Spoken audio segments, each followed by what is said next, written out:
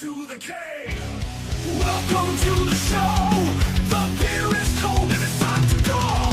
LongHairedYeti'sCave. It's the place to hang out. Come on the show and scream and shout. Keeping it real is what it's all about. The show is about to begin. We have everything here aside from a dog called Will.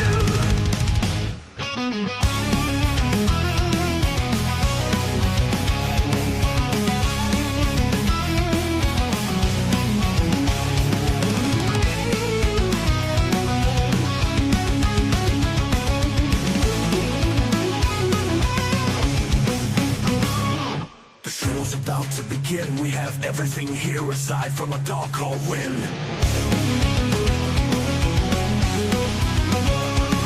The show is about to begin, we have everything here aside from a dog called Win. Keep it real, keep it real, keep it yeah. Welcome to the cave, welcome to the show. The beer is cold and it's time to blow. LongHairedYeti'sCave is the place to hang out. Come on the show and scream and shout. Keeping it real is what it's all about. The show is about to begin. We have everything here aside from a dog called Win. Come on, Win. Man, I hate that bit at the end. Welcome to the cave. Welcome to the show. The beer is cold and it's time. Right. Yeah, that bit at the end where it says, come on, Win. I don't like that bit at all. I should have changed that. I might actually look into it. Where the fuck am I anyway? Oh, wait a minute. Fuck's sake. I got the fucking cap. I've got the fucking camera cap thing, wherever it is on. Fuck's sake. How we doing, guys? Hope everyone is well. Long-haired Yeti here again, and yeah, this is gonna be the real deal. And I have to say, guys, that if you haven't seen it or you haven't watched it, I might actually put it up in my community page. Make sure you watch that Northside show the other day when he was cooking them all, because it was class, it was quality. I don't rate his he's coming up with lyrics on the fly that much, but other than that, it was absolute class. Absolute class. It was proper ripping everybody. Proper, like, ripping everybody. I had so many different people on the show and things like that. I don't know where the... there's normally a light in there. There's normally a light that comes on, isn't there? Have I got my... Yeah, I've got the lights on. There ain't many lights there anyway, is there? So... let's just have a look, see if I can put this thing on here, because that'll make a little bit of a difference, I think.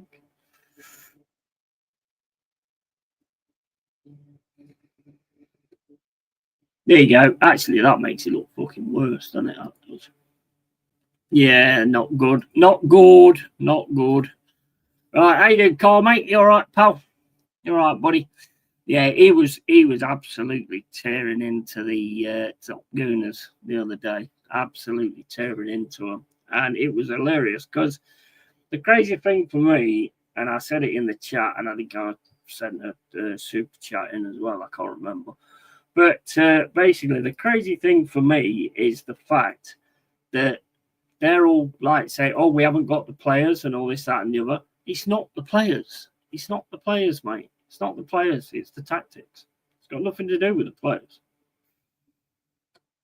Don't matter what player he gets, he still can't get it right. So it's not got nothing to do with the players. It's to do with the tactics. How's things with you anyway, Carl? How's life, mate? Is everything good? Because I don't want to be going on about Arsenal all the time. Yeah, who knows? Definitely.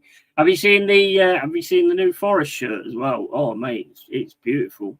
That's one of the best ones I've seen for a long time. White gold, and it is so nice. Let me see if I can find a picture of it. Yeah, here it is. But let's see if I can find another one that I can actually share. There you go. Right, let's see if we can share that. The camera looks a bit grainy, doesn't it, today? I don't know why. Right, let's see if I can share that. There you go, guys. That's the new away Forest shirt. I think it's absolutely awesome, to be honest. White gold on it, and then there's like a pattern in the middle of it as well. Honestly, mate, it looks absolute class. Love it.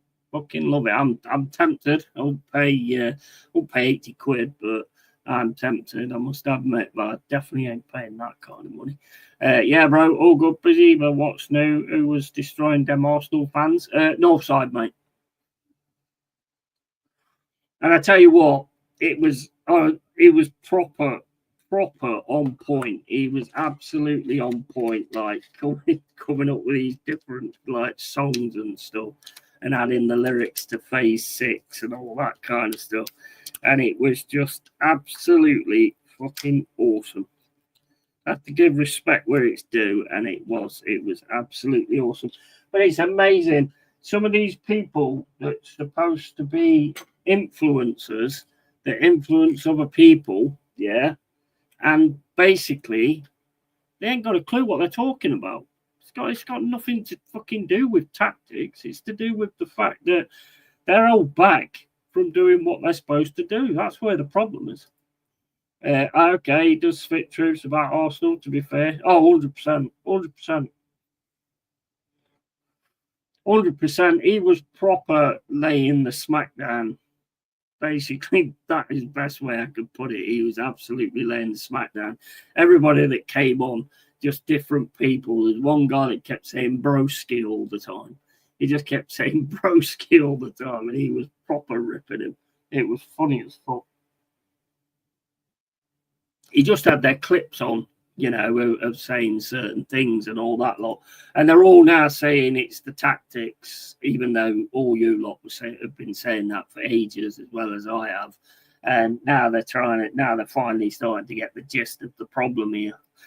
Find me the link, bro. I will do, matey. I will do. Hold up. Let me just find it. I have to go on the history. Because I was watching it last night, and I tell you, it was excellent. It was brilliant. Absolutely brilliant. Let me try and find find it. Is it that one? I think that's it. Yeah. No, I don't think it is actually. Is there another one? It might be that one though. Where is it?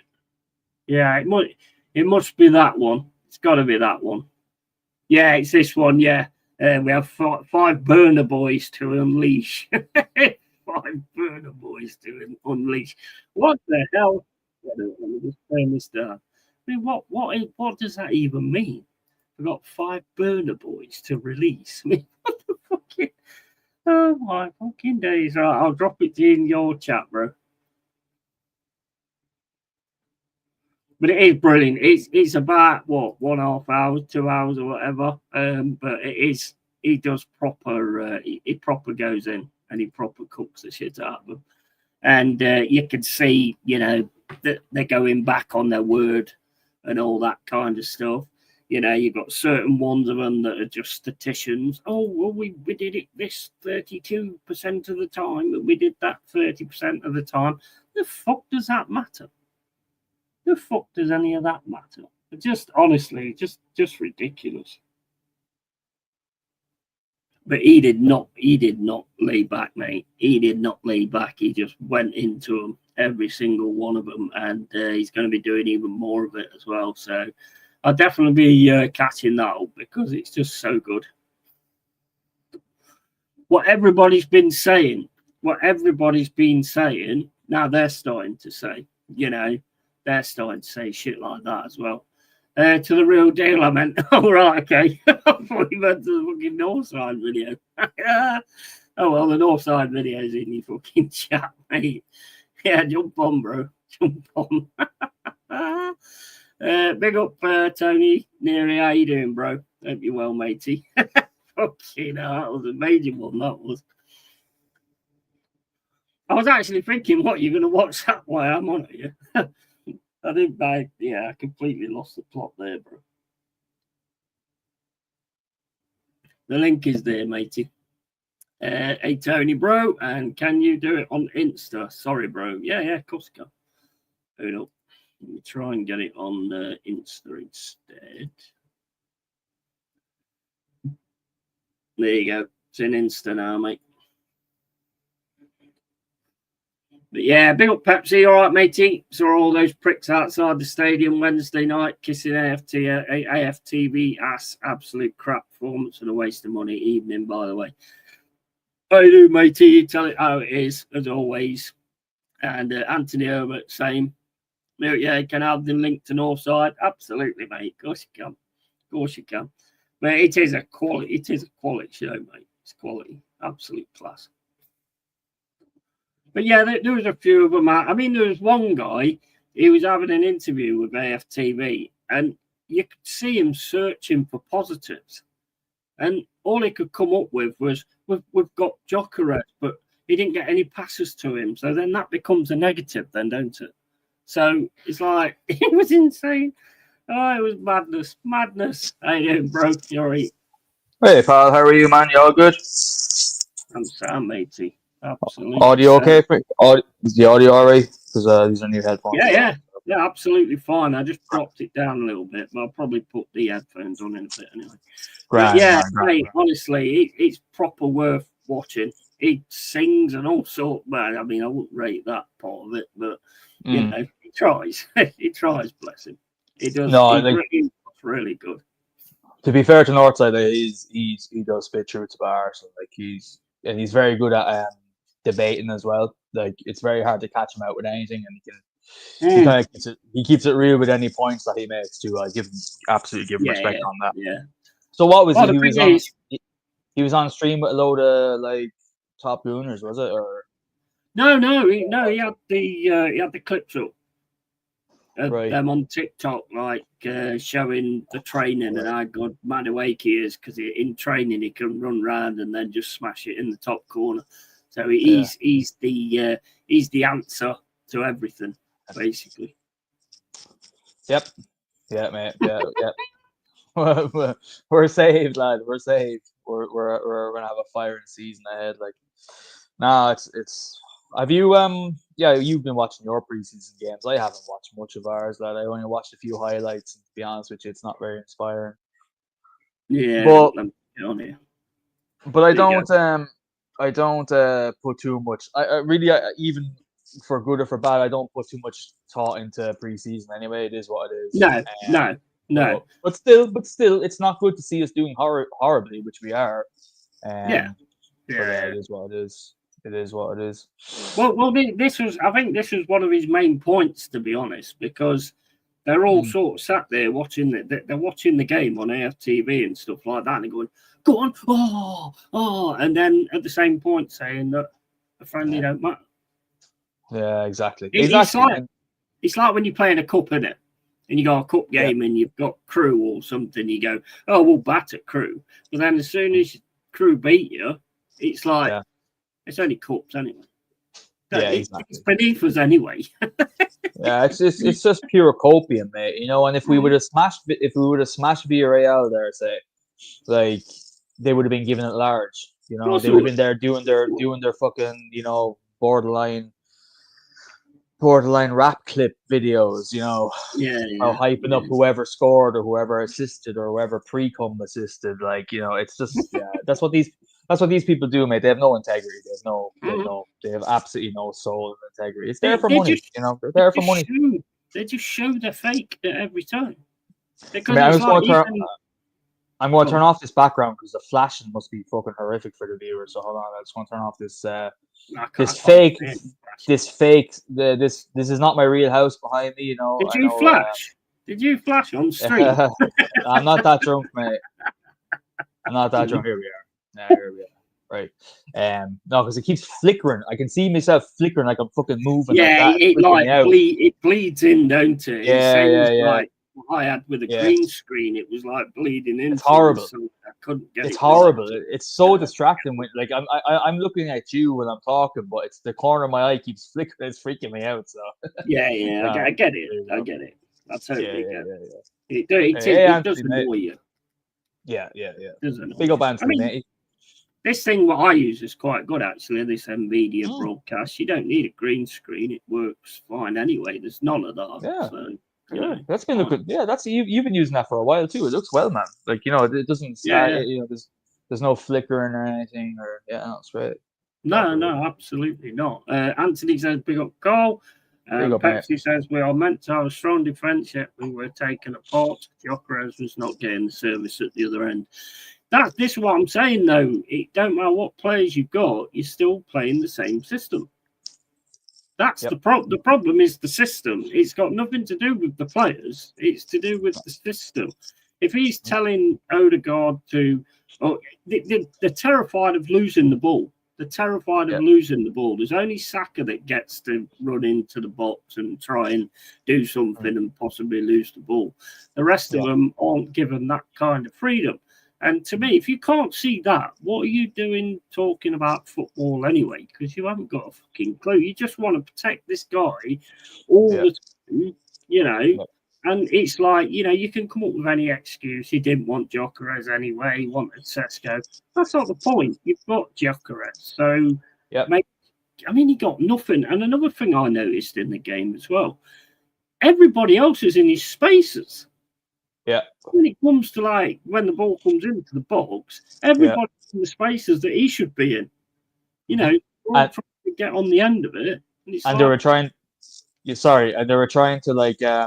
They were crossing the ball to him entirely. Every time he hit an open space, there was a few highlights I saw where like he was kind of making a bit of a run, and they'd elect to kind of lob the ball, or in cases on the wide, they would try and cross the ball into him. That isn't his fucking game. Like even me, a retard, can watch a highlight and give the ball to him at his feet and let him do something. Let him fucking bully a defender and get a shot away, and something may happen.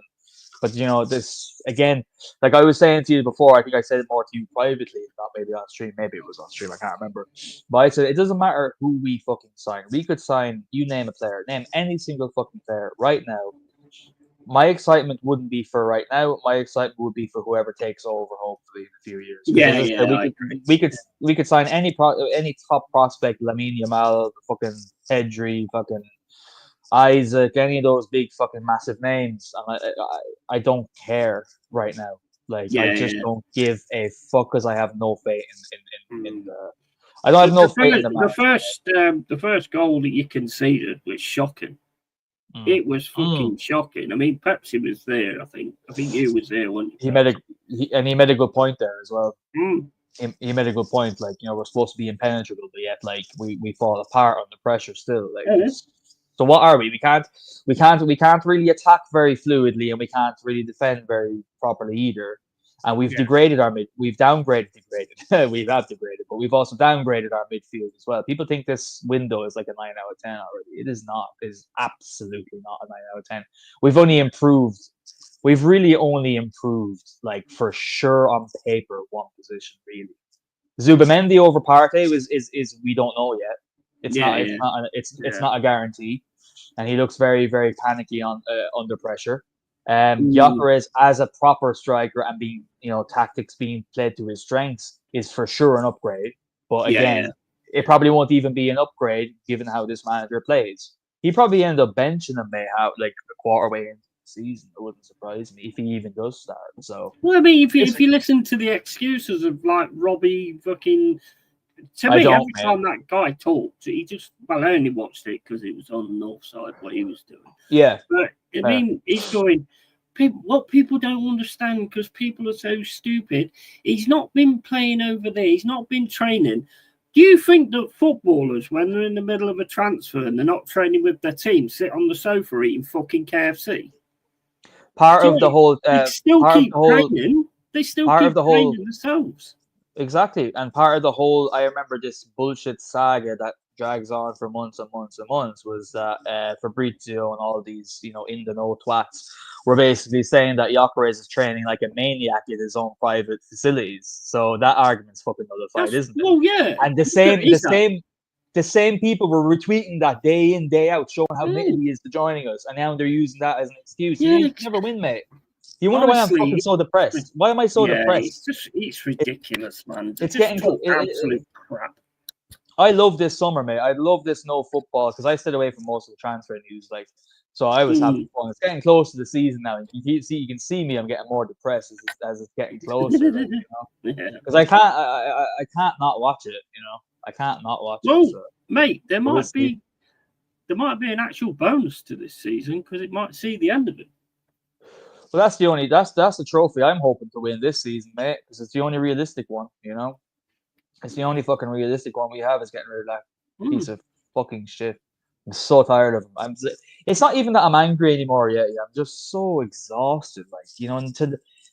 You should be looking forward to a season regardless of your transfer window, because football is about hope and a dream, and given our expenditure over the last 5 years, certainly a hope and a dream should at least be a realistic thing to have. But you don't even have that going into a season. No. So, the day he's gone, I'll be a lot happier. I'll be much more animated. So, the only good thing I think that he's got chance with this season has probably been most of the seasons as well, and that is that you'll probably beat the teams below like the top 5 and stuff like that. So it make him look good in that respect. But you've got a bloody tough start. I mean, I'm not going to turn around and say that he's a lucky bastard. So I'm not going to turn around and say that it's not going to work out for him, because it probably will. And, and I hope not, because I don't like the guy. As you know, I don't like him at all. No, you hate him. You hate him as much as I do.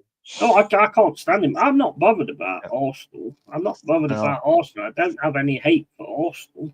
I don't like him. To be honest, it reminds me a little bit of when Chelsea had players that you didn't like. Yeah. You weren't bothered about Chelsea, but there was players that you could not fucking stand. You couldn't stand them. And to me, he's made Saka one of the biggest divers on the planet. This Max Dowman that Pep's is on about, he's class. He's brilliant, but he needs to stop chucking himself to the floor. He's another one that just needs to get that out of his game. But he looks absolute quality. My hope for Max Dowman is that he goes out on loan, so he's not going to be kind of infected by the Arteta-isms, and hopefully by the time of his loan ending, that this manager will be sacked. Because I think talent like that should not be touched by a manager of that low standard. No, that guy's reputation. Name me one player that Arteta has improved. Anyone in the chat, you can join in. Name me one player that Arteta himself and his input since he joined has improved. I can't think of one player that has improved. Neither can I. Can't really say Saka, because Saka was fucking balling out the minute he joined our team. He was showing amazing promise. He didn't improve Saka. Yeah. He didn't improve Saka.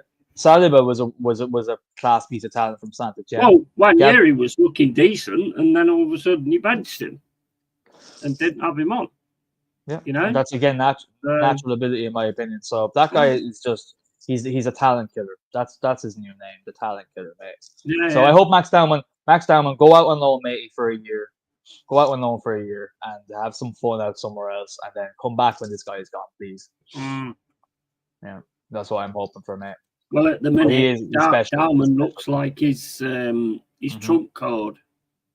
When it starts, I mean, Pep's will agree with me on this because he was there watching it, and anybody that was watching it on TV, as soon as it starts to sort of like he can't get anything going, he brings on Max Dowman. and Max Darman just changes it up completely. He just does, does what he wants to be doing, and he does look an absolute class individual. I mean, that shot he had against Spurs, I think it was. If that didn't hit the player, that was going straight in the net. The power he put on that, and that was his first kick. So are we going to be relying on a 15-year-old? Which is insane. But he plays with freedom. That's what will be. That's what I'm afraid that will be taken away from him under this manager. Right now, you see freedom and expression. He doesn't give a fuck. He's playing on the big stage at 15 years old. He doesn't care. He's going for it. But that would be coached out of him. Arteta's ego, because Arteta's the kind of guy to be around people, right? That he gets intimidated by other men. He's around other people with way more talent than he ever obviously did as a player, and he probably deep down wants to coach that out of them somehow for his own fucking. Well, how long before Joker has had something to say? Because I mean, he got took off Odegaard, obviously, because he's not training. He's sat in his fucking room eating KFCs, because that's what players do. When they're not asked to go into training, they do that. Most players I've known of, whenever there's a situation where they're not training, even if they're suspended, they still keep themselves fit. You have to. Of course you do. You have to. You'll be non-existent in the next game if you don't do that. It ain't no holiday being suspended or whatever. Exactly. It ain't no Big holiday. Up, Scout. How you doing, mate? Palace decision close. Yeah, it's coming, isn't it? The Palace decision on whether we get Europa or Conference League. I ain't bothered either way, to be quite honest with you. Either one's Europe. Either one's Europe, so I ain't worried about it. Yeah. I'm not worried about it at all. Big up, Jazzy's Arsenal. How you doing, matey? Evening, Romans. Absolutely. Big up, mate. Absolutely. How are you, bro? How's it going, mate? All good. But as Jazz has said, on a few streams that I've seen as well, that Max Darman, he's just not big enough. He needs to sort of bulk himself up in the next 2 or 3 years, get to about 18-year-old, and I mean he's still got a lot of ability about him, but I think he does kind of need to bulk himself up. But he does look a class player for the future. He does. No doubt about that. I mean, I think either way, regardless of his talent, I think at 15, your body is not developed until I suppose even 19 to 21, 22 is when you kind of come into physical complete maturity, and it's obviously different for everyone. But 15 years old is so fucking young. I think lately in modern football we have this obsession with young players being good, or at least even competent, that we fixate on this, especially as Arsenal fans. But it seems to be around the world too. Do you know who one of the Burner Boys is? Do you know one of the Burner Boys is? That guy was saying he's one of the Burner Boys. I don't know. Mosquera. What the fuck are you talking about? What the fuck is a Burner Boy? What? Mate, don't ask me. That's what they call them, Burner Boys. It means they've got players who they can unleash onto the world, and they're going to burn it all up or whatever. I don't Who said this? Who said this? Some guy who was talking to AFTV, and he was saying we got Saka. We're going to unleash him. I mean, I don't know. I'm pretty sure he's been unleashed for the last 5 seasons, but And then he said Mosquera is possibly better than Saliba after one fucking game. Yeah, but respectfully, we shouldn't waste our time even verbatim over what AFTV. No, but I mean, this is. I was on the Northside channel, so I wouldn't normally go. And he shouldn't be streaming that either. To be fair, that's the thing. I don't like any kind of even critiquing their content is giving them content. It's giving them relevancy, and this is. I've said this for so long in so many streams. I'm sure in Jez he's heard me say this, even though Jez doesn't really ever talk about it. He's back out. I've said it in Leeds. I've said it in so many back in the day when I was much more active in streams. I said, lads in the comments, stop asking the content creator to react to what AFTV or what these dickheads said. It's irrelevant. It's absolutely entirely irrelevant. And nobody should be doing react things on what a bunch of paid dickheads say. That's what they do. Dickheads are running dickhead. Same reason if you're into music, you don't put on the fucking pop music and complain that it's not blues. You don't do that. You just don't listen to the fucking station. Yeah. It's the same thing. It's just the same thing. If you're ripping into them and taking the piss, I can kind of understand it. It's not something that I would do. I'm not going to put anybody on here and, To me, it's a little bit stealing content, but I mean, it was quality. In my opinion, it was quality. I'm sure. Big up, where's Herbert? Anthony, was that you who crashed a hot air balloon earlier all over the Bristol news? Fucking hell. But yeah, I mean, it was just one of those things, and it's like, well, I got you. You know, it's same as like us in our friendlies and stuff like that. I mean, we've had a lot of like 0-0s. Got beat by Fulham 3-1. Yeah. And, you know, we've played against Fiorentina. There's a lot of our fans going over the top. We can't score a goal and all this. I just keep putting in the comments, you know what? Because it's like we get the new shirt. So I just put in the comments, forget the new shirt. Marian Akic, just sell the club, mate. You've had your chance. Just sell the club. We're finished. We're done. We can't win the friendlies, mate. We're finished. And like, there's so many fans that are laughing at it. And so many fans saying, "Oh, do you think that's clever?" and all this, that, and the other. I went, "Well, somebody's got to be clever because you certainly ain't." Yeah. That's why the true Forest fans need to hold on to the virtues of your club more than ever now. The more that you're in the top flight, the more you're going to attract dickheads, and the more that you finish closer and closer to the higher end of the table, you are going to attract those things. The nicer kit, the more nicer kits that you have, the more bigger signings that you have the potential to be in subtle ways dealing with the same bullshit that we're dealing with. So the Forest faithful should look at Arsenal and not let what happened to us happen to you guys. I would say that to any club. 100%. Hold on to the values. Yeah, I've said that myself. I mean, I've seen it with the fans a long time before anyway, and there's one or two of them sort of rearing their heads at the minute and all that kind of stuff. When it comes to like friendlies and stuff, I saw a lot of good stuff in the first half, you know, and Sancho does friendlies right. He actually puts on all the lads that are trying to prove themselves, and there's a lot of them probably will be going. I'm really, really hoping, because we bid 35 million for that Amari Hutchinson. You know, the one that you guys used to have. Yeah. He's brilliant for Ipswich last season. Brilliant. I love him. I think he's an awesome player. I think he's got a lot in him if we can get it out of him. And we've done 35 mil, would have turned it down. So I'm hoping we go back in for him, because I just think he's quality. I think he can make something out of nothing. Why the fuck you lot let him go? I have no idea. Well, I do. I do have an idea. How much for 35 million you're in for him? Yeah, 35. Yeah. Well, I think you let him go to Chelsea, and then I can't remember, mate. I think you let him go to Chelsea, and then he got a lot of hate by your gooners, your top gooners on social media. He got a lot of hate because he was leaving, even though he weren't getting a look in anywhere near Arsenal. And the fact he was leaving, he's a turncoat and all that kind of stuff. Load of bollocks. I'm trying to think. Was it definitely one of ours? Hold on. Yeah, no, you're right. It was. I can't. Did he play for us?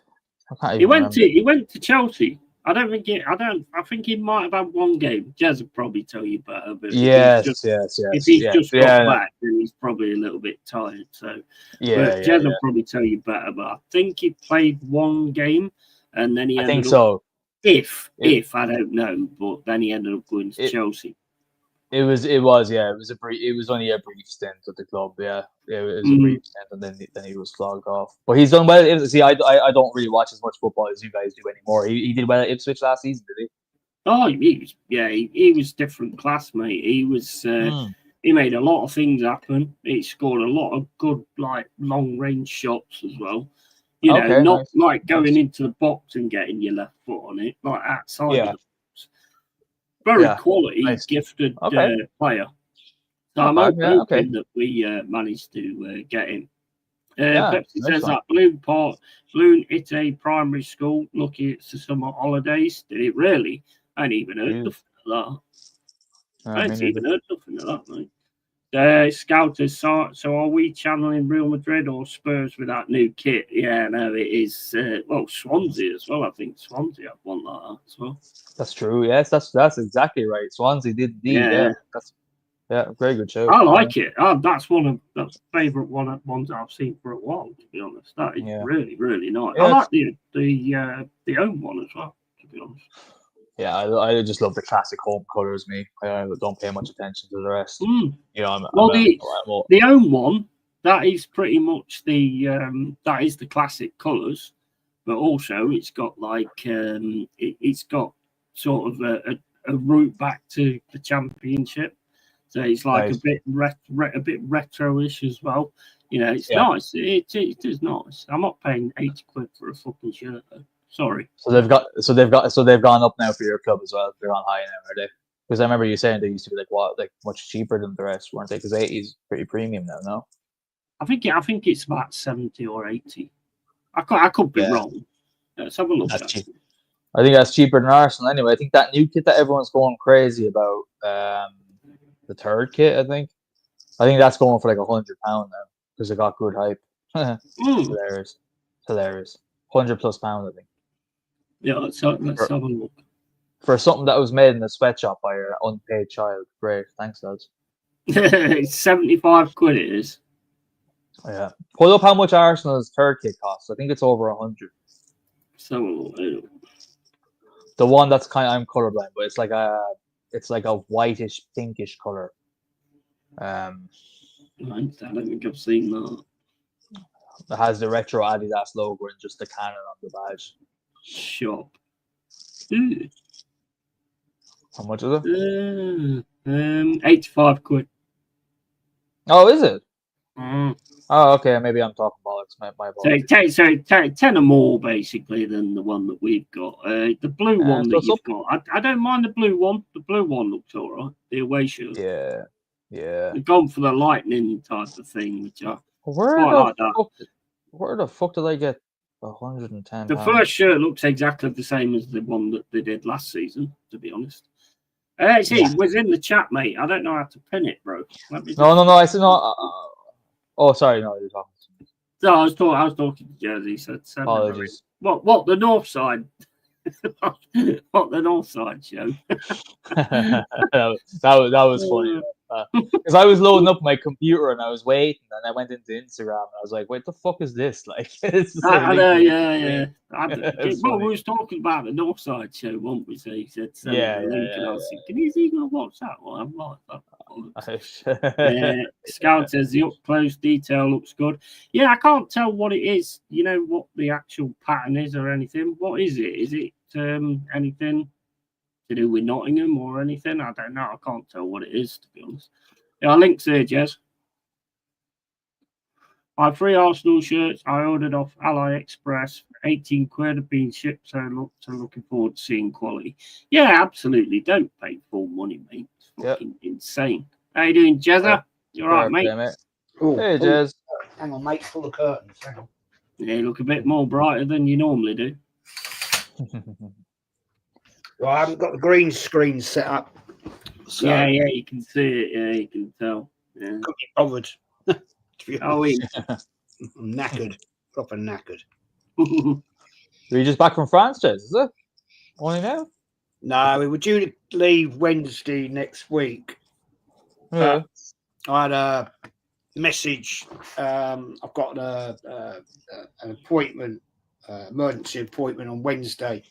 So we decided to leave early hours of this morning, left at 4 o'clock, got to Calais, we had to sit around for 2 hours though to get the bloody Channel Tunnel. We hadn't booked one. And got home here, got back here about 5 o'clock, I think, something like that. Oh, nice. Good to be home. It is good to be home. Yeah. Well, you said you was about ready, didn't you? Yeah, it was 3 months. Just nearly next Friday, 3 months. That's a long time. Really? To be honest. That is a long time, isn't it? Yeah. Yeah. So, Tony said to be back in an hour. Jez, glad you made it home safe, mate. And Scout says, is it the Trent Bridge pattern? It might be. I don't know. I haven't seen it fully close up, but it could be the Trent Bridge. I can't tell what it is, to be honest. But it might be something like that. I don't know. Let me have a look. See if I can. Nice shirt, that actually. Your new very shirt. Nice, isn't it? But it is very nice. Best one I've seen yet for a good while, to be honest. Yeah. Yeah, there is a pattern on it, but I don't know what it is. Is that your third or away kit? Which one's that? Or away? That's the away shirt. The away shirt. It is nice, man. It I is quite very like nice. the Arsenal blue away shirt. I quite Yeah, like, the blue one's nice, isn't it? Yeah, I do agree. The Quite blue like one's nice. quite Yeah. like that. Mm. I might get a knockoff one. Yeah, well, Yeah. I mean, I was having a look on a site today, and there was about 18 quid, I think it was, 15 to 18 quid. Yeah, that's And I not bad. got one last time. The one I've got there, that was from that. So that's absolutely sound. So I'm not paying Yeah. fucking 80 odd quid for a shirt. Well, unless somebody wants to buy me one, of course. That's fine. Real Arsenal one. Waste 108 quid. You got a birthday coming up. No. Christmas is coming up, though. Yeah, true. Yeah, very true. Yeah. Yeah, it's coming up fast, isn't it? Mm. Very fast. Very. It's coming I up noticed fast. that you got back here, right? My time clock's out because I'm still thinking I'm an hour ahead. And I just said to Barb's, cool, the old nights are drawing in here. And she went, yeah, they are, aren't they? It's a bit different to when we were out in France because we were an hour ahead. So it was like still sort of relatively light about 10 o'clock. Whereas here, what's the time now? What is the time now? Quarter to 8. Quarter to 8. So it'd be 8:45 in France. Yes, it's thrown me out, that has, because I'm looking on thinking, cool, the sun's setting. Yeah, it does, doesn't it? It's like when you come back from, I mean, what was it? Cyprus, I think it was. And you get on the plane in the morning or in the afternoon, and you've got your shirt and your shorts on, and then you get back into England and you get off the plane. It's like, oh, for fuck's sake. It's freezing. Fucking free. It was raining. Tell you what, Carl. Yeah. Yes, sir. Had some amazing wines whilst we were away. I brought a load back. I brought some back, but not loads. Didn't have the room, to be honest. But went to quite a few. He's got another plane coming back full of wine. Eh? He's got another plane coming back full of wine. I wish. They're not in my league, mate. But you're in the. I mean, you couldn't be in a better place, mate, for the Heart of Wine, especially where you're staying. It doesn't get better than that, really. True. True. I mean, it's the pinnacle of winemaking is Burgundy in France for my taste, anyway. In reds in particular. Well, I went to white wine tastings, red wine tastings. The best one has got to be the one I went to at Echeveau. That was I mean, those wines are out of my league, I'm afraid. Yeah. They're out of my league. You need a second mortgage for them. But it was a great day out. Fantastic people. Met some amazing wine growers. Unbelievably to talk to. And yeah, it was a great time. Great. I thoroughly enjoyed that. Were they nice people as well, Jez? Because the last time I was in Burgundy, I noticed that a lot of the growers had their head up their arse a little bit because they have such a reputation now, especially in the modern days. Were they still were they nice to talk to at least? Were they sound to you when you're that's good. That's good to see. I met this guy. Met this one guy, Richeberg, and his wines are sublime. And they were doing a deal, actually. I bought 2 bottles. That's all I could afford, to be honest. Yeah. But they were doing some very good deals on box of 6, case of 12. But I said to Barb's now, that's just not too much. It's serious. It's serious. How much is that? This bottle of 2 bottles of Richeberg worked out on Premier. They're not vintage yet. They're bought really before they're ready to drink. It is on Premier, isn't it? On Premier, yeah. That's usually the term they use in Bordeaux, but that's exactly it. Yeah, on Premier. It means you buy it when it's just basically bottled and you age it for whatever amount of years. Yes, you're right. Yeah. You're like a lot of people do, leaving it. I did that. I'll put them down in my little wine cave for the guy. Put it in the fridge. put in the fridge like I did when I bought wine. The guy said you can pop these down for 20 years and it's getting better and better and better. Yeah. Oh yeah, you would easy. They're not You would easy, mate. the last 20 years. I'll tell you now. Last 20 years. Yeah. But Yeah, you're the same as me, Jez. I can never wait. I always have these notions to wait like 8 or 10 years with whatever bottle. Not that level, but I always end up waiting for 3 years, 4 years max. It's not the right time to drink it, but fuck it, you can't wait. Do you know what I mean?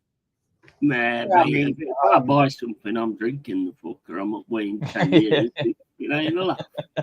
I bought some Chevrolet Chambertin bottles back. I bought some Merceau, Poloni Montrachet, Shisham Montrachet. Jesus Christ, that's nice. Yeah, it was good. It was really, really good. Loved it. That's great. Scouters, I'm not buying any more Forest merch until we win a trophy. Going full league gunner on this. And big up Adam, how you doing, matey? I'm good, bro. I'm good. And Where's Lobert says cider wine. Yeah.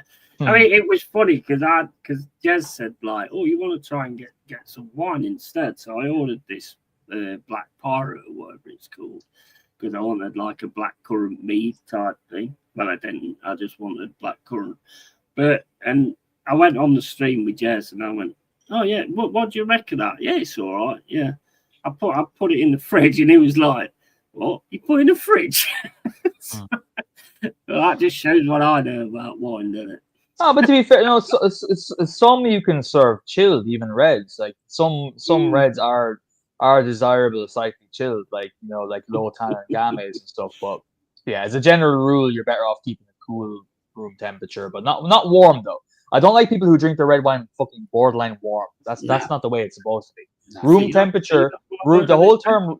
Here's one for people now. We move on from wine just in case it bores people. But the old term room temperature for reds was dated back in the days when houses were much colder than what we're used to nowadays. Yeah, true. Yeah. So I think between 13 to 14 degrees, max even 12 degrees. Nowadays, room temperature means 20, 21 degrees with heating and everything.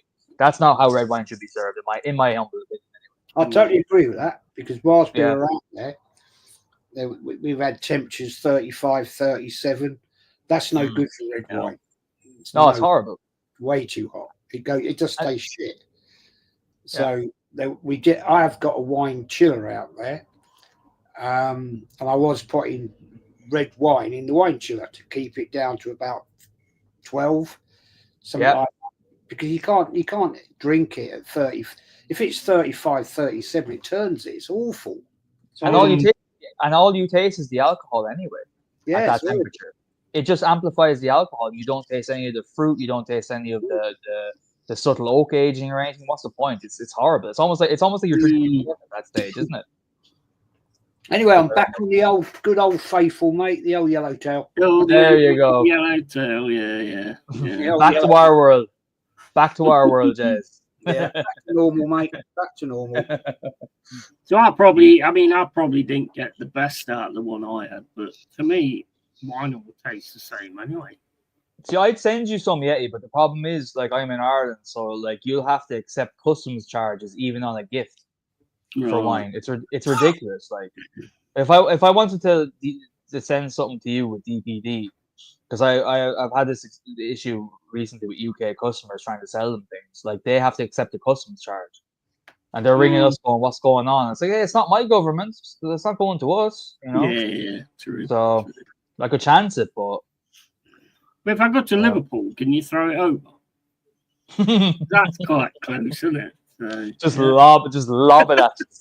Catch, mate.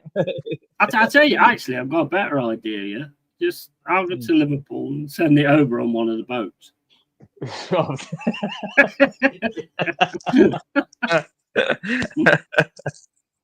Oh, stop. That'll probably be a better thing. And Carl knows things. Yeah, both of these guys know about wine. I think it's your job, isn't it? It used to be, yeah. It used to be. Yeah. It used to be. But I mean, I'm half French, so it's kind of like where Jez was staying. That's where my family was actually from. On my father's side, it's actually from literally down the road from where Jez was at. Oh, right. So it's a mad close. It's a mad small world, really. It's crazy. linked by Arsenal, linked by Blues, and linked by France as well. It's really strange. It's weird sometimes, Jez, isn't it? It's a bit weird at times. So yeah. Well, what do you guys think about, like, with Man United signing this Sesko guy? I mean, where the hell are they getting their money from? They're in so much debt, yet still signing. I mean, because obviously Newcastle wanted him because Isaac's a mercenary, and he's decided. Well, I mean, I don't know about the Isaac thing, because from what I've been told, he was made a promise by Staveley, who used to be there. And then she left, and the guy that took over, he says, we're not talking about new contracts. You've still got 4 years on this one. So he took away that promise. So in some ways, I can kind of understand it in that respect. Well, they have sold players, Man United. Yeah. They haven't made that kind of money, though, have they? I haven't really looked, to be honest. No. But I don't know what their profit and sustainability situation is, but they're obviously within their remit to be able to do it, because they wouldn't be doing it, would they?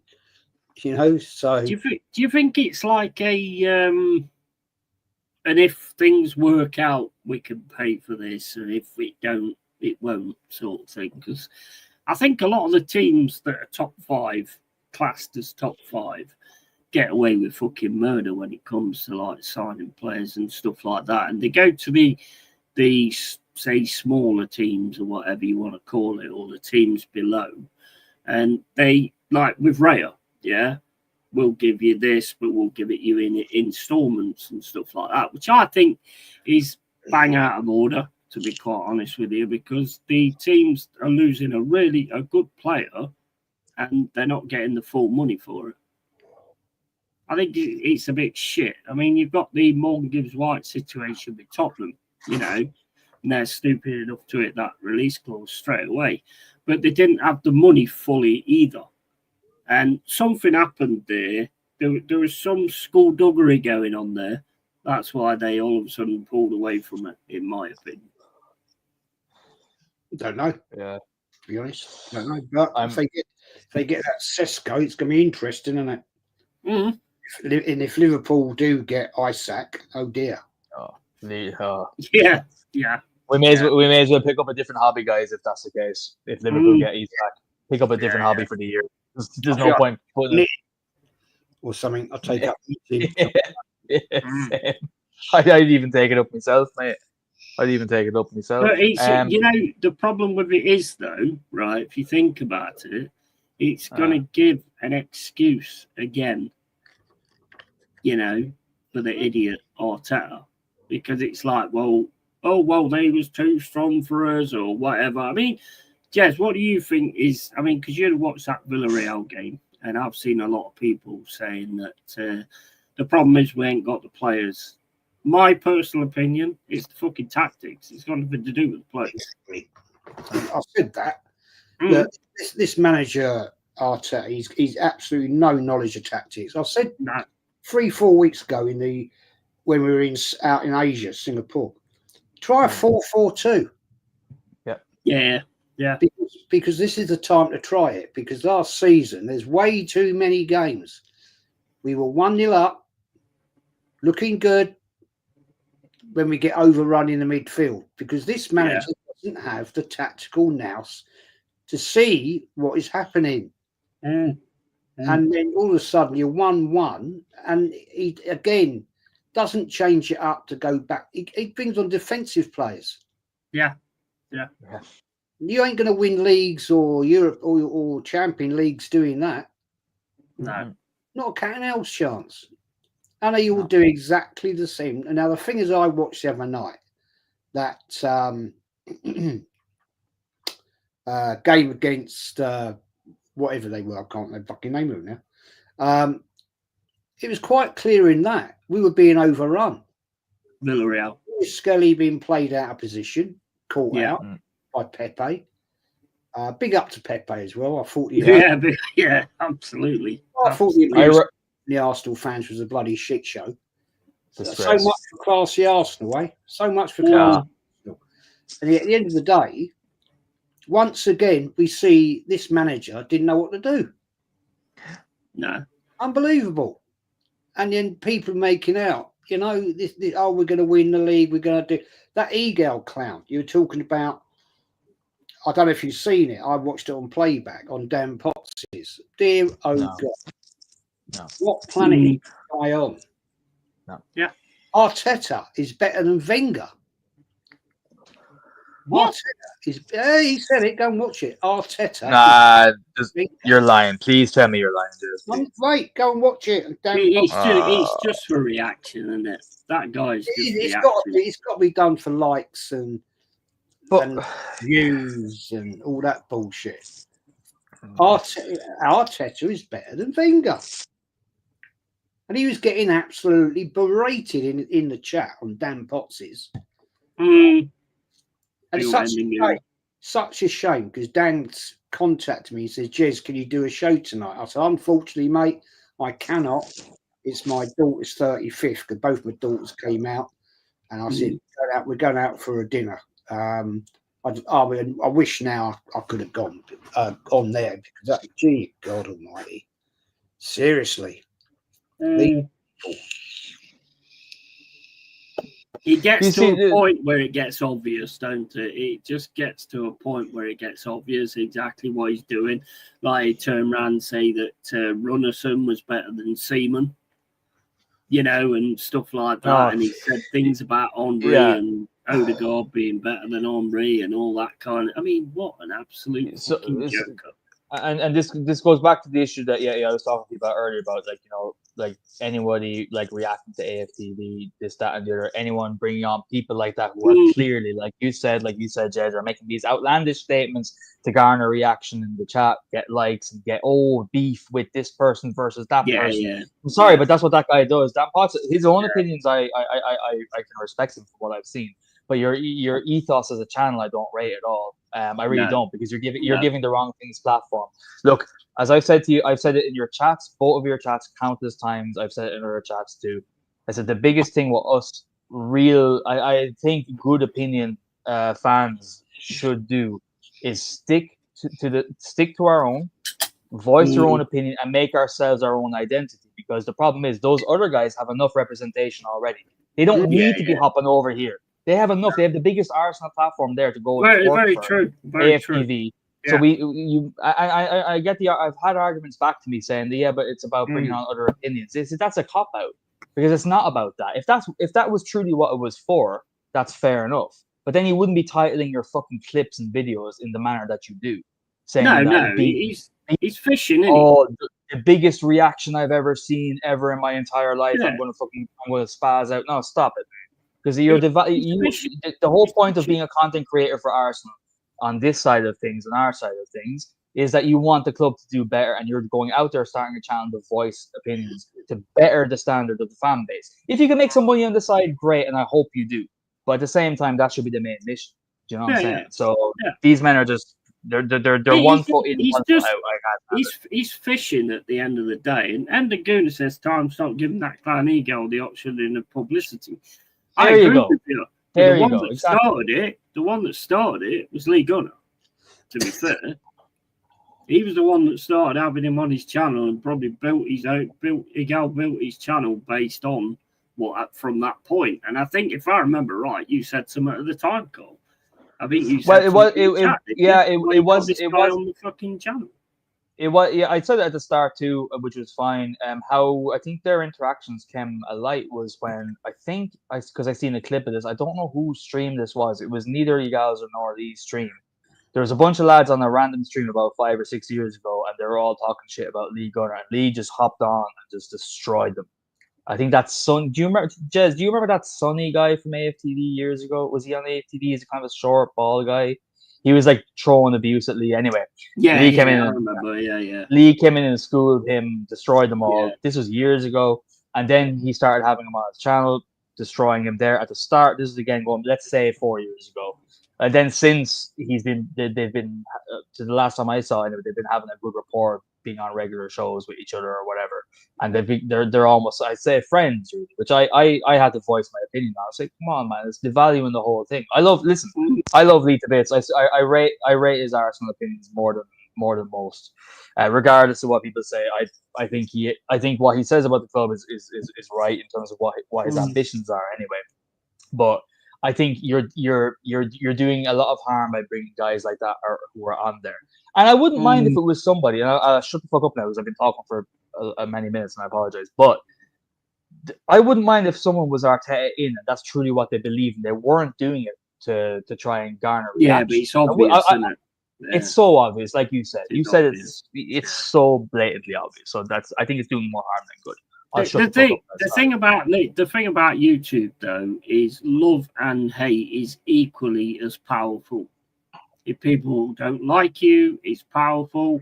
If people like you, it's powerful. Because if they don't like you, they're still going to come into the channel to give you shit.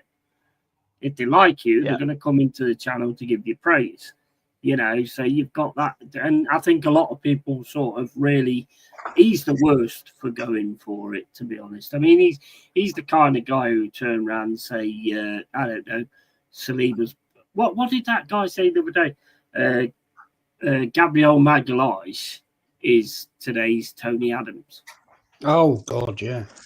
No, yeah, no. That's just sorry. That's the thing is, for me, that is just disrespectful to your club.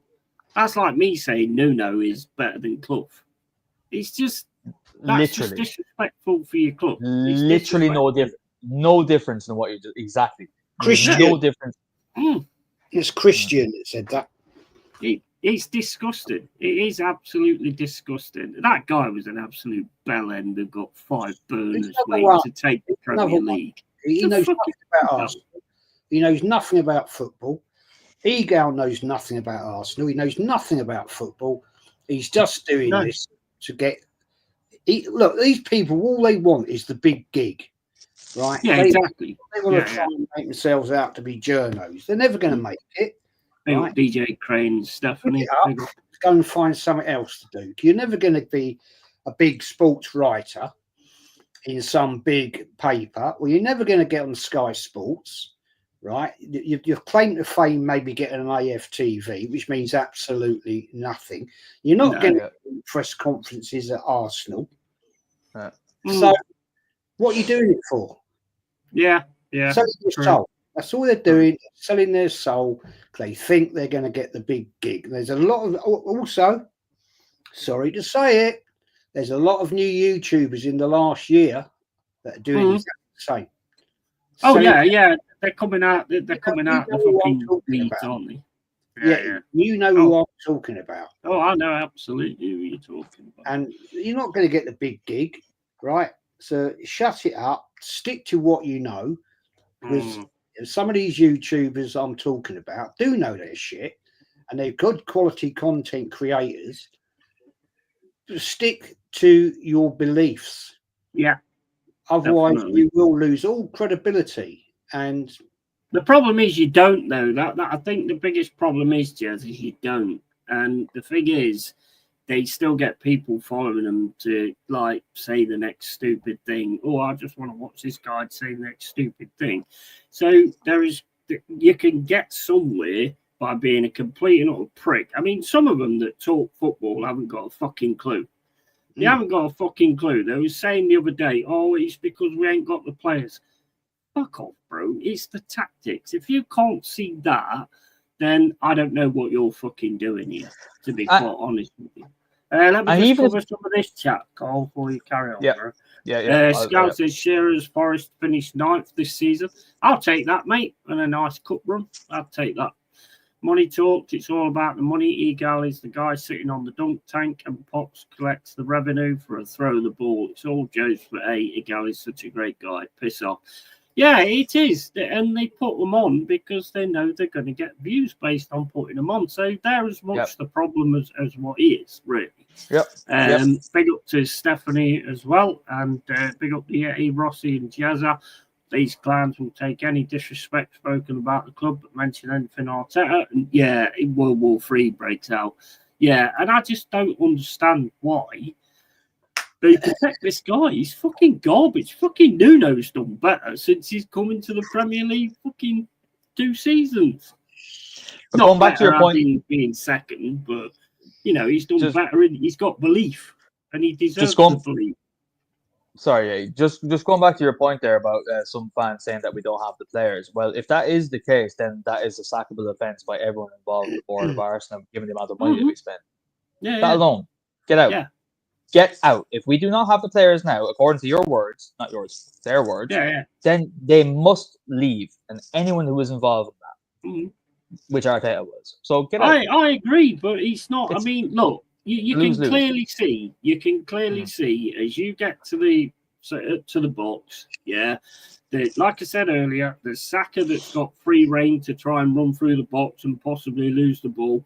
The rest of them are terrified of losing the ball, so they'll always keep passing it backwards, sideways, and this, that, and the other. That ain't going to get anywhere. And to take Gyökeres off for Odegaard, to me, is stupid, because if Gyökeres is going to be up front and Odegaard's going to be the man creating things for him, you need both of them on the fucking pitch at the same fucking time so they can get used to each other, surely. Yep. It's not rocket science, is it, really? I'll be back in a sec, guys. Yeah. Big up Lone Star Londoner, by the way, as well. You win in the league, bro. You win in the league. I'll leave it with these two. So Jez, like, I mean, I'm not asking you for a prediction, but like, how do you, like, in your own instincts, how do you see the season playing out, just in general? God. If we stick to the tactics we've got as a club with this manager, I reckon we'll end up 5th, 6th. Yeah, he's not good enough. He's proven now, right, that it'll be 6 years this December. And I've seen people, I really haven't. I found it quite shocking, quite scary. Some people are predicting our season will be over by October. Yeah. Jesus. I mean, if that happens and he has to go, because that would be the worst. I don't know. I was trying to think about this one, Carl. Yeah. This would be the worst team for a top flight team, I mean, not a newly promoted team, an existing team in Premier League history. Yeah. Yeah. We could possibly have our season over by October. Well, now, if that is the case, then he needs to go. A lot of people are saying he'll be gone by Christmas. I hope so. I'll be honest with you, I hope he goes next week. Me too, mate. But it won't happen. No. Sadly, I think he will have another full season, and it'll be abject failure again. But we have a fan base that accepts failure because they've never seen Arsenal. Don't forget, a lot of these fans, right, have never seen success. Yep. Right, they jumped on the bandwagon towards the end of Wenger's era, and they've jumped into this great PR for Arteta, who's done nothing. Yeah, crazy, isn't it? But what do we know, Jez? What do we know? Do you know the thing I don't get? Well, Carol. No, I was just saying you've seen all the success, and I've seen major success as well. But what do we know? We need the fans that have joined, who started following our club 4 years ago, to tell us how to be fans of our club, though, right? We need that, don't we, Jez? Where will we be without this fan base? Well, I said the other night, Carl. Was it last night? I was on a show, or might be the night before. Can't. I said, look, when Arteta does get the sack, and he will one day, I'm not saying he will. All managers at some point either leave or they get the sack. Yeah, of course. The difference is when he goes, are all these Arteta sexuals going to go with him? I bloody hope so. I fucking hope so with all my heart. One of them walks out the door with him, because you're not supporting Arteta, you're supporting the football club. Yeah. I've never in my life supported a manager. No. I may have said, this manager's pretty doing much what I was going to say, actually. I mean, we've got to make fans great again, because fans are supposed to expect something, demand something. That's the fans that we know from back in the day. You want something, you know. You look at after our games, after a friendly, there's not excuses. Oh, well, he ain't got his players, and all this is that and the other. They're all like, oh, this ain't good enough. It's not good enough. It's a friendly, but it's not good enough. Come on, we've got to get this sorted out. Your fan base, most of them, is just like, yeah, but he'll sort it out, or it's the player's fault, or it's everybody's fault other than the fucking manager. And it's so obvious to see. If you've ever, I mean, I've never been a coach or anything like that, but I don't need to be. I can see when I watch Arsenal play, get it to Saka, he'll pass it to Odegaard. Odegaard will turn and go, oh shit, too many people there, so I'll knock it back. You know, and it's the same thing. And then Saka eventually sort of goes in. Gyökeres just looked like a fish out of water completely, because everybody was in his fucking position all the time in the box. When he did actually come into the box, everybody was in his fucking position where he should be. And it didn't work in that respect. That's what they've been used to doing.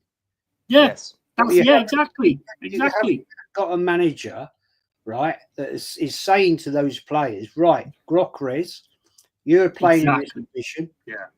Right. You don't know what Gyökeres does. That's why. You lot support and feed him and let him have free run.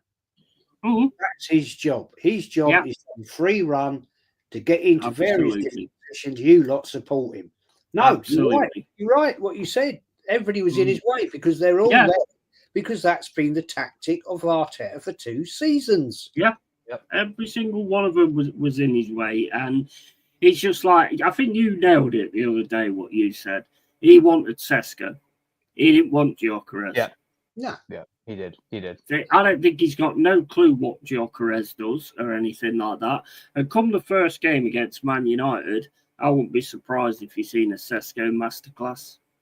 And the entire fan base knows that as well, who are Arteta in fans. They will be using this narrative all season. And if Gyökeres, which I wouldn't be surprised if he flops for the first 6 months of the season until he fucking gets the sack, because of our tactics for all the points that you guys mentioned. And if Sesko even gets a few more goals in, that will be the narrative, that Berta chose Gyökeres over fucking Sesko, and it's not Arteta's fault. That will be the narrative. I mean, you look at our friendlies, right?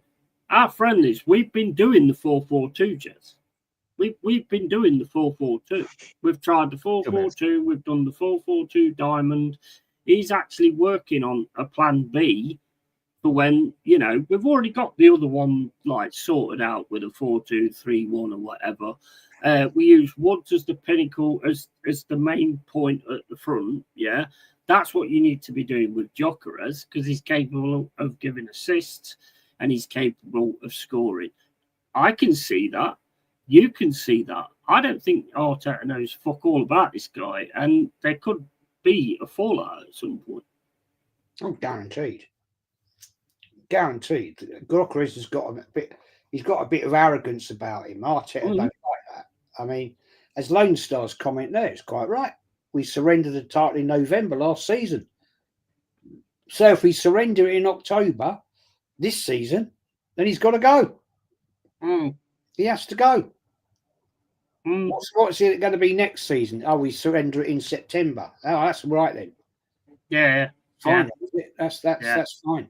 See, this is the absolute abject bullshit of these Arteta fans. Yeah, I agree. Failure. And if you accept failure in life, you'll never achieve anything. Of course you won't. Yeah, exactly. Of course you won't. Lone Star says, in the last 3 seasons, Arsenal have scored 247 goals in 114 EPL games. Now we have an outright striker. I reckon the goals will increase. That's if you play to him and play to his strengths. If you don't do that and you keep playing the way that you was, I mean, you do make a lot of good chances. I'm not going to deny that. I haven't seen it much in friendlies, but yeah, let's just call them friendlies or whatever. But the thing is, the Singapore games, was not really friendlies, because you're going over there to show Singapore what Arsenal are all about. You know, that's why you go over to do these tournaments. Then you've got the Emirates Cup. Yeah, that's your cup that you've lost. It don't look good, does it? Really, if you think about it. Tomorrow, doesn't it? The Emirates Cup starts tomorrow. Was that not for the Emirates Cup against Villarreal? No. Oh, okay. No. It was full. I was a mental head then when I said you've lost your own cup. No, that's just a warm up. Yeah, that makes a bit more sense. Yeah, that makes a bit more sense. I thought that was the Emirates Cup. Sure, someone said that was the Emirates Cup. But yeah, I mean, it's like, you know, I mean, there's a lot of them. I don't know if you've noticed it, but a lot of them are like turning around now and flip-flopping and saying, oh, it's the tactics, it's not this and it's not that. They're saying exactly what you guys have been saying all the time. League Gunner, Northside, yourself, all of you. And what you've been saying, they're starting to say now. I saw James the other day saying we need to start looking at the fact that it's probably the tactics that's the problem, not the actual players. I was like, fucking hell, finally the penny's dropped. Well, we're going to find out, aren't we? It's August the 17th. When we go to Man United away. Everybody's saying, I see a lot of people, oh, yeah, well, they're nothing. We'll walk that. Really? You tell me any game we've walked it at Man United in recent years. True. Yeah. Even 10 Hag, you lost. So, don't think so. The thing is, a lot of these people that make these idiotic comments, they've never been to Old Trafford. They don't know what it's like to go to an old Man United game at Old Trafford. No. These people, they've never been to White Hart Lane. They don't know what it's like to go there for a game. They think it's just a walk in the park. It ain't. No, it's not. It's a totally different situation. And these people think it's a God-given right that Arsenal are going to go there and win. Oh, okay, then. So it's a God-given right that we'd go to Everton then and win. How many times have we won at Everton in the last 5 years? How many times have we won at Liverpool in the last 5 years? Yeah.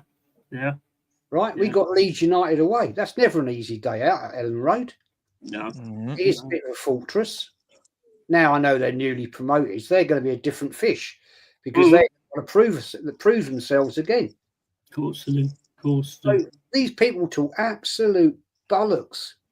The thing is, the hunt is on. The hunt is on, and you guys are the prey. Because, you know, everybody wants to beat Arsenal, let's face it. Anybody who comes up in the Premier League wants to beat Liverpool, wants to beat Arsenal, wants to beat Manchester City. You know, we took a lot of scalps last season. You know, apart from yours, we didn't get yours. Although Northside said we battered you last season. I never saw that game. I don't know where that one came from. But, you know, that's the only one that's the only nut we've got to crack. But if tactics can make you do this thing where you just stay outside the box and don't really get anything going, you'll get beat. You know? Fact. Yeah. We're that good. We can't even beat fucking Bournemouth. You know what I mean? I think what we need to do is like get the season underway, because I do think you'll beat a lot of the teams. To be quite honest, I do think you'll pull it together to beat a lot of the teams. But like when it came to sort of the other day, I mean, he's bringing on defender after defender. Someone was saying the other day that this Mosquera is better than fucking Saliba after one game. Who said that? That donut who was talking to FTV after the game. Yeah. He was doing. You could tell he was doing it to try and become the next personality or something like that. He was standing there going, "Come on, guys, we've got to add the positives. We've got 5 burner boys. Yeah, We've got yeah, 5 burner boys. No, fair enough. You Fair love enough. that, But I'd be more interested to see what your layman's Arsenal fan has to say about these signings, you know, as opposed to what a clown channel does. This is why I listen to you. I listen to Jez. I listen to Kenny Ken. I listen to DJB. I listen to Gunner. You know, they've all been there. Northside. They've all been there. And they're talking right from the fucking heart. When they fucking angry, they are talking from the heart. When these guys talk, they are talking from how much money is this going to make me? And how is this going to progress my career? And you can see it. You can see it's so obvious what they're doing. The thing is, look, I would give these people a little bit of credibility if they actually had been to these grounds. They have not one of them. Egal's never been away to Tottenham. He's never been to Man United. He's never been to he's never been to Man City. Right? I can't give them any credence because they're talking bollocks. All they see is on the TV. Yeah. It's a different thing at the game when you see everything that's happening on the park. 100%. And these people that talk this shit are a problem. And at the end of the day, to shut up, keep your mouth quiet, stop rattling your gums, right? Because that way you might get a bit of credibility. Yeah? All these people, you know, these Arteta sexuals, I guarantee you, 85% of them have never been to an away game. Guarantee you. Yeah. Because they like to run it out there and say, oh, yeah, you know, I'm a big Arsenal fan, this, that, and the other. Right, okay, go to all the away games then. Then we'll see what you're really about. Yeah. And even if, like, what I would say is if you're a fan that hasn't been to those games very regularly, like myself, I haven't been to many at all, but at least be humble. Do your research. Know what the club's history and values and expectations are and what it was. How dare you come in without any sort of like history even supporting the club, without any credibility, like you said, about going to games and lecturing the likes of lifelong Arsenal fans how to support this club? It baffles me, the audacity, the absolute arrogance to do that. It'd be like, I mean, if I joined if I became suddenly overnight a fan of NFL and I started supporting the Patriots and I watched it for 4 months, do you think I'd be going over to Michigan and start giving it large and how they should fucking support the club better because I know more than you? No, we'd never do that. No. But these lads is exactly what they're doing. It's incredible to me. And if you're not a fan that's had the privilege of being able to go to games, that's fine. That doesn't mean you're not a real fan. But just do your research, or at least listen to people who have been there, and learn what the standards of the club should be, and act accordingly. That's all. We'd all have a much more better time if that was the case, and Arsenal would be a much more successful club if that was the case. Yeah. So just check the private chat, Jez. Hey? Oh, sorry. Yeah, I mean, look, as a fan, you know what it means, you know what it takes, and all this, that, and the other. And I don't care what anyone says. If you're a proper fan, you do not use your club to try and make something of yourself. That's just it's not a dumb thing. It's not something that I would ever do. I would never use Forest to try and make something of myself. You know, that's just not what fans do. It's not what fans have ever done. Yep. I agree, mate. So, you know, I just don't understand that concept of it. And you know what? The weird thing is everything they spout, you can tell that they ain't proper fucking fans. They're not proper fans. See, the thing is, like, the comment there, Lone Star, you're missing the point, my friend. Did you look in the private chat, Jez? No. He's saying, despite not being able to go to games, doesn't make fans any less passionate.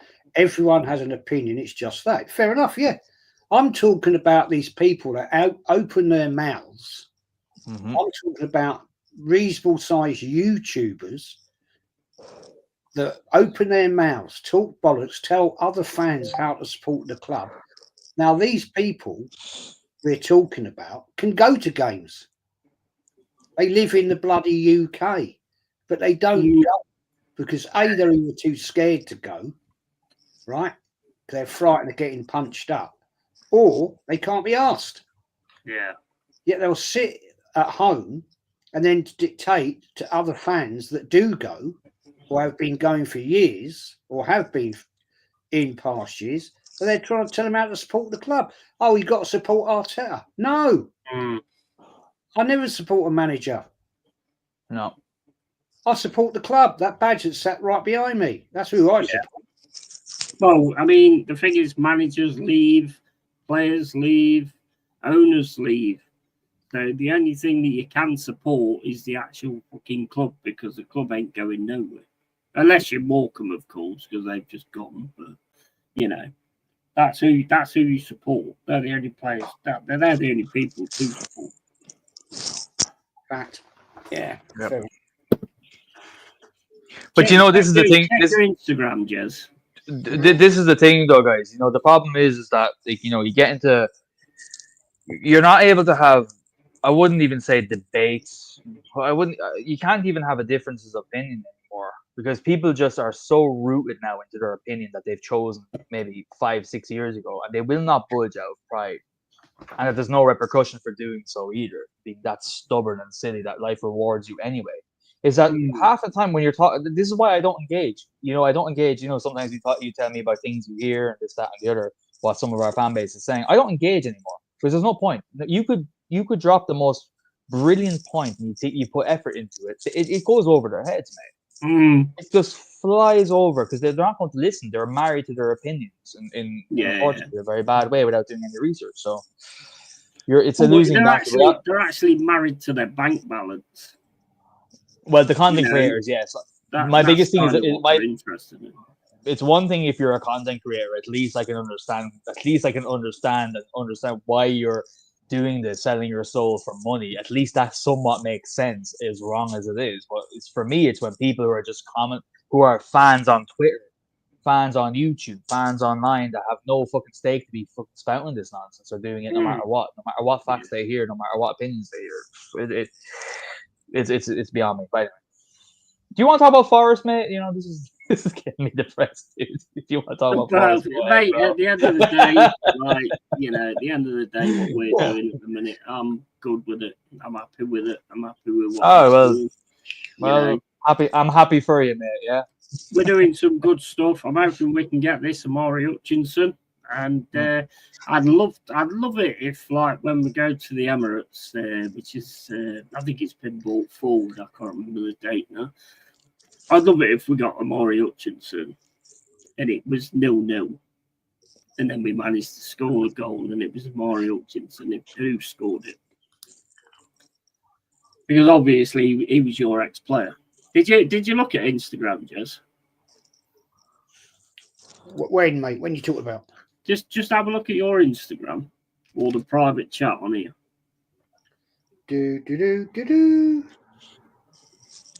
No. Or do a song.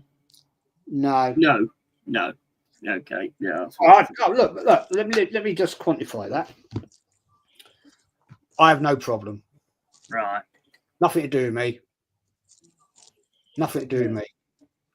So it's not my issue. But I can tell you the people that were there, no. No, I've never liked the guy anyway, so I wasn't going to bother. Got it, Jazz. Anyway. Nobody wants to be lectured on anything. Freedom of choice. Yeah, it is. It is freedom of choice. But I think, like, when it starts to damage your team, then obviously it makes a bit of a difference. Who the fucking hell is Bonnie Blue? I think the way I look at it, maybe, is a little bit different, right? You know. Who's Bonnie Blue? I've got somebody who's just come into the chat called Bonnie Blue. That's that bird that gets shagged by 1,000 people, isn't it? Yeah, that's the one. In your chat? The way I look at it, right, is when I've beat all the games I've beat, I'm not going to have some new boy like Egal Christian, these people tell me how to support my club. Yep. When you've beaten the 2,586 games like I have, then you can talk to me. Until jog on. You know, Yeah. I've spent Absolutely. a lifetime amount of money on this bloody club. Yeah. And I have to sit here now and have an arse-white manager like this. And you get these people tell me to support Arteta. Yeah. It's Jog on. fucking ridiculous. Jog on, mate. Ain't happening. Yeah, absolutely. 100%. That's It why is, it is exactly that as well. You get all these people that tell you to do this and do that. I mean, I don't know how much people know me, but nobody tells me what to do and never did. And the parents will tell you that as well. And it's like, you know, if I don't like something or I have an issue with something, then I'll make it clear that I don't like it. And if you don't like that, then that's tough fucking shit. I don't care, to be quite honest with you. And as far as I'm concerned, it's all about my club. And, you know, I love Forest, always have, you know, and nobody could, like, tell me that this player's better than this player or, you know, stand the man or anything like that. Same with you guys with Tony Adams. I mean, some of the stuff they say, though, I don't think they realise how disrespectful it actually is. They're just using it to get views and to get something, but they don't realise how disrespectful it actually is. did they ever see Tony Adams play? That's the thing, isn't it? They don't. The thing is, even if they did, Jez, saying stuff like that is so without consequence over the last 10 years now that people are just immune to saying whatever the fuck they want without a slap in the face. That they will come out with these outlandish statements and make faces, and everyone goes, ooh, and they get likes or they get fucking backlash, whatever it may be, to gain clout. There's so much of that now in society and in football YouTube. They'll say the most outlandish stuff. But most likely, Jez, to your point, they probably have never seen him play. They've probably never seen what a stalwart guardian he was at the back. Yeah. A leader, a true leader that I am craving since he departed. You know, we haven't had anything like Patrick Vieira. Patrick Vieira wasn't bad. Sorry, mate. No, you're good. I want to say this, yeah. No, you're good. If you keep coming into the studio called Bonnie Blue, I'm going to ban you from the studio.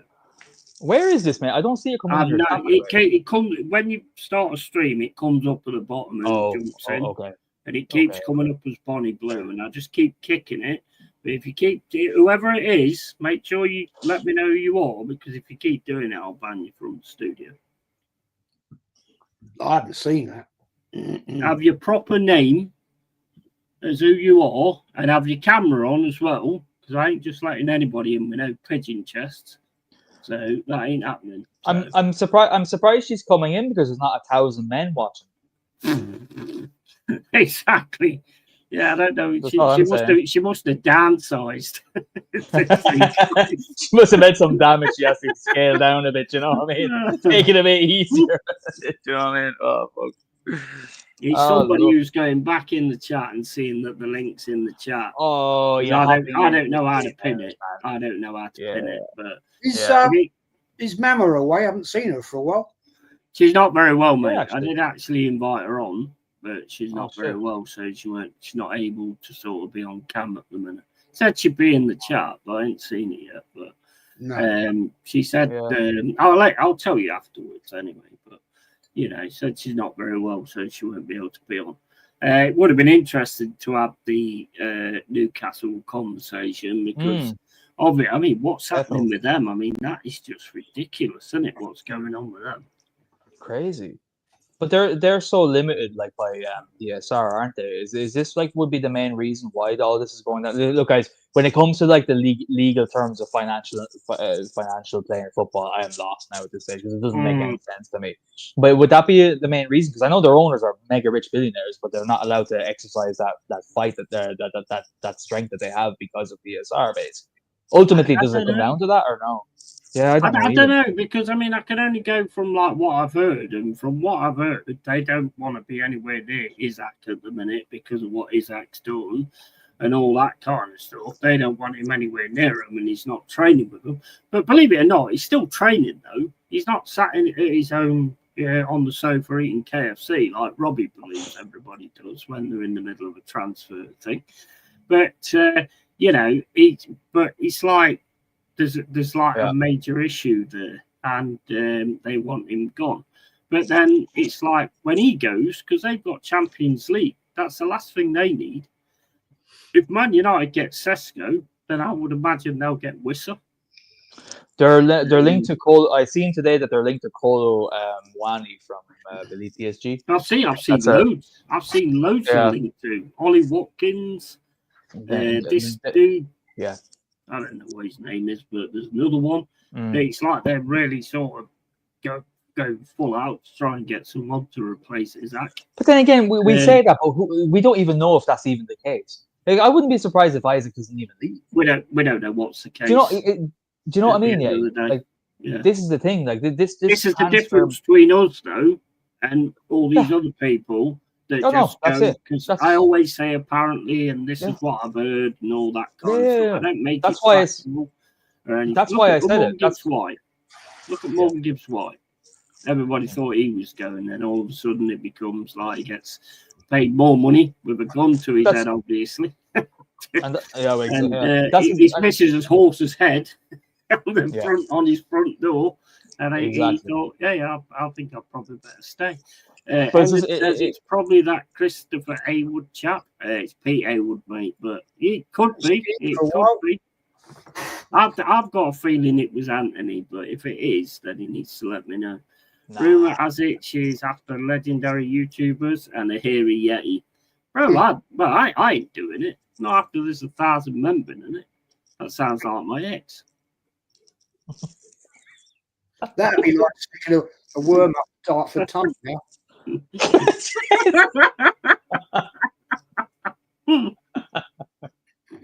know what I mean?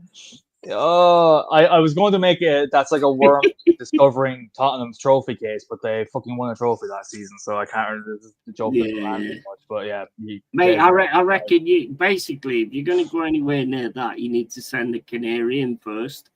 And if the canary lives, then you can get your miners out on. The canary won't live, mate. The canary won't live, bro. to be gone within the first 2 centimeters, mate. What some people do for money is just crazy, and the parents was okay with it as well, which says a lot, to be honest.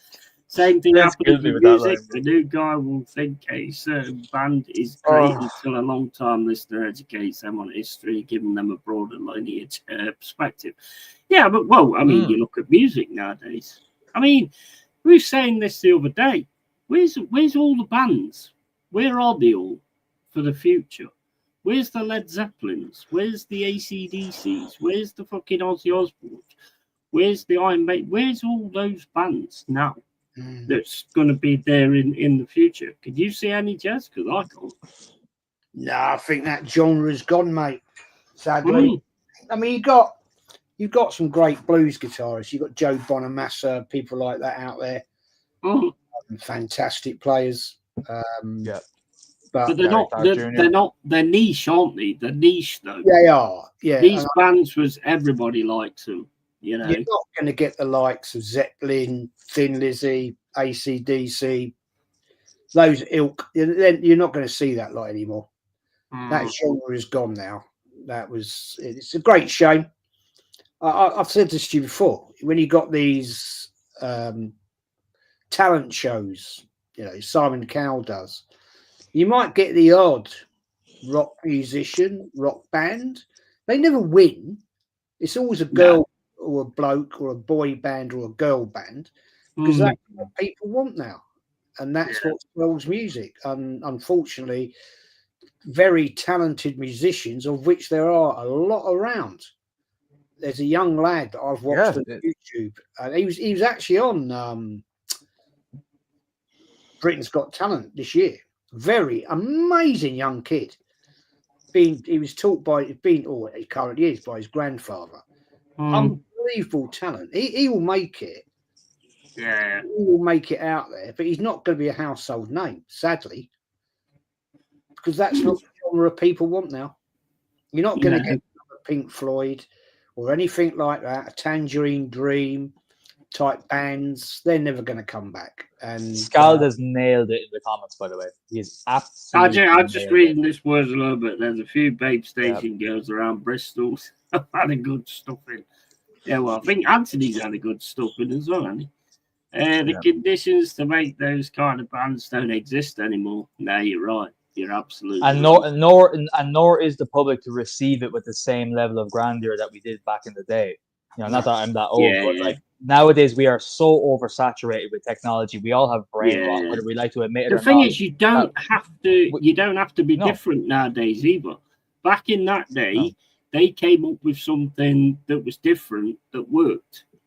Nowadays, it's just like, oh, just do the same thing and you'll make it. It's same as YouTubers. Just do the same thing, say the same shit as everybody else does, and you'll fucking boost yourself up there. Do you know what I mean? On a positive note, with music, at least going back to music, like there is amazing talent, but unfortunately, they will never be on the radio station. They will never be on the mainstream media. You have to go to some local venue, find wherever you guys live. I don't know where you're all based. I know you're in Nottingham, but just find a local rock bar, something where you see up and coming musicians play, and every so often, every odd week, you'll find a gem. Like we were, we did a local holiday. We said in Ireland that we went to West Cork, which is the most beautiful part of the country, by the way. Shout out West Cork, gorgeous. If you've never been, go. And we went to this pub that is renowned and famous for like promoting good music, unknown bands that may or may not one day become something, you know. And we spent 3 days in this little small town in West Cork, and the music we heard, lads, me and my wife, the music that we heard was unbelievable. One band was a bunch of teenagers that were playing blues like I could never even dream of doing, even imagine. The next band was like kind of a rock band, and the third band was a bit more kind of jazzy style, which is not my thing, but still, it was still amazing music. There's amazing talent out there, like I just said, but unfortunately, you have to look a bit harder to find them because they're hiding. Yeah, but like I say, there's nothing that's going. They're all going to be niche. They're all going to be what you like, or what I like, or you know. There's nobody that's going to apply to the masses. Before you were born, and that's how it all started. Right? Rock music was banned from on the radio. Yeah, it's Radio Caroline, right? Radio Luxembourg that actually created that sound, because they were, you know, you've seen the film, I'm sure you have, The Boat That Rocked. Brilliant film. I hadn't actually. You keep telling me that one. It's a brilliant film. I watched it as a kid with my dad, actually, years ago. Great. What's his name? Bill Nighy. Nighy is the guy that owns it. You got to watch that, That is a fantastic fucking. I rewatch it. I rewatch it too, actually. How the BBC tried to ban them, and that's how it was. But eventually, you had certain DJs that got them onto playing their music on Radio 1, and it got out there. And that's 67, 68 time. And that's when bands like Sabbath, Zeppelin, Yardbirds, you know, all them bands were coming about. But that I'm unfortunate that age is. There's a great comment back there. You know, that era has gone. That's School Belfast, mate. Great comment. Conditions to make those kind of bands don't exist anymore. No, they don't. Yeah, but you don't have to. You don't have to do anything that's out there now. You can do the same old fucking shit everybody else does, and you can still be all right with it. Whereas before, you had to come up with something like original or something that only you did. We actually had to play an instrument. It's saturated, isn't it? Yeah. On my desk mixer, right? Yeah. We used to use for our PA stuff when I was in a band. I can create shit on that. Yeah. I can just whack it in there, and it's a computer, and I can come up with some funky, wanky shit sound. Yeah. And I'll get somebody to write some lyrics. That old bollocks, where you repeat the same lyric 20 times. Yeah. And then you pump that out there, and somebody will listen to it. And, oh, well, this is all right. Yep. But not one person in these. How often do you see people now actually playing an instrument? Exactly. Well, I mean, what about that one that was on the Britain's Got Talent, where the guy came out and went, "Where's my keys? Where's my phone? Where's my keys gone? Where's my phone? I can't find my phone. I can't find my keys. Where's my keys gone? Where's my phone?" And everyone was like, "This is just a work of genius." Are you fucking for real? That sounds like a live genius. It's like those people that go to those, those like modern art studios where there's a guy like with maybe, I don't know, balancing a triangle on his top, and everyone's like clapping, like, "Oh, that's amazing! It's the most profound thing I've ever seen." These people are pretending, mate. They're pretending like it's something. It is, honestly. I think there came a point where it just became this like. I mean, one of the worst ones that I've ever heard is that fucking McDonald's fucking Kentucky Fried Chicken and a pizza roll. And I'm like thinking, oh yeah, yeah, I know that fucking song. That was retarded. Like that was so brain rotting. No limits. No. Oh, stop. Oh, I mean, it should have been called No Lyrics, to be fair. It was fucking crap. And I think, you know what I think the problem is, Jez? I don't think it's down to what the bands are doing. I think it's down to what people are asking for. And it's same as YouTubers. If you don't offer anything, yet the fans still amass to you, why not stop being creative? I mean, you want to be creative and you want to do different things. But if people are going to accept fucking nothing, a lot of people will go, "I'll do that instead." It's so easy now for people to come up with a one-hit wonder. Yeah. Make a load of money out of it. You never see them again. 100%. That's what it's an easy society now. People don't have to struggle. They don't have to actually make it. These bands we're talking about had nothing. Yeah. I watched a program actually, and it's, give me 1 second. What was it? It was about what the hell are they called now? Oh bloody hell! Can't think the name for. Became a big band in the end.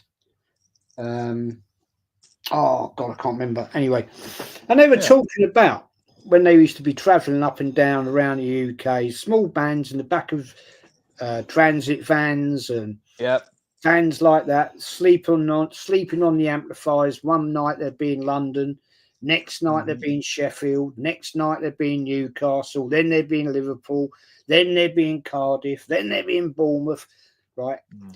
And these became big bands because they had to work hard. And there was times when they would be crossing each other on the motorways, and they'd meet up and have a chat and say, "Well, where are you playing tomorrow night?"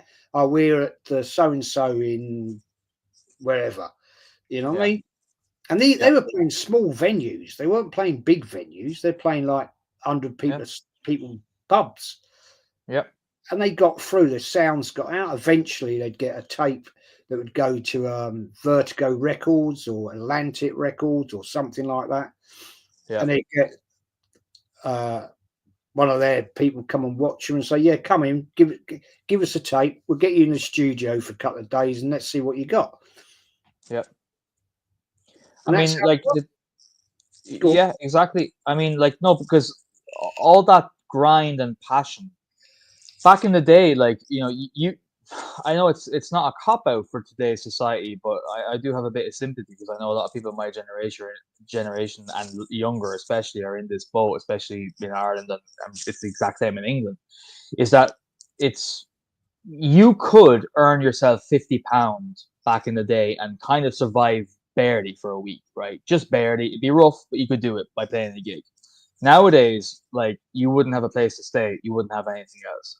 And the main point I'd like to make, right, why music I think is so absolutely terrible en masse nowadays is because music throughout decades and throughout generations has always kind of been a voice for what the people stood for or what the people wanted. And nowadays, what people stand for and what they want is in the absolute mud, dare I say. We're too comfortable on paper. We're not satisfied. Our needs aren't satisfied. The music reflects that. Even art reflects that. Movies, Jez. Have you seen a new release movie, not an old movie, a new release movie in the last 6 years that you've been a fan of? That you thought was, wow, that was incredible? No. I haven't. Do you remember yet, Jez, about a year ago we were talking about the Napoleon film? Do you remember the rant me and you went on about that? Terrible film. Terrible film. I was looking so forward to that too, because I thought you can't mess that up. How could you mess that up? And they do. I just don't know. I just think the hunger is not there from the youth. I think the youth is they're so downtrodden. However, maybe because of that, something could spark. Like the way the punk movement started in the 70s, late 60s, 70s. Maybe that could be the next thing coming on the horizon. That maybe we might be too old to even recognize that being a big thing. But maybe. But right now, there's very little on offer in terms of music. I mean, you look at the films nowadays. There's nothing really being written.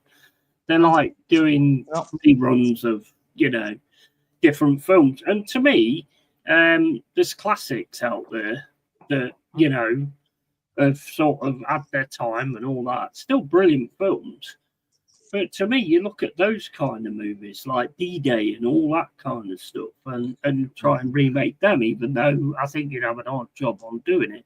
Well, no, don't remake anything. Fucking exactly. The years have gone by, and we've got less creative. All of a sudden, we've got less creative because we are a very that'll do load of people now. That'll do. I don't need to do anything else. I'll do this film. I'll remake Evil Dead, or I'll remake this, or I'll remake that. And it's like, well, surely we have to advance and get more creative, surely. But I don't think nobody dares do it now. If you're going to die with your reboots on. Yeah, exactly. Yeah, 100%, man. I love that. That's cool. He's on fire tonight, Scott, mate. He's on fire. He's on fire tonight, mate. That's what it is, though, isn't it? Well, I was reading that, and I was thinking I was going to read reboots on, but reboots on, that's fucking brilliant. But it is. Good. I mean, it's all really just reboots. I mean, you've got how many Jurassic Parks? 8. And the latest one is just the biggest part. That's what it ruins it. It ruins it like that. I'll tell you the best film. I'll tell you the 2 best films I've seen at the cinema in the recent years was the film 1917. I mean, all right, there was a bit of poetic license in that, and the film Ferrari, because that was pure fact. That was all based on seen that. And the film 1917 was a very good depiction, and the way he filmed it, the opening scene I thought was incredible. I ain't seen that, mate. I mean, I've seen there's one called F1 apparently, which is pretty decent. I know you're like into your cars and all that lot. Apparently, that's very good with Brad Pitt. I haven't seen that. I haven't seen. I ain't watched it. It's a new movie, but I ain't seen that. But I mean, you'd imagine like you've got all this technology advancing, but people aren't advancing. Do you get the same feeling? People just aren't advancing. They're just like we're regressing because technology is advancing too far.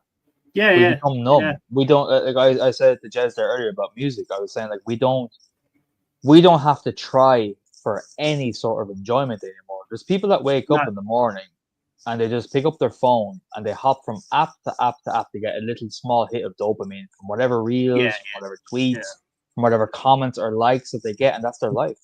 And it gives you it's methadone for happiness, as I call it. Social media. It's methadone for happiness. It's not real.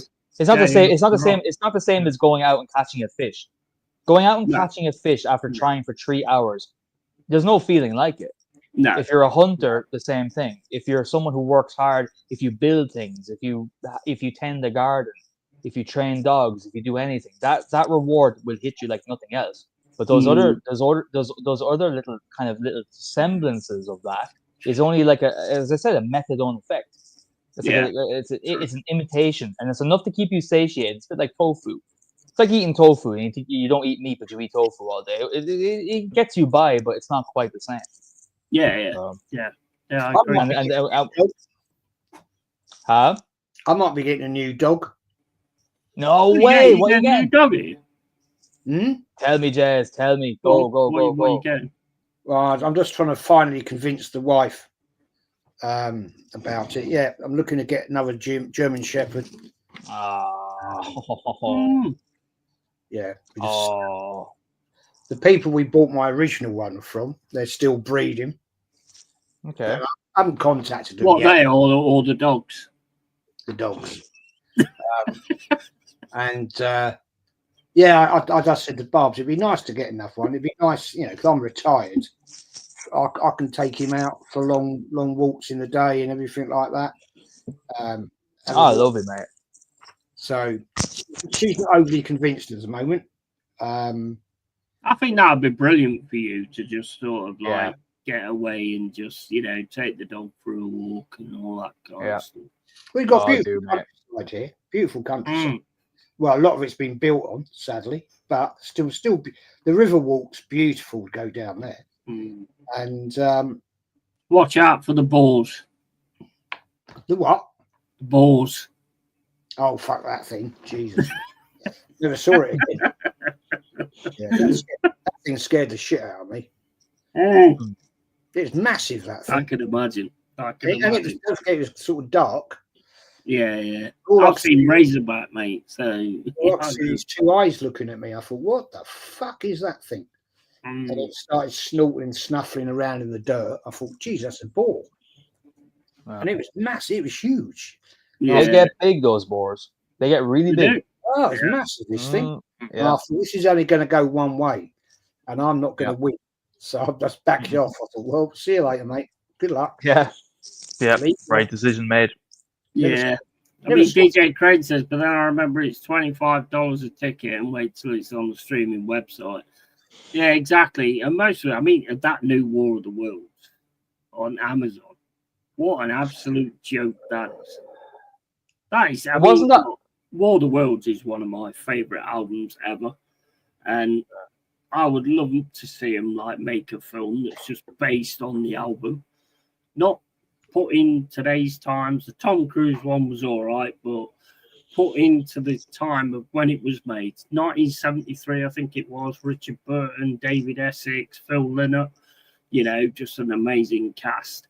And I'd love to see him like make something like that. But that one with Ice Cube, what a pile of fucking shit. Don't bother watching it on Amazon. You watched it, did you? Oh, fuck. No, mate, 20 minutes. 20 minutes in. Yeah, All it is it's Ice Cube just sitting in front of a computer screen looking at all these things that's happening and going, what? What? Oh my fucking God, what? And I'm like, bro, this is doing my fucking tits in. Yeah, no bueno. No Honestly, don't bother. Don't bother. Yeah, I'll give you a little poll, right? Quick poll. If I do get this new dog, Yep. I've got two names. Right. When I had my first one, he was called Gunner. I can't have one Gunner.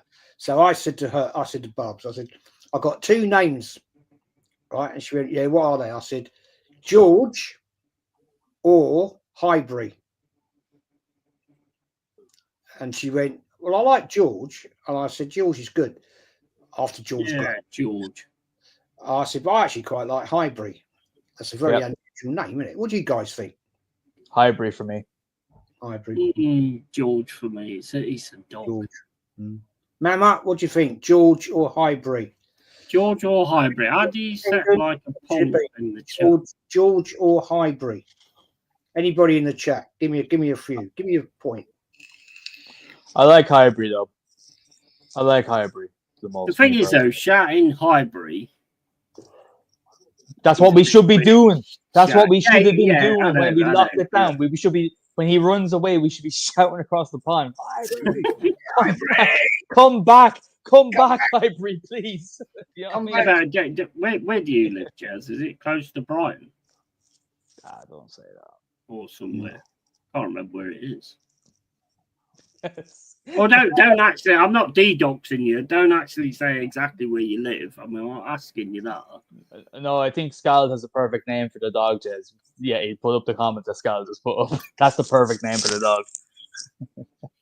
Yeah, so Where is it? very different, isn't it? Win. Yeah, win. I did also think. I did also think about calling him Gibson. Oh, Gibson's a nice name too. Yeah, to be fair. Yeah. Favorite guitar. Yeah. Our favorite guitar indeed, Jez. What about Burkamp?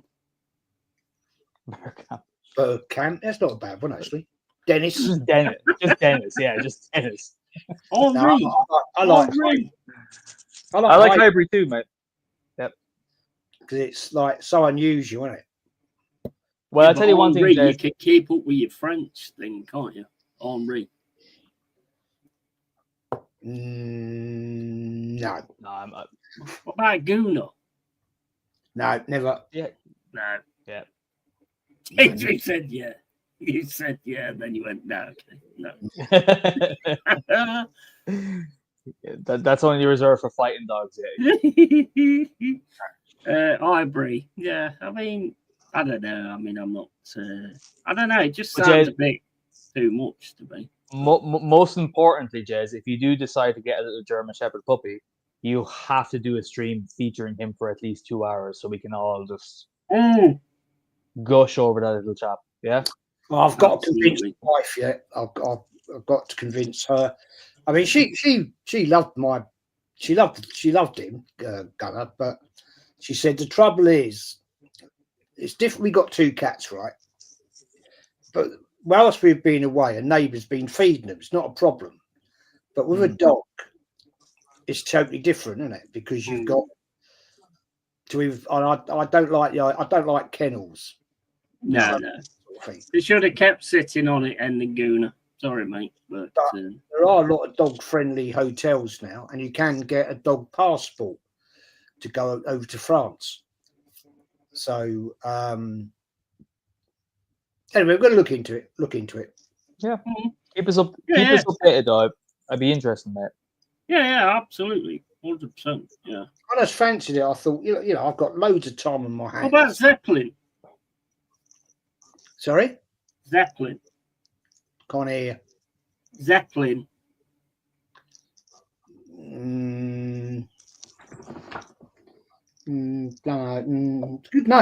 Good name actually. Ozzy, that's a name.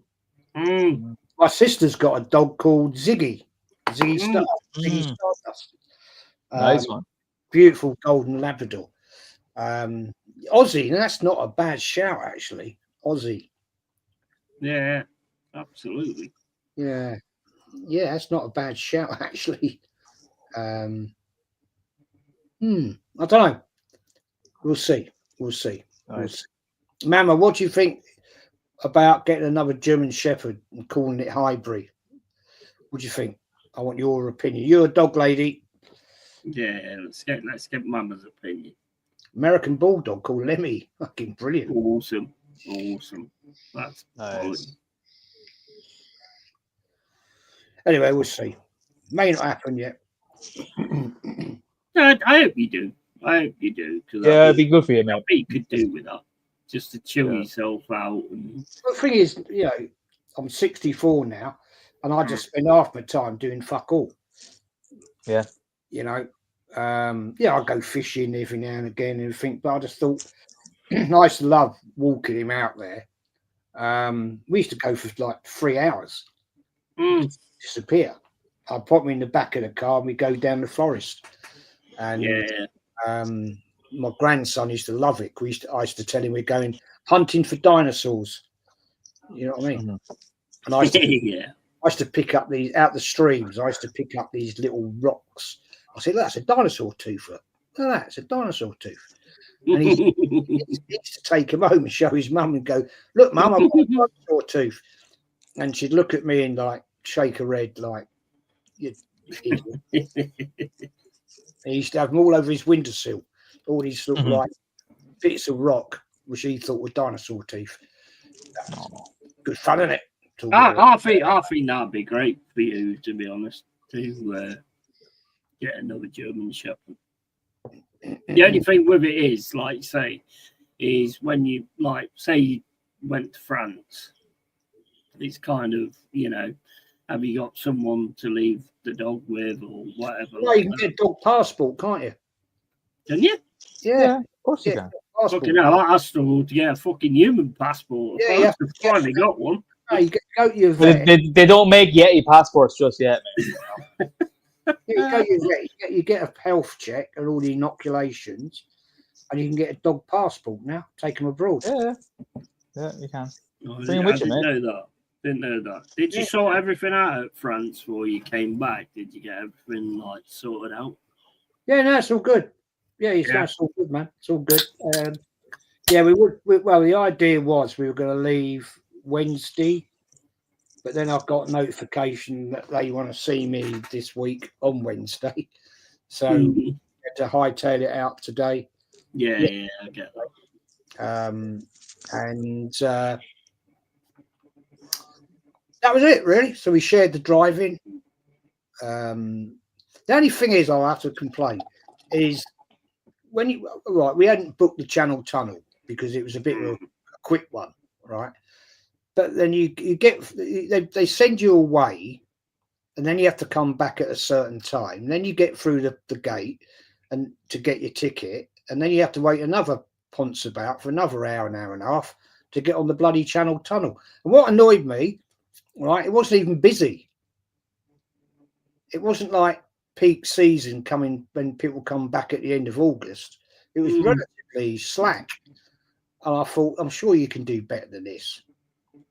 You know? Mum says, say again, Jez. Did she not hear the name? Highbury. What do you think of the name Highbury? I think the two names, Mama, George, after George Graham, or Highbury, obviously after Highbury. Yeah. But then he's come up with Aussie, which is, I like that because my sister's got a long-haired golden shepherd called Ziggy, because my sister's a mad David Bowie fan. Yeah. I went to see David Bowie with my sister, actually, but I was 14 at the Wembley Arena. I like Aussie because Aussie's like an easy name to shout as well, isn't it? Come on, Aussie. You know what I mean? And obviously it's to do with Ozzy Osbourne, who's an absolute fucking legend. Yeah, absolutely. You know what? I was watching a movie last night called Wraith. Do you remember Wraith? Wraith. Yeah. You remember that film? No, I don't think so. It's basically about a guy who he comes back. It's hard to say without sort of giving it away, but if you get a chance, watch it. But it's got a lot of 80s music on it. Motley Crue's on there. Ozzy Osbourne's on there. Secret Loser. It's one of them films from back in the day. Charlie Sheen. It's got a really, really good story. Yeah. So anybody in the chat as well, if you get a chance, watch Wraith. It's on YouTube. So you'll be able to watch it. It's a quality film, quality sort of horror type, revenge type film from ages ago. Brilliant movie, brilliant. No, I've not seen that, mate. Hendo, I see that pub you're going to, mate. You know that's in QPR territory, don't you? You're right. That's a home pub for QPR. So I think you'll be all right this time of year. You know what I mean? But yeah. It is a good movie. I'll tell you what I watched last night. Green Street. I watched Green Street last night. Oh Christ, that's a load of bollocks. It's a good movie though. It is a good movie. I tell you, and you notice there's certain characters though, there's certain actors, say Tom Hardy playing gangster, like Robert De Niro playing a gangster, and then you got the football hooligans. There's a guy that's in Moblands who's in Green Street, and they're just really good at them parts as being hooligans or whatever. It's like they're sort of made, like Al Pacino, for instance, 100% like gangster type of Best actor. one, the best two films. Sorry, the best two films for me. Big up, Luke. Thing is Cass and The Firm. Oh, Cass, yeah, I watched that the other day. Cass. That is all Brilliant. built. That is all about true facts. The Firm Mm, is really how it was. Green Street is very hyperfluted. yeah. Not really how it was. I don't think it says it's based on a true story, though, does it? Green Street. Sorry? It's not based on a true story, though, is it? Green Street. It's a good one, but Football Factory. It's more Hollywood. It's more Hollywood Green Street, you know. It's more Hollywood, really. Yeah. Football Factory is good. That's a good like hooligan movie as well. ID is another good hooligan movie, but not about any sort of like team. It's about Shamrock United or something like that. I don't think they actually exist. They might do. I don't know. Rafe is a great movie. A young Charlie Sheen. Oh, it's class. It's class. I seen it on YouTube last night, and I thought, you know what, I'm gonna watch this because like YouTube has these full movies. I don't know how to get away with them. So actually, have you watched The Devil's Ride Out yet? No. Fuck's sake! I knew you was gonna fucking ask me. Fucking 2 years ago, I told you about that. It is 2 years ago. Yeah, God.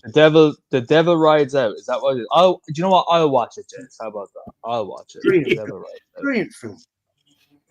I'll watch it this week, but I've said that. Hammer House of Horror, mate.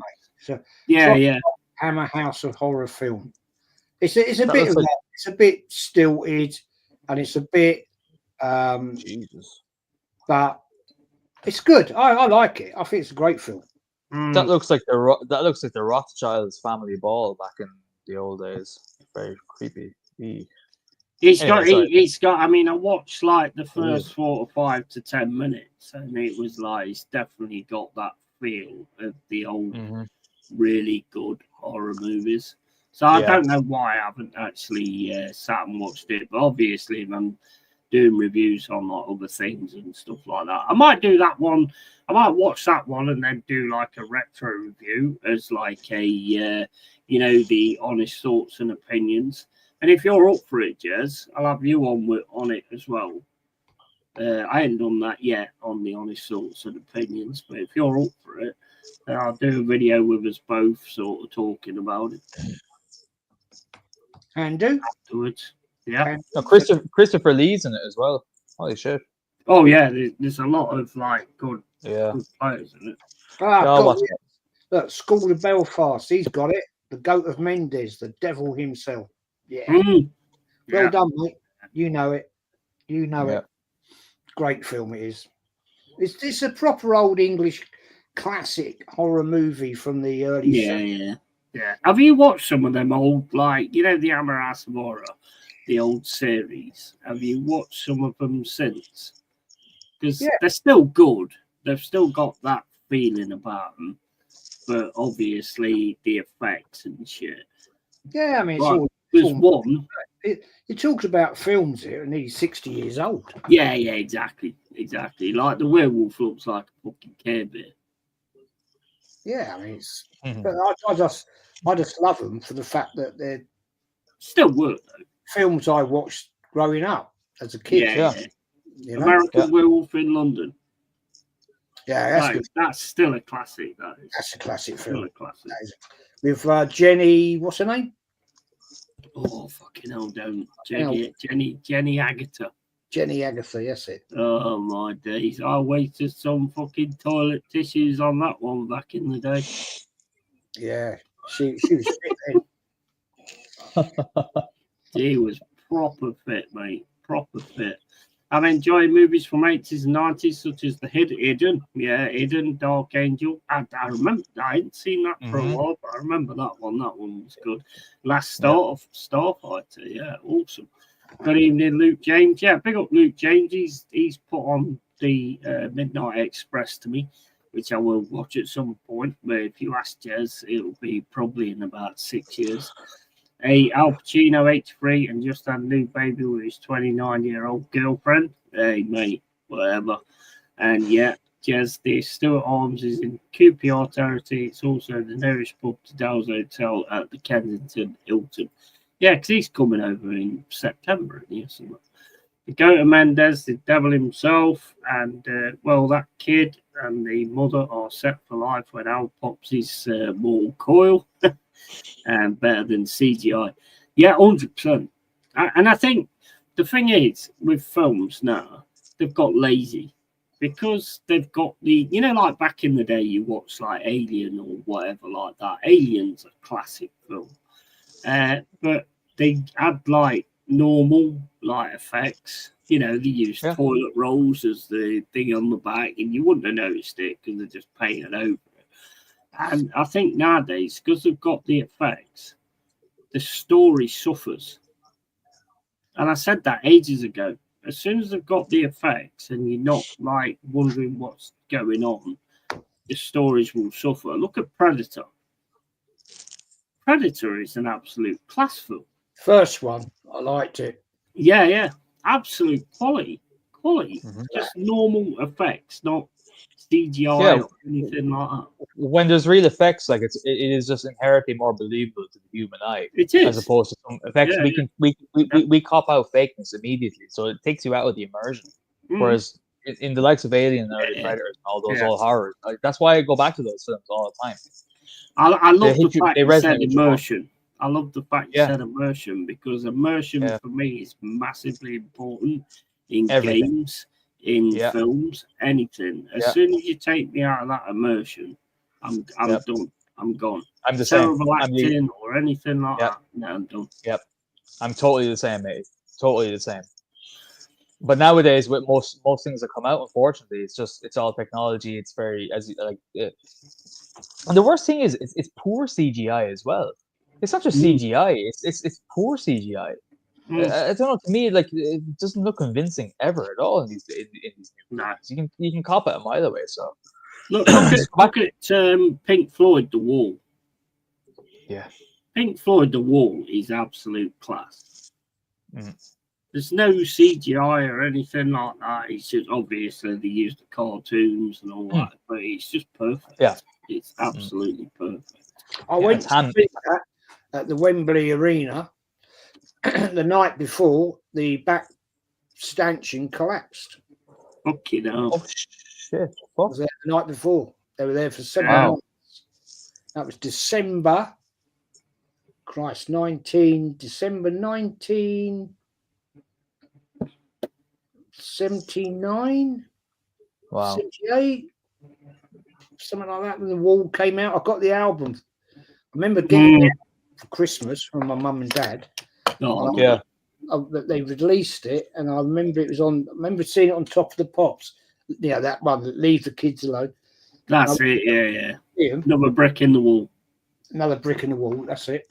We went to see them at Wembley Arena, and the next night, the rear seating area, part of it collapsed. People were injured. Nobody died. Wow. A lot of people injured. Yeah. It's amazing, really, when you look at Pink Floyd, because a lot of the things they sang about are actually happening now. Like Welcome to the Machine and all that kind of stuff. A lot of the songs that they actually did are like taking place now. It's crazy. Psychedelics show you your inner self, and they also show you glimpses of the future, man. Bro, I watched The Wall on acid. I don't know why I bothered having acid, because why? You don't need acid to watch The Wall. No, you didn't. I made a mistake by watching. I made a stupid mistake of watching that at a very young age, and I think it changed the trajectory of my life. That's why I'm so skeptical about everything going forward. The other thing was it's one of them, isn't it? It's one of those films that really sort of makes you think, you know. And the music is just off the scale. At cinema in 3D. I remember going there to see George, and I hated it. It made me feel sick. Yeah. Them 3D glasses where you go in your cornflakes. Made me feel sick. Like, I had to take them off. I was like, I can't watch it like this. Yeah, can you remember the first time they actually did 3D, and all of a sudden you got the 3D glasses in your cornflakes? and they did that movie. It was like a war movie type of thing where the cannonball was fired into the screen and stuff like that. And it was like everybody was sat there with the 3D glasses on because that's the only time we'd ever seen it. And now it's like if you go to the cinema now to watch a 3D film, it don't do no for me, to be honest. It don't really do nothing for me, 3D, to be fair. No, it's never my thing. No, it's not really mine. I think there was like a film with the red coats and something else in there. I can remember that one bit where they fired the cannonball and it was like right in your face. And it was like. Do you remember when you first had surround sound in cinema? Yeah. Back in the 70s, late 70s, you had surround sound. Yeah. The music. I thought you meant the home, Jez. I was nodding along as if I was born in the 70s. I thought you meant about a home system. Yeah, I did as well. That's why I was going, yeah. And then he went late 70s. I was like, a few months ago, I'll tell you a film I did watch. Yeah. Right, was the film that Dino, he was the director. I forget his name now. The film Waterloo. Man. You're right, mate. Oh, Waterloo. Okay. That's the only film I've ever seen of the Battle of Waterloo, and it's filmed in Russia, but that's the best depiction of the Battle of Waterloo. Mark, what's his name? Not Michael Caine. Oh Christ! Very famous English actor. He plays the Duke of Wellington. Okay. Anyways, that. I remember going to see that at the cinema with my dad. Jez, I'm writing this down now because I will forget. I am craving a good colonial film, and there hasn't been many. Yeah, did you ever watch The Patriot? Actually, The Patriot by Mel Gibson. I fucking love that movie. I watched it there last night. Oh, class. Mel Gibson. Oh, brilliant. Yeah, I hope he comes back into directing soon. By the way, I really do. I can remember watching a movie in the cinema when they had all this Dolby surround THX and all that kind of stuff. And all of a sudden, something happened. And I actually thought that the cinema was getting taken over. Down a bit, back to you, Jez. Bit more back to you. Back to you. Oh, bit back, more to. Oh yeah. Waterloo. Yeah, I see it now. Yeah. Okay, I'll write that down, Jez. I don't think I've actually seen that, Brilliant film. Yeah, it was class. It was absolutely class. And Dino, can't remember what happened. Something happened, and there was a big noise, and I thought it was a hijack or something. People were coming in to take us all hostage or something. And it was the film. Because obviously you weren't used to having everything all the way around you and all that kind of stuff. And then you had them cinemas where you had the film up above you as well. Oh yeah. You see that? Remember that? Have you ever seen what they're doing in where is this? I think it's in the Vegas Sphere. They're doing like concerts and like they did the UFC there once for the UFC Noche event. It's in the Las Vegas Sphere or something. Like there's like screens literally surrounding you, and you're in a kind of a circle, and you're kind of all the seats kind of go up very high, and you're just surrounded by screens. And there's gigs that play there. Man, imagine seeing Pink Floyd play there back in the 70s when you were off your fucking face. Bro, you'd never come back. You would never come back. I hate when we talk about like live things that we've seen. I hate it when Jez starts going, "Oh yeah, I've seen." I know. He kills us. Bastard. He kills bastard. He kills me about all of his obviously his art and all that kind of stuff. But then when it comes to music, he really nails in the coffin. Like it's like, were you there when fucking Ozzy Osbourne did this there? I was there. Like, oh god damn it. Everything. He's been there for everything. Oh man, Jez has got. I mean, look, at the end of the day, I was fucking 6 or 7 years old, so I wasn't able to be there. I would have loved to have been in there in those kind of times. Like my biggest flex, and I don't even think like a lot of people would even know this band, is I got to see the New York Dolls when they came to Ireland back in 2005. Did any of you ever hear the New York Dolls? They were like kind of a punk band back in the late. Yeah, I saw them, and I saw Rage Against the Machines one of their last days ever playing. That's my two biggest flexes. I've seen a lot of other good I stuff. never saw Rage Against the Machine, but I saw. What was the band called? No, I never got to see Rage Against the Machine, but I got to see. What was the Chris Cornell band that he made afterwards? Audio Slave?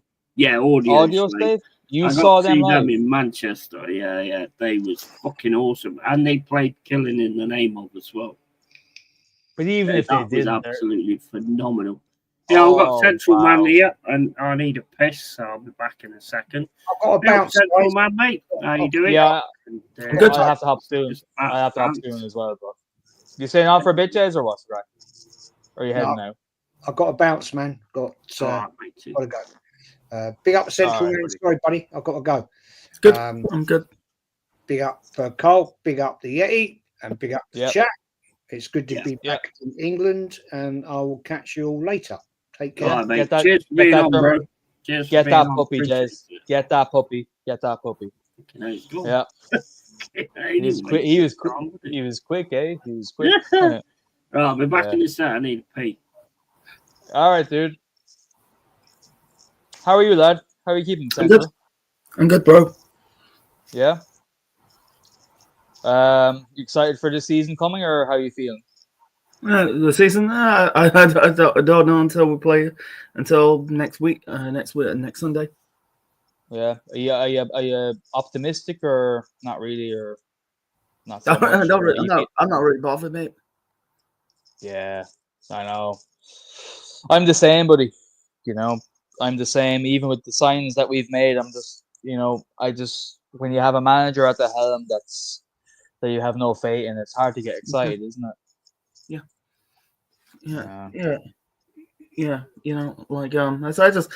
Just the highlights of the previous, against Villarreal. I feel we got Bilbao. That's our final game before the start of the season. Yeah. Yeah, I know it's rough. It's rough. I think we're in for a rough year, mate. To be honest with you, I think we're in for a very, very, very rough year. But who knows if we'll beat United? But I don't think we're getting getting something against Liverpool. I don't know if we like it's really going down heads and tails. Depends. If we're turning up or not turning up. Who knows, eh? Who knows at this stage? You just don't know with us anymore, man. Yeah. But he's back. Fucking Arsenal again. Fucking hell! I leave for like 2 seconds. And you're on to Arsenal again. You're obsessed. Mate. You only want that. Yeah, you want the views, mate. You want us all fighting and talking and being miserable. You want that. I did last week. I must admit, I did last week. But yeah, you're fucking. By the way, actually, hold on. Now we're here in the face. Change your fucking team song. By the way, yeah, you're opening fucking bullshit rock metal team song. It's all good. It's all brilliant. Chat, like next time he goes live, listen to this shit. It's all fucking we're gonna be here in the Yeti's Cave being real all rock music. And all of a sudden, he has to mention a dog called Win. And I know you had to type that in. It just fit. You did not fit. You had to go out. You went out of your way to type that in to make sure, just to rattle me every time I'm waiting for you to go live.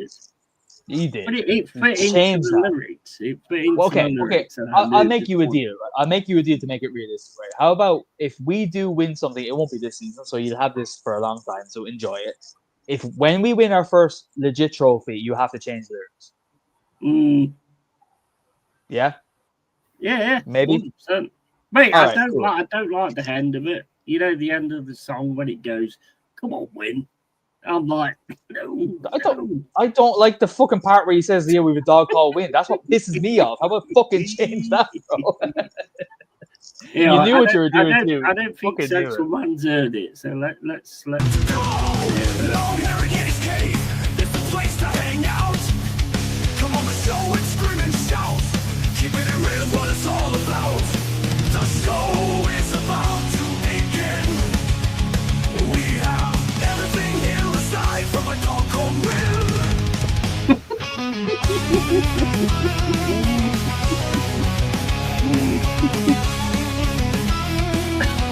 Such a dickhead, man. I had to do it. Though. I know you did. He's good though. Isn't it? Everything He's here good. Oh, yeah, yeah. I just wrote it off the top of my head. The show is about to begin. We have everything here aside from a dog called Win. Get very real. You're such a dickhead, man.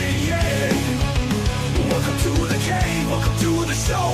The beer is cold and it's time to blow. LongHairedYeti'sCave is the place to hang out.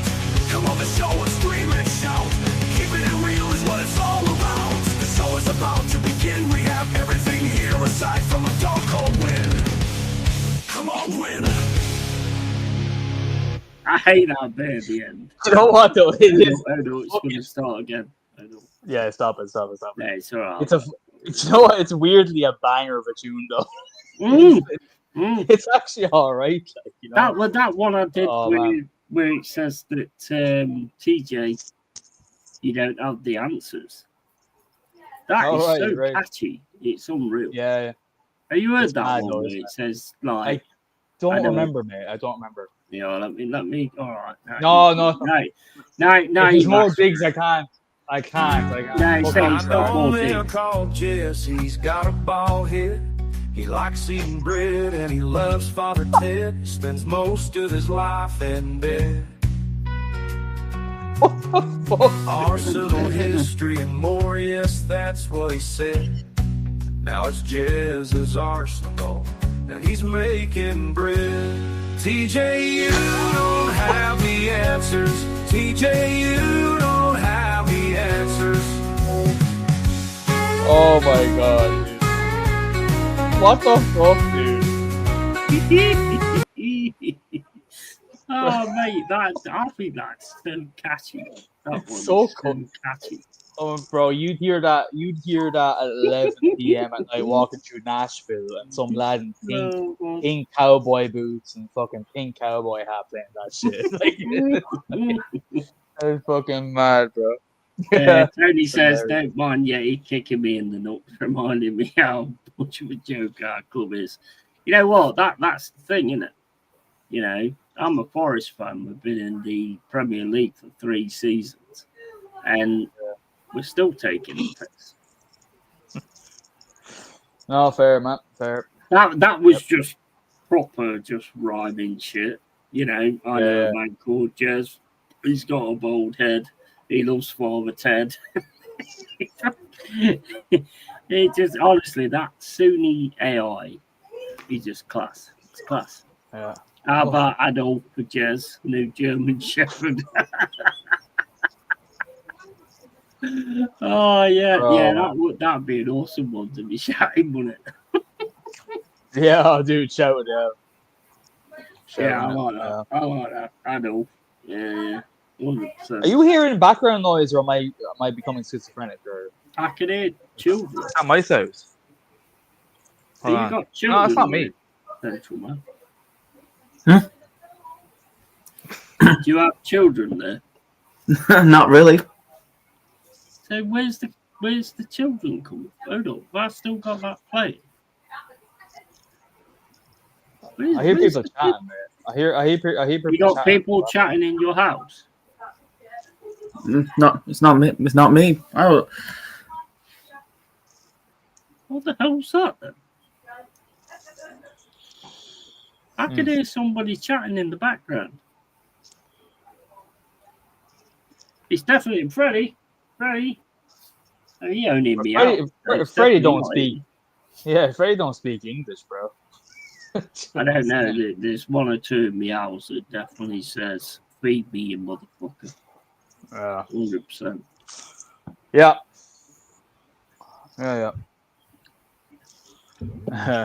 But yeah, how are you, Central Man? What's that thing behind your back anyway? What's that going on? What's that on? what? What's The that background. behind your back? The background. Mm.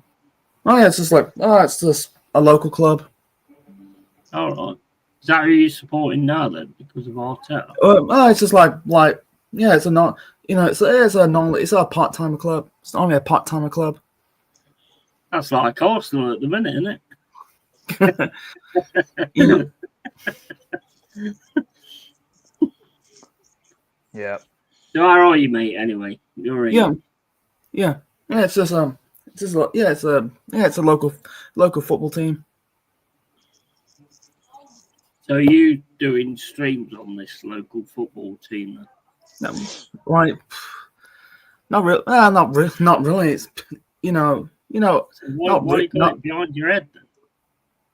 It's not really. It's just, it's, but like, I don't really, I haven't been there for years, man. Cool. I mean, but I don't understand why you got it behind your head.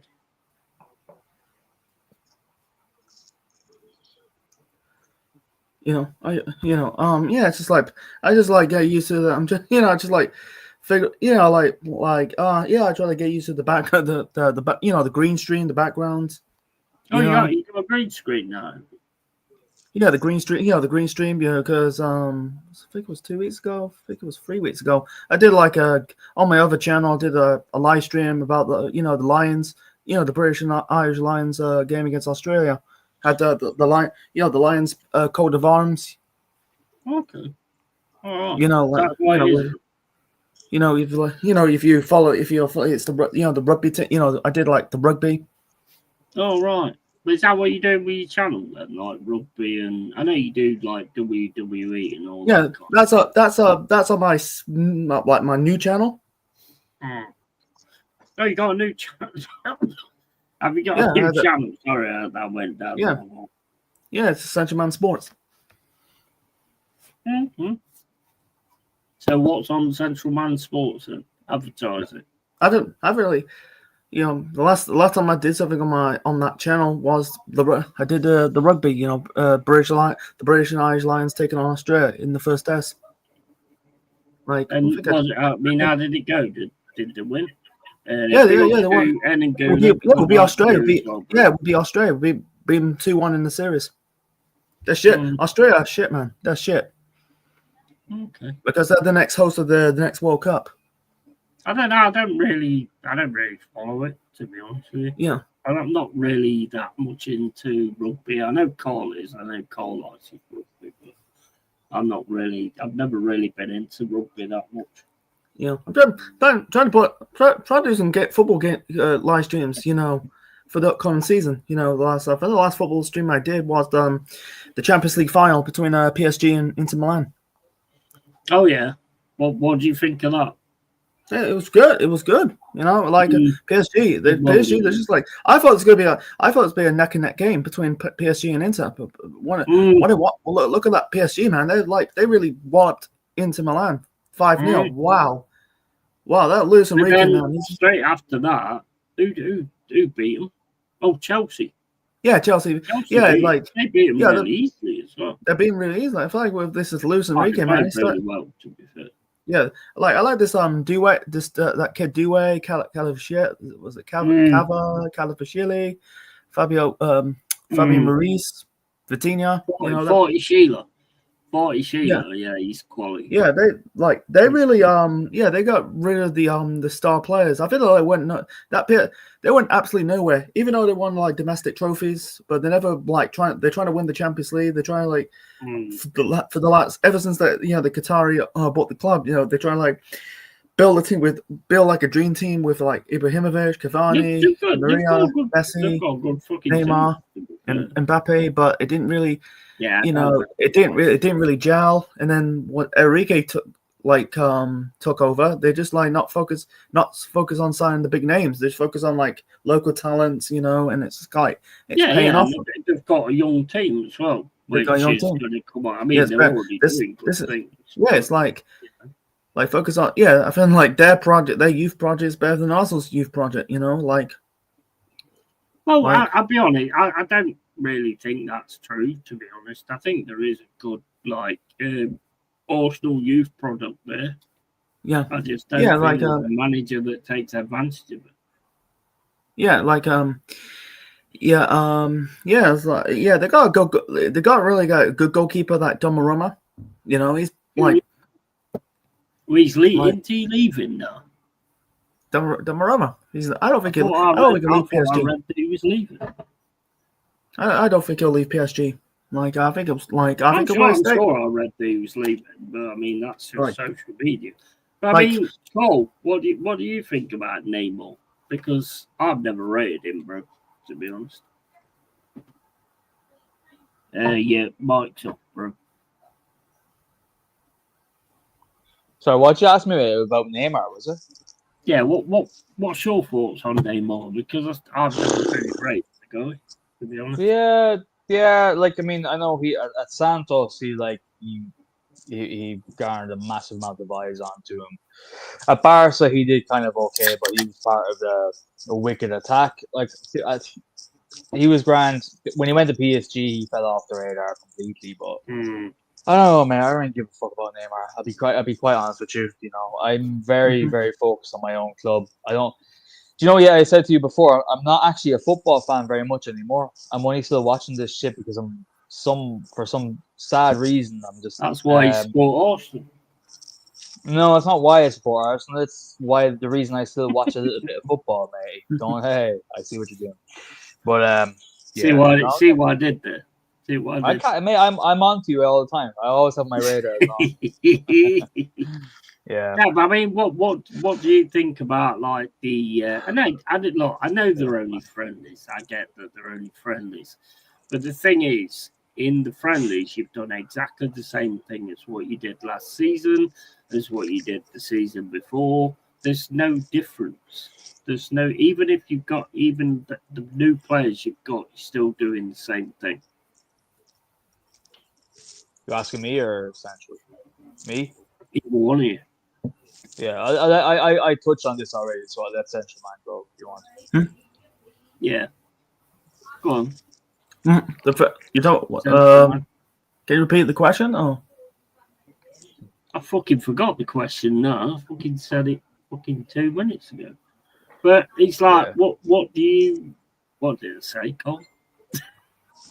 You said about the friendlies. You said about Arsenal are the friendlies. You're playing exactly the same way as you always play, whether it's a friendly or whatever it is. You're still doing the same thing. Sorry, Cole. I just remembered what. The friendlies. The friend. Yeah, I feel like I don't really bother about the friendlies, man. It's not really a big deal. You know, it's not like a cup game. It's not a league game. You know, it's like I know it's just like designed to get the players' fitness up. You know, preparing. But I don't know. It's like we lost to Tottenham. You know, 1-0. That's really embarrassing. But most of Bayern losing to Villarreal. I feel like I don't know. I think it's the whole point of a friendly is to try different things and get something else working. That's trying to experiment stuff. You know, trying to experiment the tactics. You know, I've been with Arteta, man. He has no plan B, man. I think he's just like I don't know. I think he's out of his depth, man. You know, I think the look is. You can tell the look is starting to run out. Unless we have a good run, I don't think I get my hopes on that. You know, but we bought a striker, but we're linked with this Eze. I don't know that's going to happen. Like something about. I think it will happen. I think it will happen, but with this style that you play, I don't think it will work. I really like Eze. You know, he's a good player. I feel like he's, you know, I don't think with this manager. I think Arteta's going to ruin Eze. I don't think with this tactics, with this manager, I don't think we're getting the best out of him, man. I feel like I think it's just. I mean, like, you know, it's just like I think it's jumps to the boys. I think it's just jumps to the boys, does it? Like, I think like give an ex-player a job as a manager without any experience, you know. And it's just basically like throw it on the wall, make sure it stick. And so far, it's not really sticking. It's like falling. Yeah, he's won an FA Cup, big whoop. We haven't won it ever since. You know, we're like the thing is, he's doing exactly the same thing as what he always does. Yeah, And that's Like, my point. That's my point. In a friendly, like you look at Nudo's friendlies this season, he's going for a 4-4-2. He's trying to get a plan B to what we did last season, so that we can do something different. That's what friendlies are all about. I don't think anybody has told Arteta that that's the way it works. Yeah, you know. You can't really like play the same formation every single time. You know, people will just find out the tactics and you it's get not caught just out. about formation; it's about tactics. Yeah, the tactics. The reason you're not fucking doing anything is because of tactics. It's got nothing to do with formation. Tactics. Yeah, I think it's like I don't know. I don't think we've got any creative players. You know, I can't find a player can really. That's bollocks. You've got creative players, but you've got players who are held back in a standard of what you want. Yeah, I feel like it's got nothing to do with tactics. One sec. I have to bounce. I've done all this Arsenal chat, so yeah. If you're going live again tomorrow, I might be free. I am your friend, by the way. I am indeed your friend, mate. I have to bounce. Everyone in the chat, thanks very much for talking. You know, it was a good vibe and all that. So. Absolutely. Chat to you soon, yeah. If you're going live, let me know, mate. Give me a bell. And I'll hop on. Yeah. Love, mate. Yeah, good being friends. We're friends, eh? Chat to you soon, brother. Chat to you soon.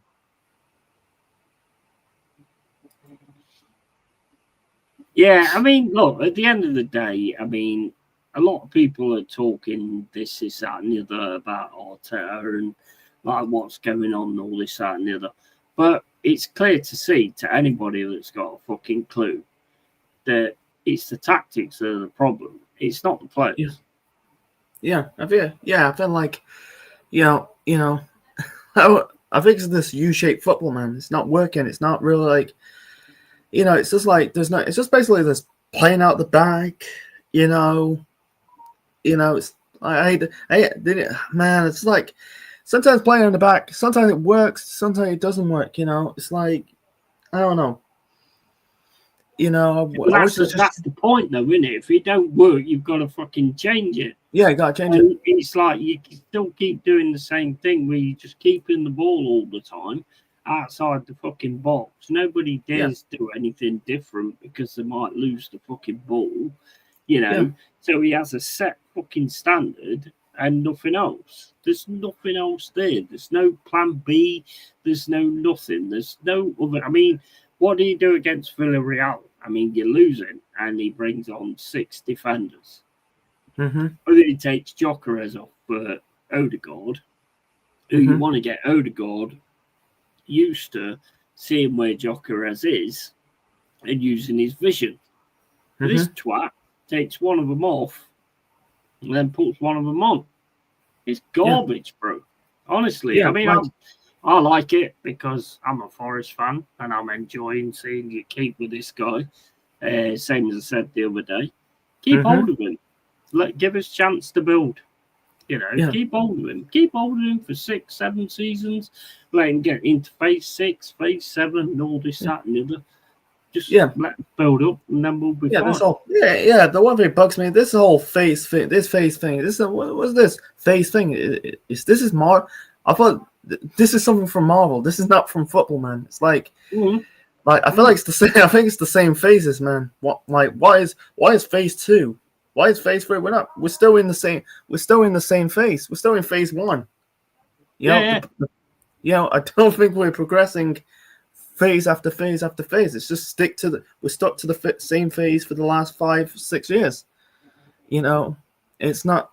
You know, you can't like this whole I don't know. This I think this club is. I think Arsenal's a bit of a gimmick. You know, relying on a youth project, you know, well, that's not going to work. That's not how's that work? You know, Smith Rowe's gone. Yeah, but the thing is, there isn't no youth project. There's no youth project. If there was a youth project, you'd have Amari Hutchinson who smashed it last season. You know, we're trying to get it now. Those kind of players. You know, you've got Skelly, you've got Wanyeri, who he all of a sudden put on the bench. And I think some people I feel like in those friendlies, they're playing this young lad called Downham, Max Downham. Looks class. Looks quality. He looks good. Yeah, I The don't only really thing want to for play me is him. he needs I to stop don't throwing really. himself to the field. I do not want to play him for this upcoming season. You know, potential one day. You know, if he just like if this manager like plays him right now, he's gonna ruin it. I think he's gonna ruin him.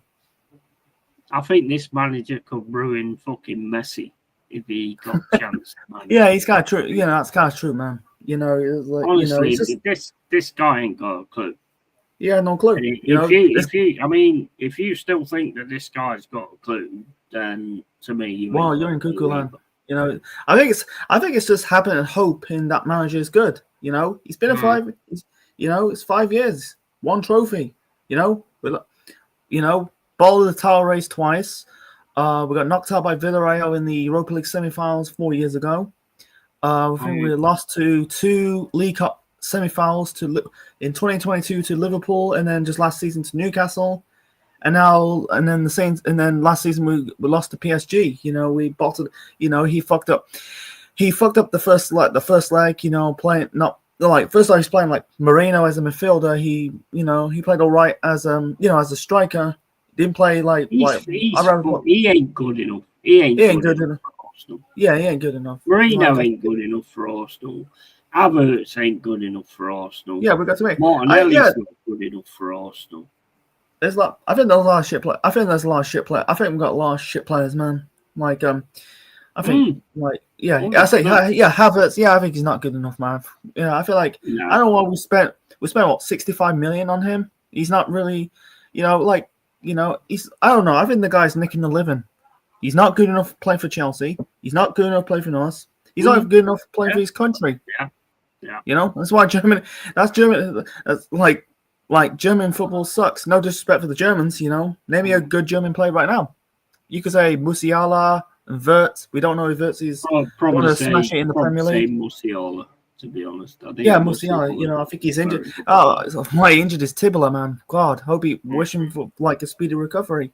But with others, you know, it's like I don't know.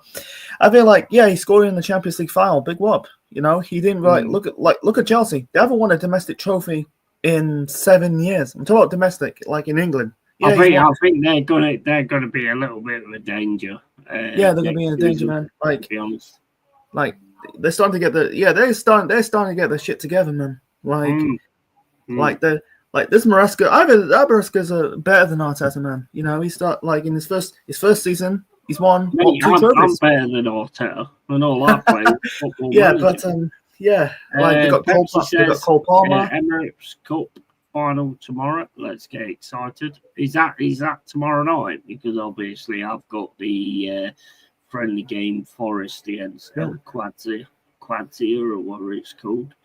So the Emirates Cup. I'm not really looking forward to that, mate. It's like the Premier League's doing this whole Premier League Super Series. You know, to be honest, mate, if you want my honest opinion, this guy's a fucking joke, and I'm not the only one that thinks it. Jez, Lee Gunner, Northside, Cole, who's just been on. You know, everybody knows this guy's an absolute fucking joke. I mean, one thing I'll give you is you stick to that instead of like doing what a lot of them do, where as they all of a sudden sort of flip flop. You know, there's a lot of them flip flopping at the minute, like AFTV. Oh, it's the tactics. Yeah, well, Northside and all that. I've been telling you that for fucking ages. You know, I can see it. It's 100% the fucking tactics. It's the tactics, you know. It's like I mean, this is why he's a piss off. This guy's a piss artist, man. Like, I don't mind. I'll be honest with you, mate. I don't mind because keep him. Nah. Just keep hold of him. And then we'll manage to pull ourselves up to where we need to be. And Arsenal can keep this fucking fraud because he is an absolute fucking fraud. Time for a red ale, says Scott Belfast. Absolutely, mate. Absolutely. He is an absolute fucking fraud. There's no doubt about it. He's a fucking fraud. He's not going to get anywhere. He's not going to do anything. And if you got a proper manager come in, you would be turned into, with what you've got at the minute, player-wise, you'll be turned into a winning team within a week, and I guarantee that. Great stream. Yeah, he built to Mama Flossie. Yeah. Hope you sort this stuff out, Just let me know. I'm always there. Yeah, I tell you what you say, man. Like, if we got like elite coach, we'll probably a top coach, we'll probably win something. Like I think like Arsenal's appealing to the fan base. They're appealing to the fan base. Because most of these fan base, most of the Arsenal, like not all the majority of the Arsenal fans base are thick as pig shit. That's it though. As soon as you get that, then you can just keep doing that, because unfortunately with Arsenal, you've got too many people that just want to get somewhere instead of actually support their clubs. Back in the day, 1980s, Des will tell you was not like that. You would not do, and I would never do my team down to get views or anything like that, ever. I won't talk shit or anything like that about my team to get views. I'll say it if it's what I think, but I will not do it just to get views and to get people interested and stuff like that. And that's what a lot of these fuckers do. Yeah, it's fucking they're just disgusting. Yeah, I think we're in this. We're in this council cult. We're in this council culture, man. Like it's council culture. You can't say about any club around the world. They need cancelling. They need to cancel. Yeah, they're just like shit. They're just talk shit. Yeah, most of them talk shit. And I think it was 3 months ago, they're declaring Mo Salah to be in the all-time Premier League starting 11. It's like, what? I'd agree with that. I don't think he's not in the all-time 11. Like, I like Salah. No, I don't know. I think he's there. He is. Yeah, he's kind of there. He could be there. Like for the future, but not right now. He needs to win more Premier League titles. Say like KDB, maybe I think he's won. He's won more than you have. Yeah, he's won more. And also comparing play. And also the one thing that bugs me are like these like comparing players from different eras. You can't really judge it. You can't really compare a player from a different era. You can't. Well, unless if you look at players from different eras, there was a lot better than the players that you've got now. Yeah. All of them are a lot better than players that you've got now.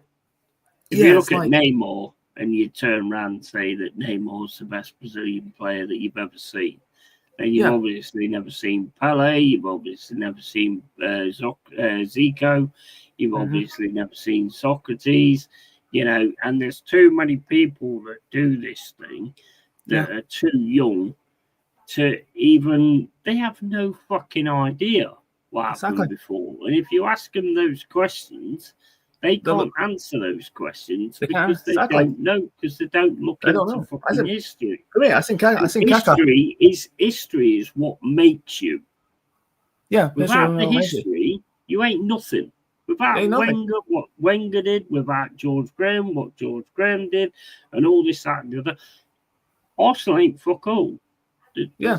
So you've got to look at history, and if you don't know your history and you're just talking shit, then to me, I lose all credibility for you. Yeah, Pepsi says he needs to field his first choice team to start a match tomorrow. Yeah, absolutely. The team that will start against United. Yeah, I agree. There's that historical perspective thing again. Yeah, exactly. 100%. To be quite honest, I don't understand anybody that gets into a team and doesn't look into the history of it. Because if you're like starting a YouTube channel and you're talking about Forest or you're talking about Arsenal or whatever, whichever team you've got, there is going to be people in your chat or of an age that's going to go, you've got that wrong. You've got that wrong. This is what happened because I was there. So you've got to have it in your head and know what you're actually talking about. And half of these people don't know what they're fucking talking about. Big up AFC NL as well. Giving a medal to kids for competing was fundamental mistake. Yeah, 100%. 100%, mate. 100%.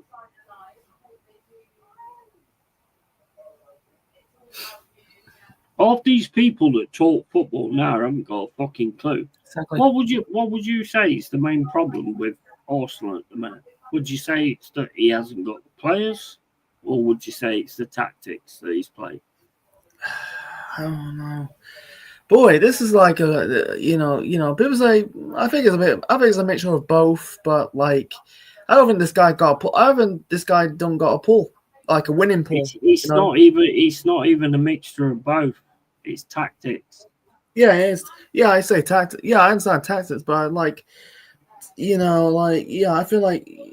it's like I kind of like what player really want to play for Mikel Arteta at this moment in time, like I don't know, but I say maybe it is tactics, I think it's just like it's basically it's just I'll tell you right now, yeah.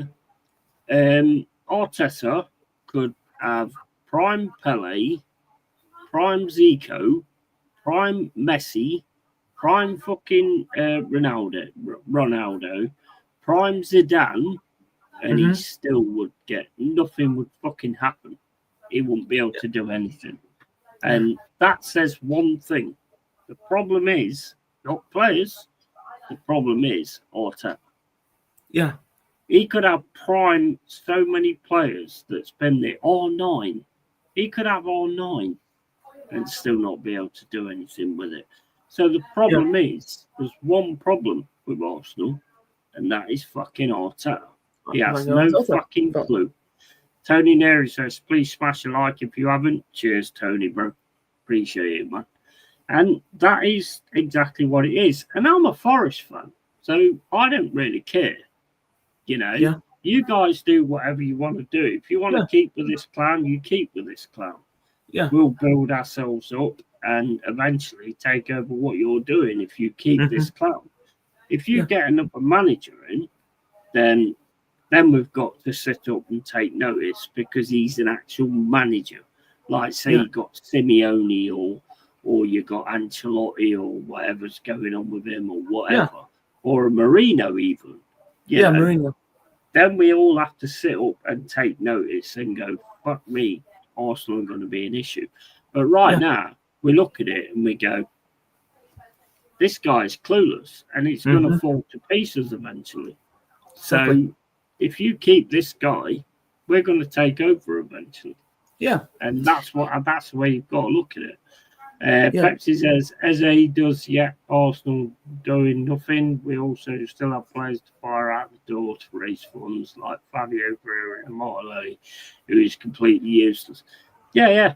But it's not them that's useless for me. It's this guy. I think anybody else could have Martinelli. That's right. So, I feel like this club should never gone with an unexperienced manager. They should have gone with a manager with a track record of winning. Like, great. So I'll say an example. Like, look at Liverpool. They had Brendan Rodgers who won nothing. They go with this experiment. 1-0. Like the second season they got in the title race. Steven Gerrard's slip against Chelsea, rest is history. They collapsed against Crystal Palace, and then the following season they finished 6th, and then the season after that he got sacked. What they done? They got Jurgen Klopp, who had a track record of getting like Dortmund over the line, and what they done, what they done. They won trophies, and then they brought Slot, who has a track record of even though he's won like 2 trophies at Feyenoord, but it's a bit of a that was a bit of a gamble, but guess what? It paid off. They won the league. They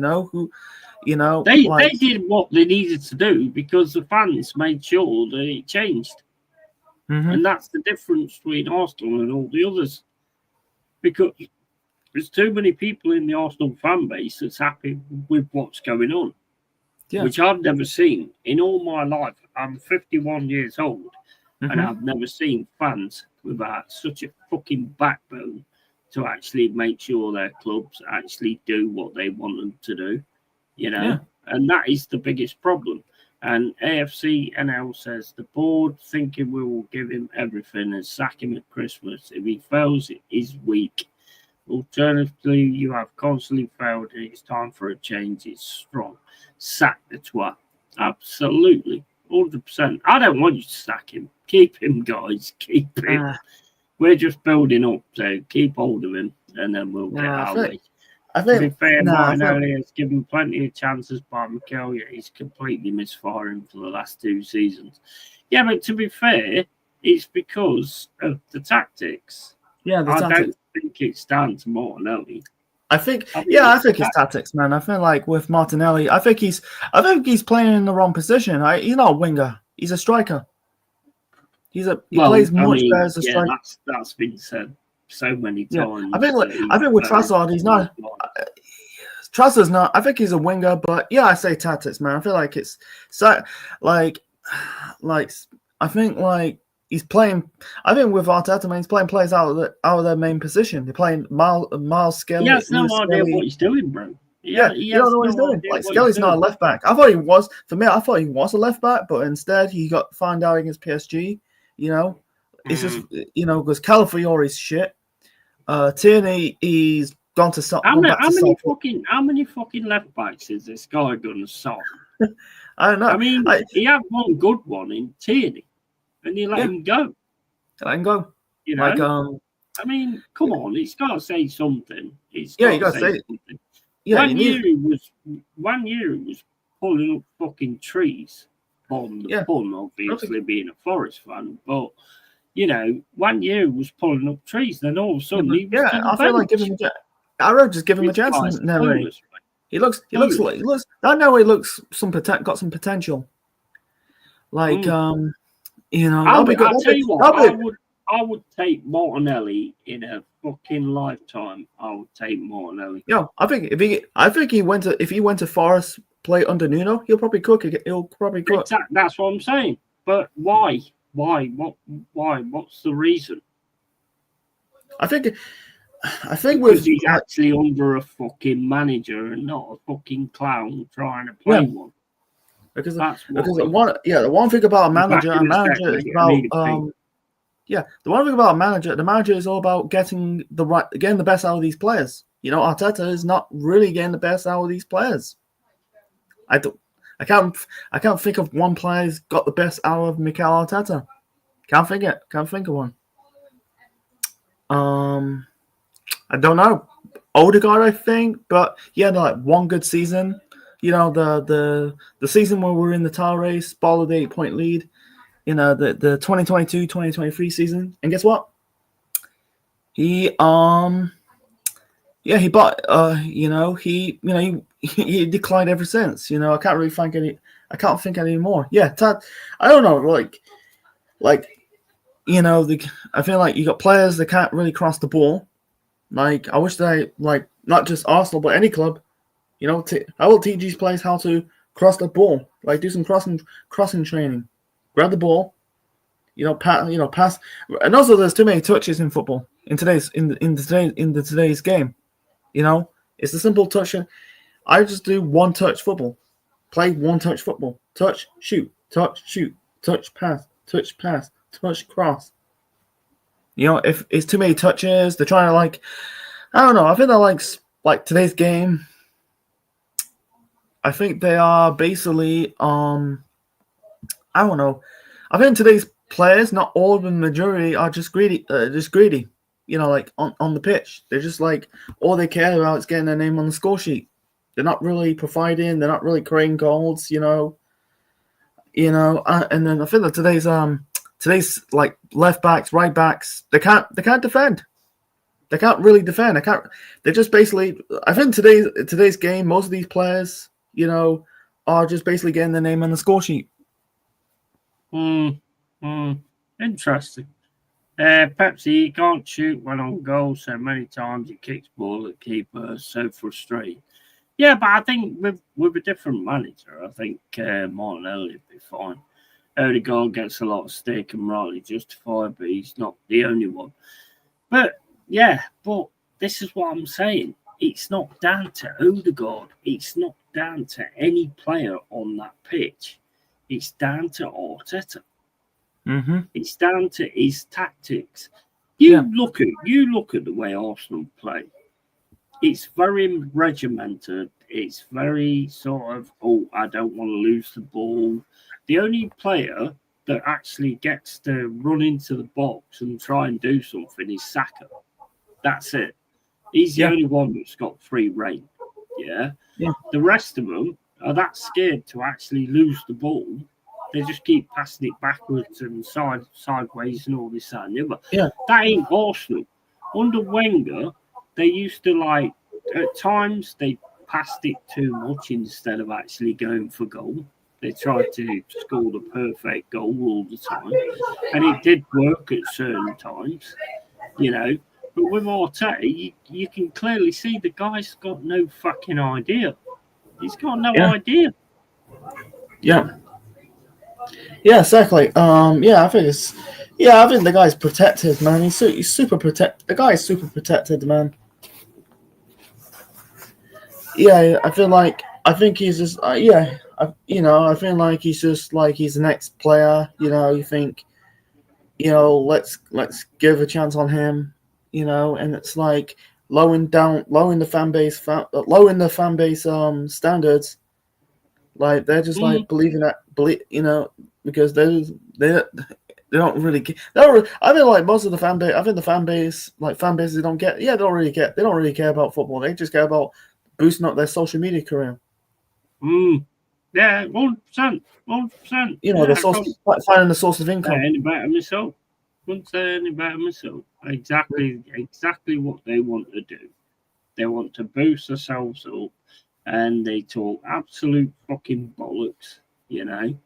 They're now starting to sort of turn away and starting to say, it's the tactics that's the problem. But the League Gunners and the Northsides and the Jez and the Kenny Kens and DJBs and the Aarons have all been saying that for ages. Now they're starting to work their way towards that. But it's always been obvious. It's always been obvious to me. I've said it so many times to Jez on streams and stuff like that. But your problem is Arteta. He's got no clue. Every time you get a fucking throw in, the guys in your players here do this, micromanaging, like Enaguna says all the time. It's micromanaging all the time. Half of them don't even know what they're fucking doing. Players like managers like that are quality fucking top fucking managers, like Brian Clough, used to do like he did like a team talk before the game, and he just put a towel and the ball on the fucking table, and he went, "That's what you want. Go and get it for 90 minutes." These guys are talking about sucking fucking lemons and fucking eating pineapples and bananas. This dude's talking about all that kind of shit. What the fuck is he on about? Exactly. It's like, I feel like in the video, I think like there was a documentary. I think like Arsenal did a documentary years ago. On Amazon. On Amazon. He's holding a light bulb. What's that? Like, what's that all about? Talking about the hearts and brains and some camera guys doing the team talk. What? The hell? This guy lost the plot, man. The guy's actually lost the plot. I don't think this guy ever had the plot, to be honest. I think it's an absolute disgrace that Arsenal haven't done anything in 5 fucking years. A team like Arsenal haven't done anything in 5 years yet. They're still classed as one of the big teams. I think it's disgusting. Scout says popcorn out for the catastrophic implosion of 6 seasons of weight on your back. Yeah, Scout, you're a Forest fan. Are you happy that they keep Arteta? Because I am. Because just keep sticking with it and just keep doing nothing and being mediocre, and finishing second. Because in time, with Marianakis, I know we will take over them, and we won't fuck about them. You know? It's like So for me, just carry on doing what you're doing. Yeah, it's like I feel like it's gonna work if we're like continue this the current situation we're in. You know, I don't but I'm trying to get what to say. I feel like I rather pull this plug in this Arteta's experiment. You know, with Forest, Forest, I feel like they're trying to build something. You know, trying to build on that. You know, reaching that. They got European football the first time in how many years? Yeah. You know, they're trying to I feel like I tell you what, right? I was in the when we was in the championship. I was there with my cousin, and I had loads of other guys, loads of mates with me. And I can remember turning around and saying, we ain't never going to see the Premier League. Forget that. We're never going to see that in my lifetime. So, Forest fans at the minute are just loving life. You know, you got the Crystal Palace fans that are going on about this Conference League or Europa or whatever. We're just loving life. We are just loving life at the minute because our team is right. It's back now in the big time. Yeah. So we're just loving every minute of it. Loving every minute. There's no expectation or anything like that. We've got no expectations or anything, you know. It is what it is. We know we've got a owner that cares, and he ain't gonna stop until he gets what he wants. We've got an owner who will fight in the trenches for us, you know, and he'll stand out there and say, we're Forest, so fuck you, which is what we want anyway, you know. And no other club's got that. No other club's got that. And I know it will push us to that point. And if Nuno can't do it, he'll get rid of Nuno. They'll start again. You know? I think. I feel like look around. This I think he owns the Olympiacos. I think I feel like not the last season, but the season before that won the Conference League. I feel like it's like I watched I think you know what your owner turned around and said when he took over Arsenal. He said we're not interested in any silverware or winning anything like that. We're not interested. It looks like you don't give a shit. Fucking stop. That's not a good owner. Joe says, yeah, but they will get rid soon. That's like shit owner, man. Maracus,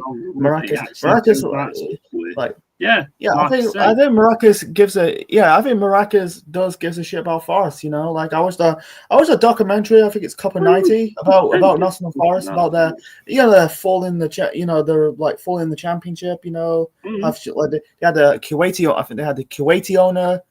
Another one who, I don't know, can't pronounce his name. I saw through him straight away. He's a baller. It looks like a baller. You know, it just sums up not every Middle Eastern owners can really give you success. You know, he was a waste. He was a waste of time. I think he start, and I got booted from so many fucking Forest groups. Saying I was being negative. Well, I was right when I said. Big up Gomez, says Anthony Herbert. Not sure why he's saying Gomez. Not impressed by Wednesday Series 2 so far. No idea what that is. I know what it means. It means it's the Adams family. It's a spin-off. Wednesday is the spin-off of the Adams family. Is that where Arsenal are now? Watching spin-offs of the Adams family. I think we promoted fucking Squid Game. Squid Game season 3 was shit. You know, I haven't seen that show. You know, I can't really have an opinion on it. Yeah, Squid Game's actually good, but the last one was fucking garbage. woke fucking crap garbage. Yeah. As we used to nowadays. Absolute woke fucking garbage. Yeah. But that's where we are nowadays. They made a game show out of this. It's on Netflix.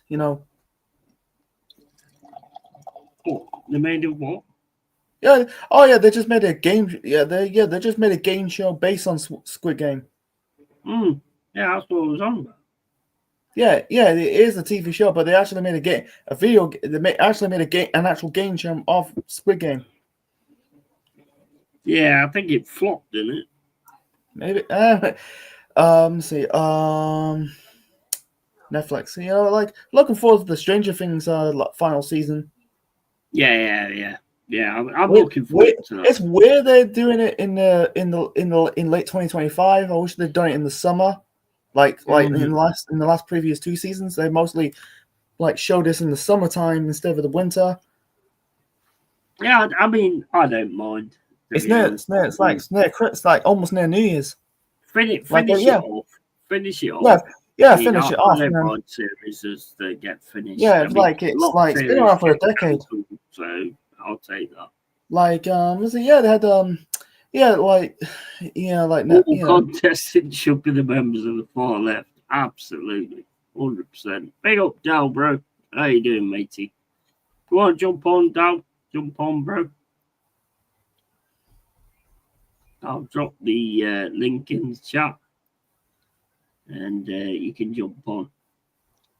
It's up to you, bro.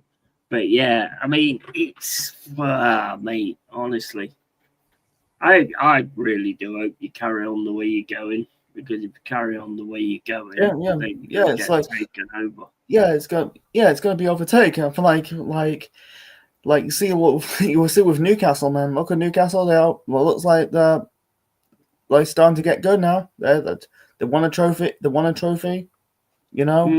the Champions League. For the next 5 years, I think the next 5 or 10 years, they're going to win the league. They'll probably win the Premier League and the Champions League. Imagine, right, if Man United win a Premier League before you guys do. Yeah. How much of a kick in the fucking teeth is that going to be? That's it's hard to really put. I can't really answer that. That'll be embarrassing. That'll be embarrassing.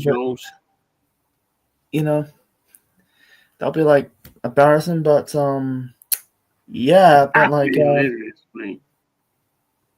Big old Barheads fall asleep, mate. Yeah, I get that, bro. Take it easy, man.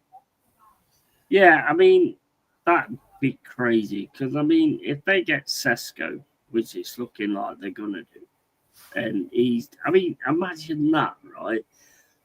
If Sesko outperforms Gyökeres. Yeah. That's going to be insane, bro. I don't know about the Sesko. I feel like I don't get this Leipzig team. I feel like people hyping up this Leipzig players like this Xavi Simons, and then I think he's going to Chelsea, and now the Sesko. I don't get the hype. I don't think he's ain't all that. I don't think he's ain't all that, man. I don't, he looks like a pressing striker, but some people people are gonna overhype this guy and making out like he's the second coming of Robert Lewandowski. Yeah, but at least Maresco is actually a manager. Yeah, he's a manager. He knows what he's doing. Yeah, whereas I'm not being funny, but in the old league at the minute, you are the only team that's got a clout as a manager. Mm-hmm.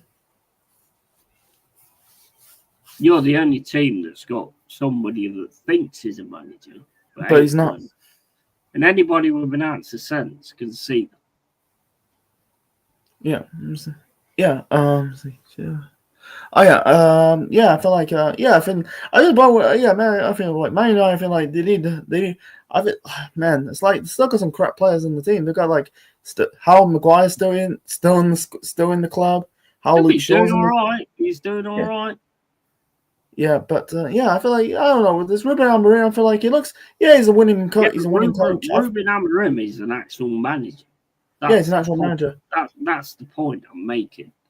They've all got actual managers. You've got somebody who goes on FIFA and picks a team or goes on Football Manager and thinks that he's going to win everything. That's what you've got. So they've actually got managers. So, and they're getting decent players in as well. Yeah. So you've got Gyökeres. Gyökeres is a big signing, in my opinion. Yeah, it's a big signing. I'll be honest with you, right? If you was to get rid of this fucking clan and you was to get a good fucking manager, a proper actual manager, not a clown, in at Arsenal, I think we'd all be worried. Yeah. But keeping this guy, he's got no clue. If you're a good manager, you don't have to sit there micromanaging everything that happens on the pitch. If you're a good manager, you tell your players what they need to do, and you put them in a position where they need to do it, and you just leave them to it, and then just shout certain things. Yeah, press this is that. But Arteta is always going, "Oh no, do this! Oh no, do this! No, do this! No, do this! No, do this!" That's a shit manager, bro. That's a shit manager. Yeah. I got a bounce, man. Marino didn't do that. No, yeah.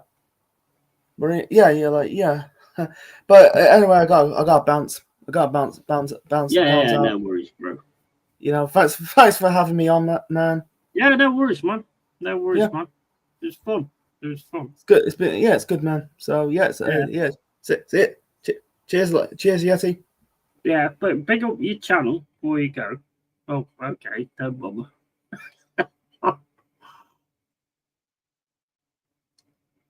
Well, big up his channel, whatever it's called, Central Man UK. Is it UK? Central Man Sports. Big up his channel. He's still there, fucking buffering away. But yeah, I mean, I just find it funny. I just find it funny, I mean, he gets it. He knows exactly what I'm saying. But it's like, obviously, if you're a fan of a club, then you're going to try and sort of defend them to the hilt. You can't defend this. You can't defend this. And, like I said earlier, Northside's going to be totally going into these guys. And Northside don't know who I am. Well, he does. Oh, bollocks. Fucking legs fell off.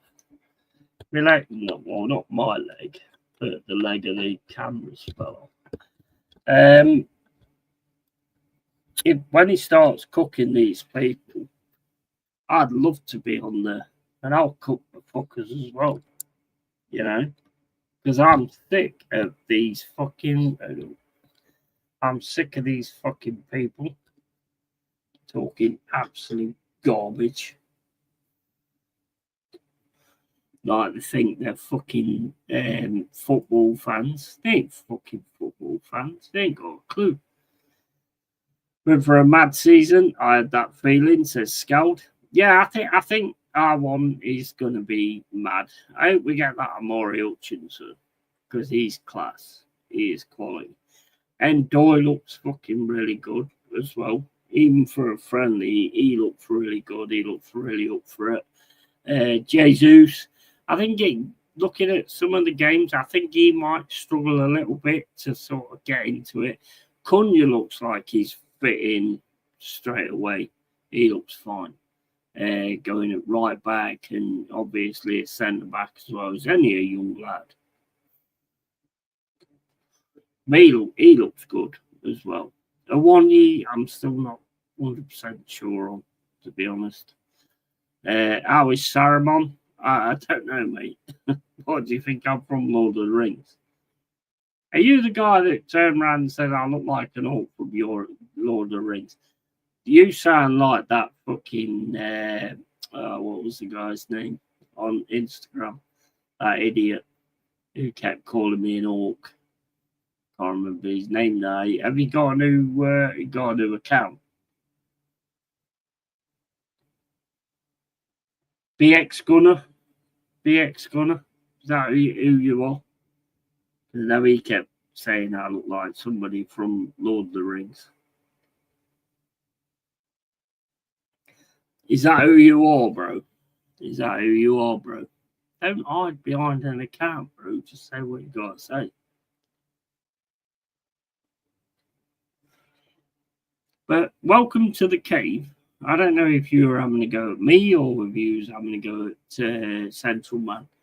But if you're having a go at me, you better get ready, bro, because I don't fuck around when it comes down to that shit. So get ready for the aftermath, because it won't be nice. But yeah, I mean, look, Central Man said he's Arteta out.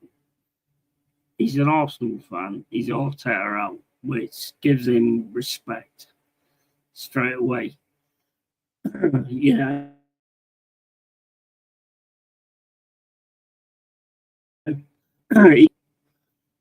I get called Saruman too, long grey hair and beard. Oh yeah, that's true. That's true. I got rid of the beard though because it was just doing me head in. Even though like my thing is like, you know, my picture is someone with a beard, but it just doing me head in, bro. Just doing me head in. So I got rid of it. What you made of like the friendlies though, Scout? What you made of the friendlies? Because I've seen some good things.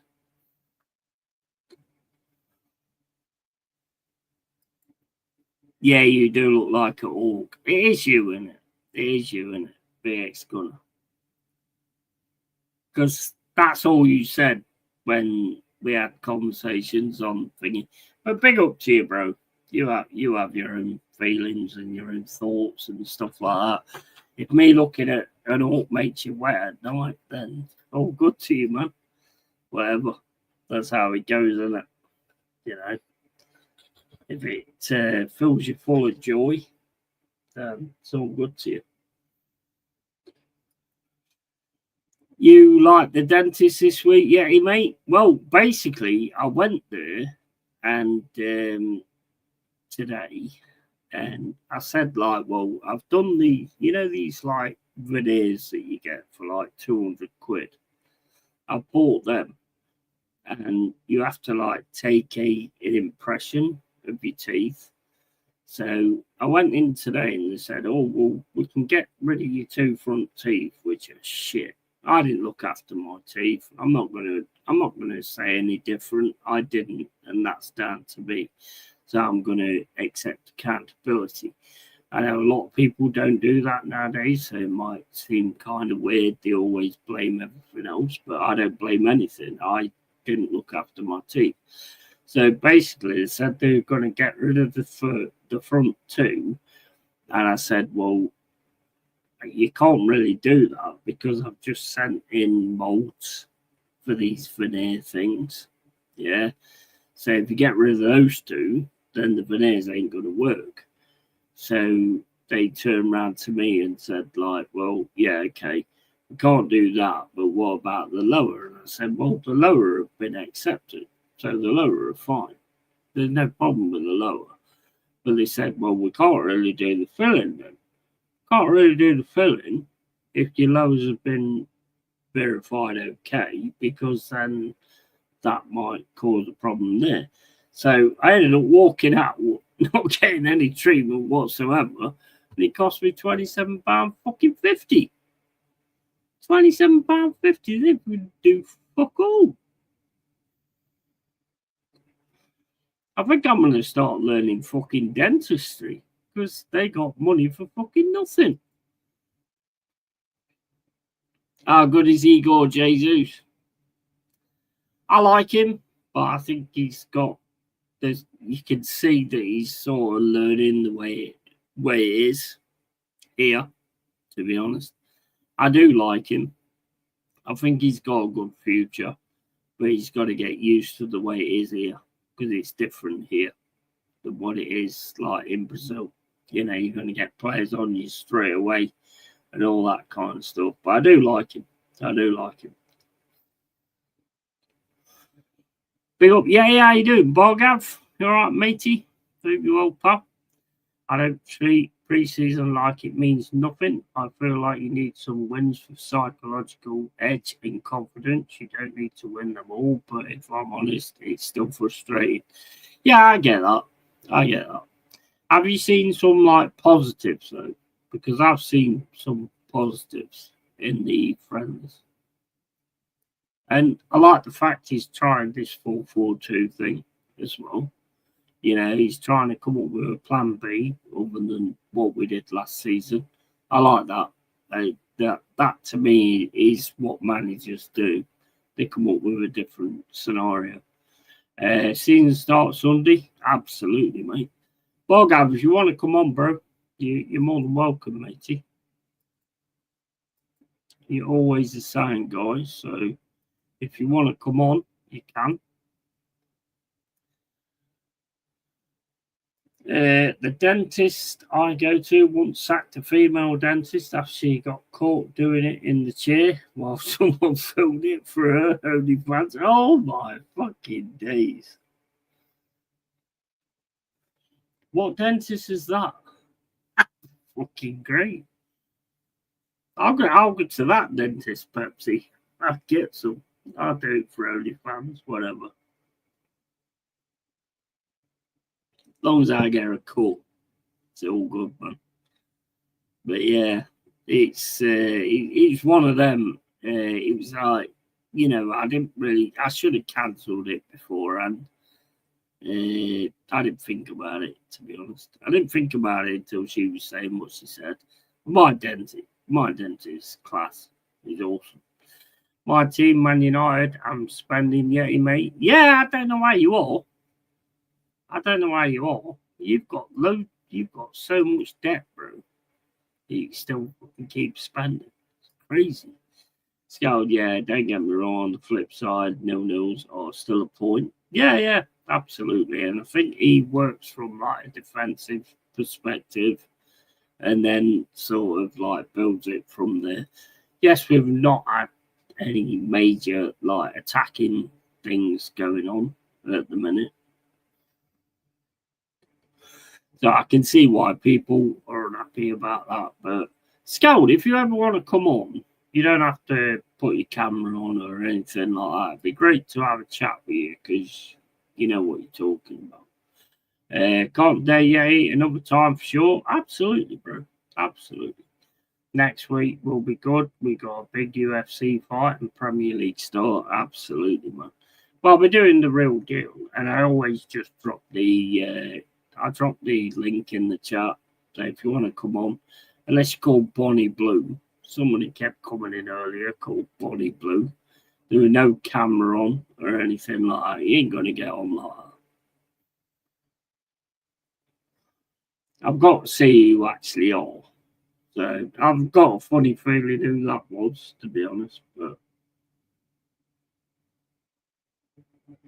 I don't care because they didn't get on here anyway. But yeah, I'm quite happy with what I'm seeing at the minute. You know, you can see shit sort of building up. Yes, we're not scoring many goals and all that kind of stuff, but how many times have you seen teams have amazing friendlies and win every single friendly and then not be up for the game when it comes to the season? So not massively bothered about that, mate, to be honest. Not massively worried about that.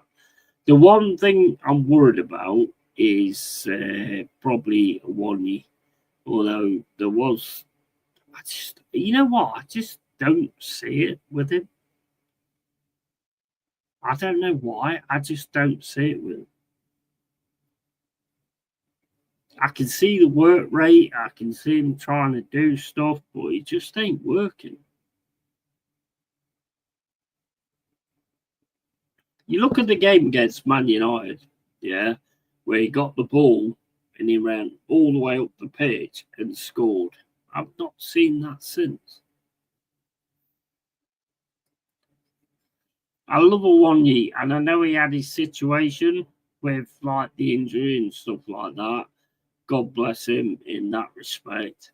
But at the same point, you've still got to divide yourself away from that and not take it like that, as in, you know, he came from a difficult situation, so we just keep playing him regardless. No, we don't do that, Forrest. We give him the respect he deserved, and if he's not cutting it, then he's got to go. Is there big pressure on Morgan Gibbs-White? Yeah, I think so.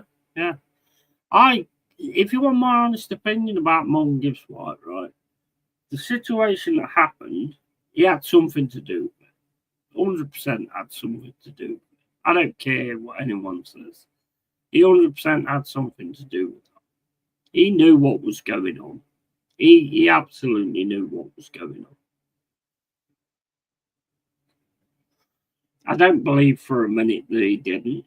Turning up to training with a white and blue fucking thing, he knew what was going on. He obviously then talked to Marinakis. He's possibly, as what I've heard, the most high-paid player that we've ever had.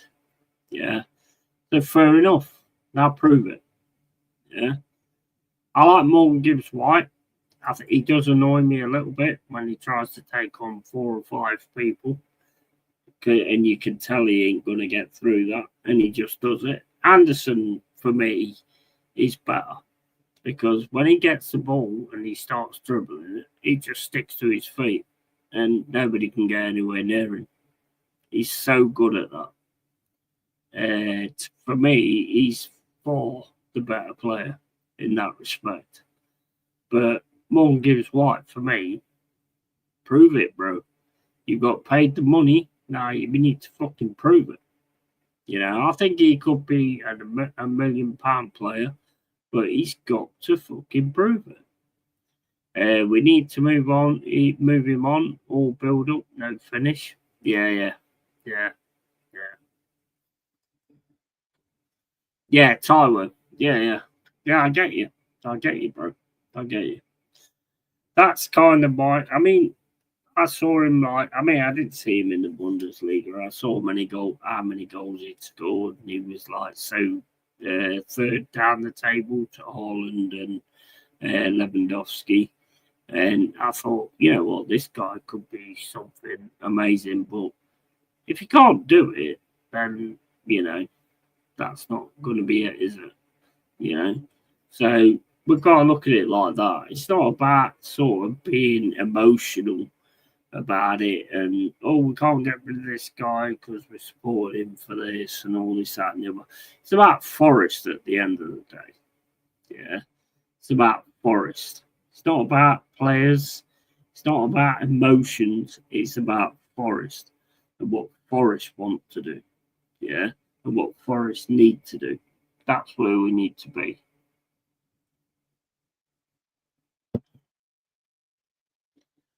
He completely fell off it. Yeah.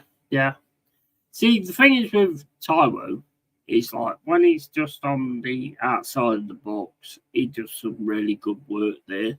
I think in like if we keep with this 4-4-2 situation where you had Taiwo and Woods, I think that could work in a sense. Yeah. But you've also got to look at like Jesus as well. I think Jesus is going to take a bit of time to actually sort of get used to this league and stuff, but I still think I think he'll be class. Football is all about what you're doing for me now in this sense. Yeah, 100%.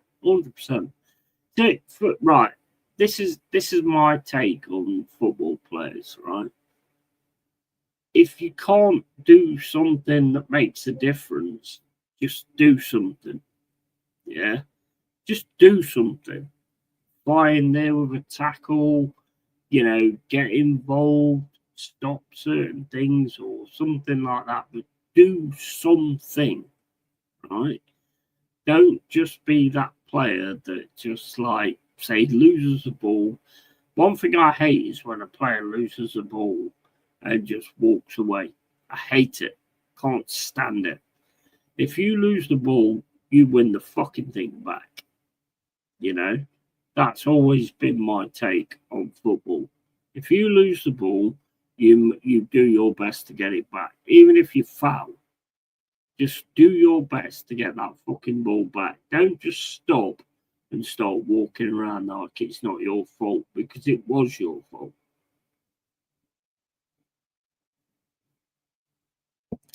Joshy J on at 11, mate. Nice one. Is that like a friendly or something like that?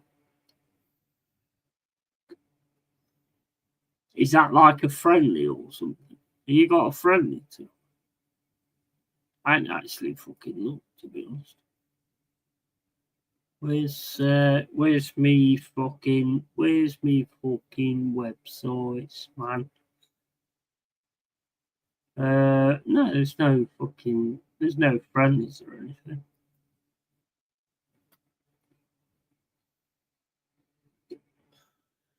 Joshy J's Sam, by the way. Joshy J, what's his website called? Is it his website? His channel called Joshy J Football. Make sure you go over there. Make sure you sub to him. We've had quite a good fucking viewing tonight. I don't know who most of them are, to be honest, because not a lot of them speak. Apart from Charles Xavier, which I think I've just keyed in who he is anyway. But regardless, if you are BX Gunner, yeah, we've had our issues in the past, whatever, I don't care. Let's move on from that. And I'll be sound with you as long as you're sound with me. That's the way I've always done it. If you have a go at me, then get ready, because it's not going to be a good show. It's not going to be a good showing for you. Let's put it that way. So we'll just do it respect via respect and just get on with it like that. And that's the way it's done on this channel. I'm not trying to be something. I'm not trying to put myself anywhere in lights or anything like that. I don't like fucking lights. So who gives a shit about that crap? But yeah. Z-Man, the Mega Chad Zumok fan. That's a name, bro. That's a fucking name. Thoughts on stand-up comedian and YouTuber Chad Zumok. Never heard of him, bro. Never heard of him. Now you've said it, though, I will check it out. I will 100% check it out. Big up to you for coming into the chat. Is that the guy in the picture? Is that Chad Zumok in the picture? I'll definitely check it out, mate. I'll definitely check it out.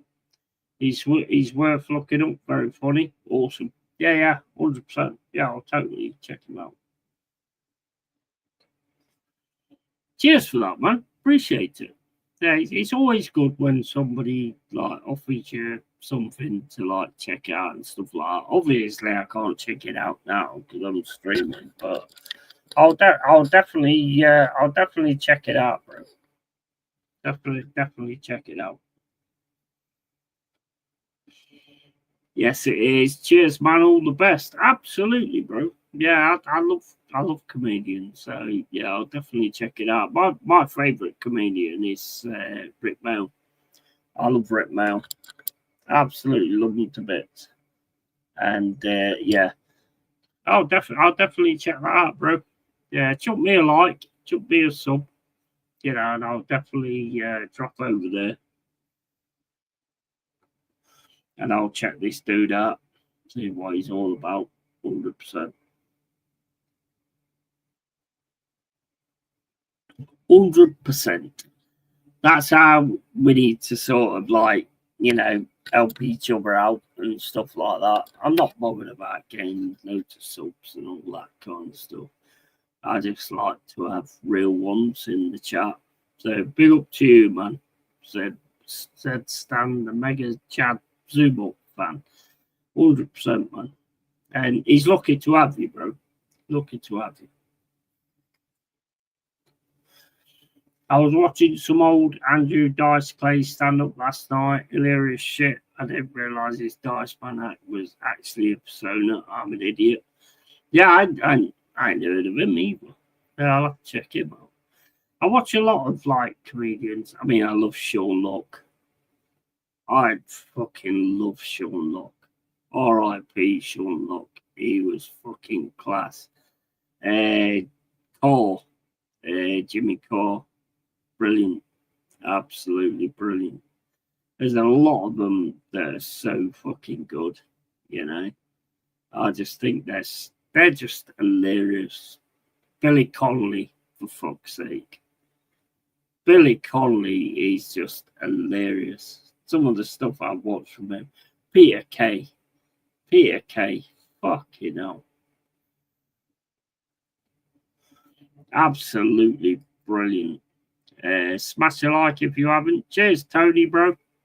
Gonna have to make you a mod if you carry on, mate. But yeah, he's just fucking class.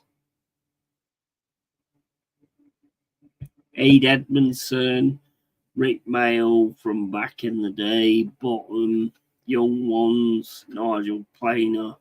Oh my days, fucking amazing. David Jason, Only Fools and Horses, man. How can you get much better than that? How can you get much better than that? Don Rickles, yeah, I ain't heard of him either. Yeah, I'm gonna have to check some of these out. Gonna have to check some of these out. Hold up, let me store that one so I remember it. Let me, what was the other one? I love comedians. I fucking love them. I think they are absolutely amazing. And the thing about comedians is people just think that they're funny people. Ricky Gervais. But they know so much. They take in so much. And they know so much before they do what they do.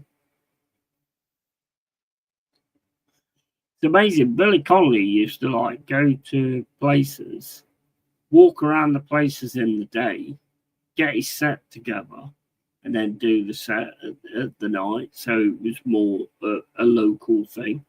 And Rick Mail used to do the same. And I think that's class. That's absolute class. To make it generalized about the place that you're playing at is fucking quality. Absolute quality.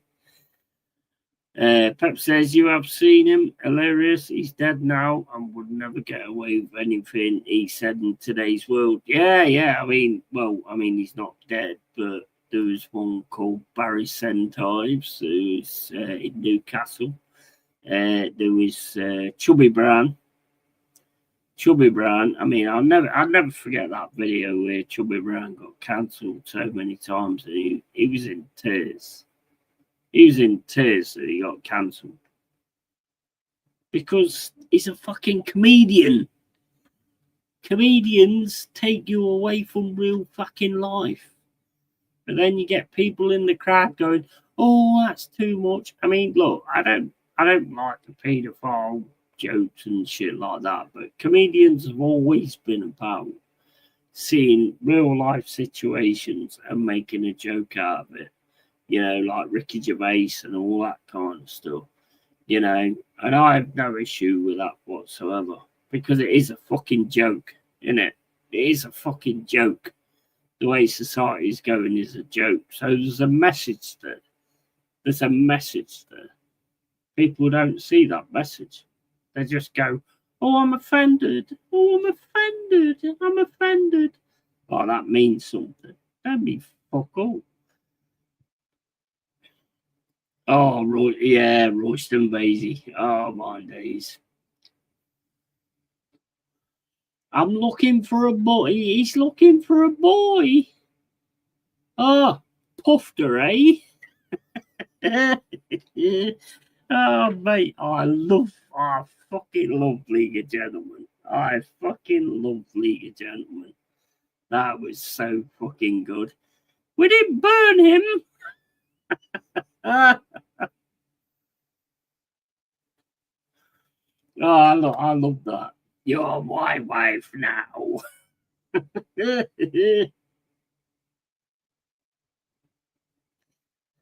Bro, I love stuff like that. I don't take anything. I'm one of those kind of people that I don't take anything serious. I don't take anything serious. Nothing. And that's why if you come in here giving me shit, you ain't getting nowhere. You're not going to get anywhere. Oh, yeah. Are you local? Yeah.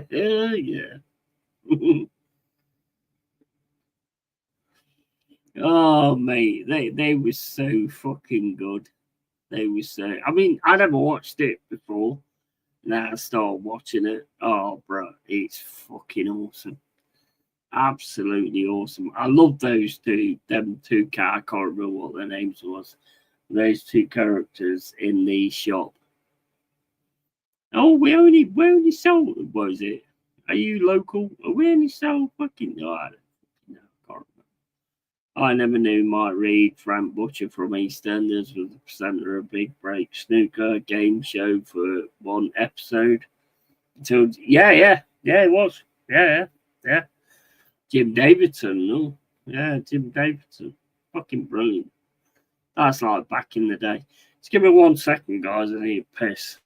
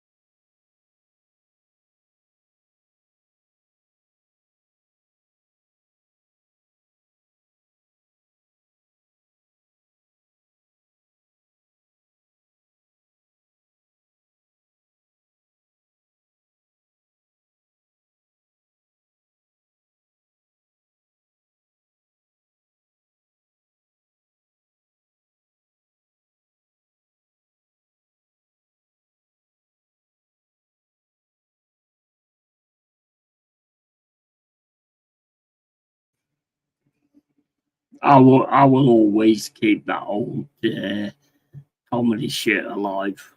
I don't give a fuck what anybody thinks about it. They filmed pilot of Big Break and decided he wasn't good enough, so I hired Jim Davidson. Interesting. Never heard that one.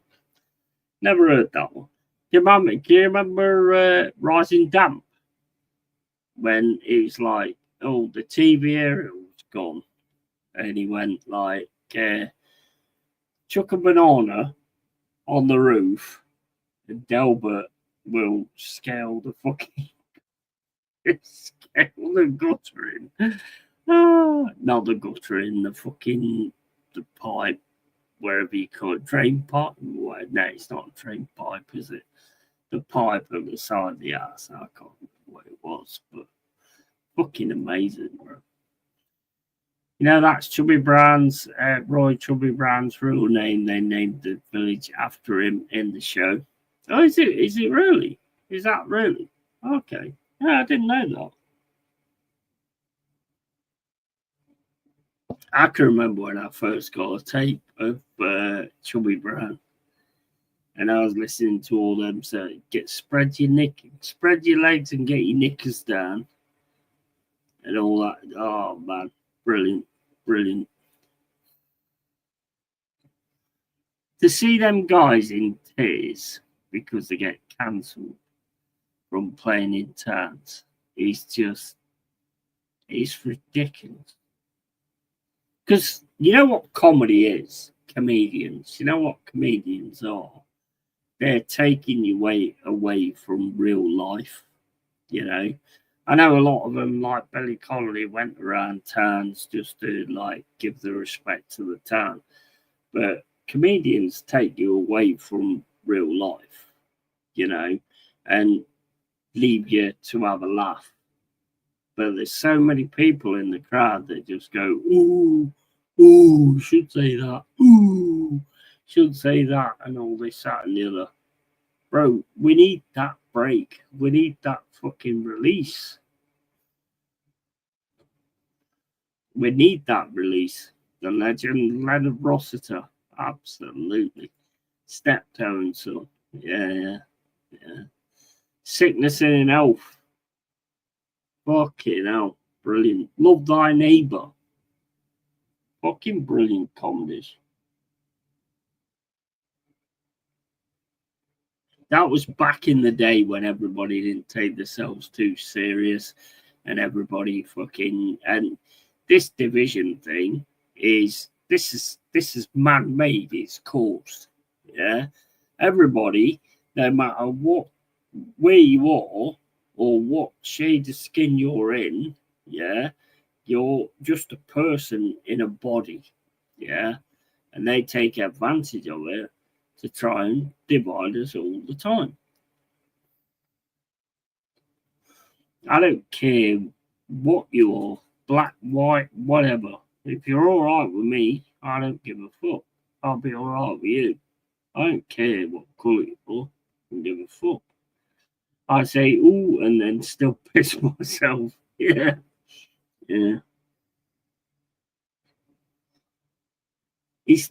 Race has never bothered me at all. Never bothered me at all.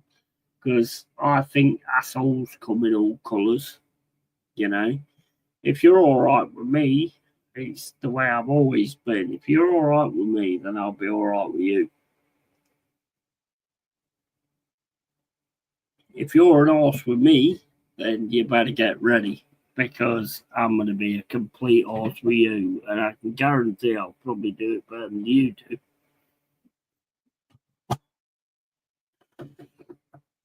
I've always been like that. Never been any different. My dad is very sort of on the opposite side, and I've always made a point of not being like that, you know. If you're sound with me, I'll be sound with you. If I have a problem with you and you want to make that about your colour or your race, then that's an issue with you, not me. I just don't like you because you're a dick. No matter what colour or race you are. Dave Davidson is chalky character. Loved that when I was a kid. Effing hilarious. Yeah, absolutely. Mate, I mean, my parents didn't like us doing it, but we always used to sit and watch the young ones. There was nothing wrong with the young ones. They were just brilliant comedy.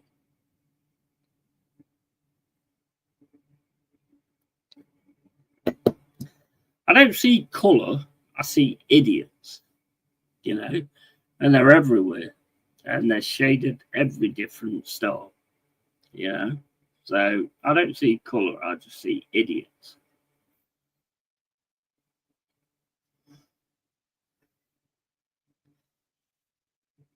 I can get on with anybody, as long as they're all right with me. If they're not all right with me, then we've got an issue. But other than that, no problem.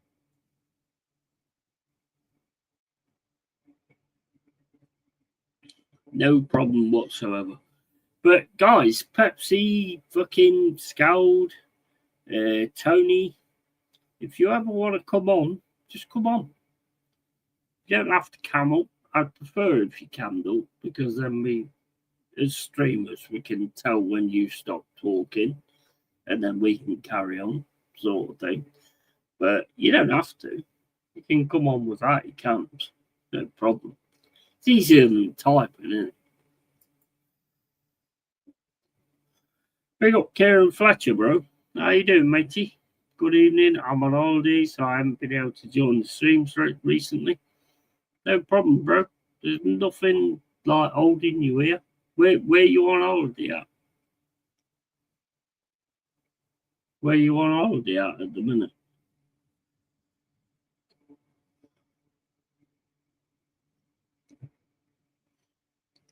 And if you say Skegness, I'll go, oh, fucking hell, Skegness, that's not bloody.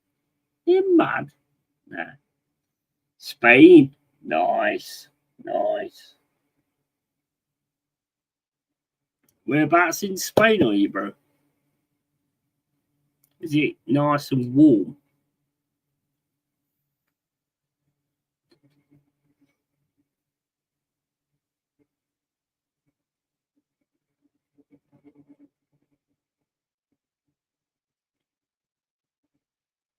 La Pineda.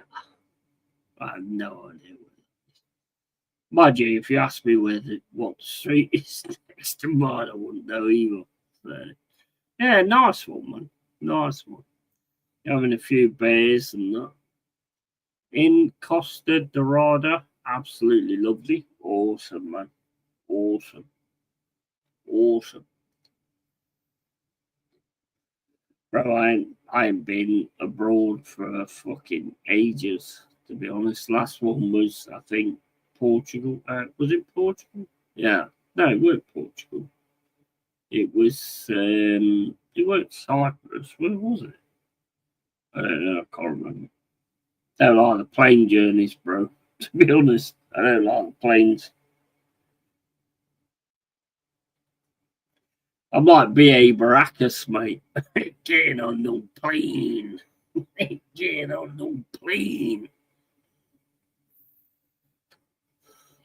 Last time I was on a plane, this fucking scummy little fucking Derby fan, as was like coming back home, this scummy little dirty fucking Derby sheep shagging twat turned round and said, "Oh, the wing's on fire."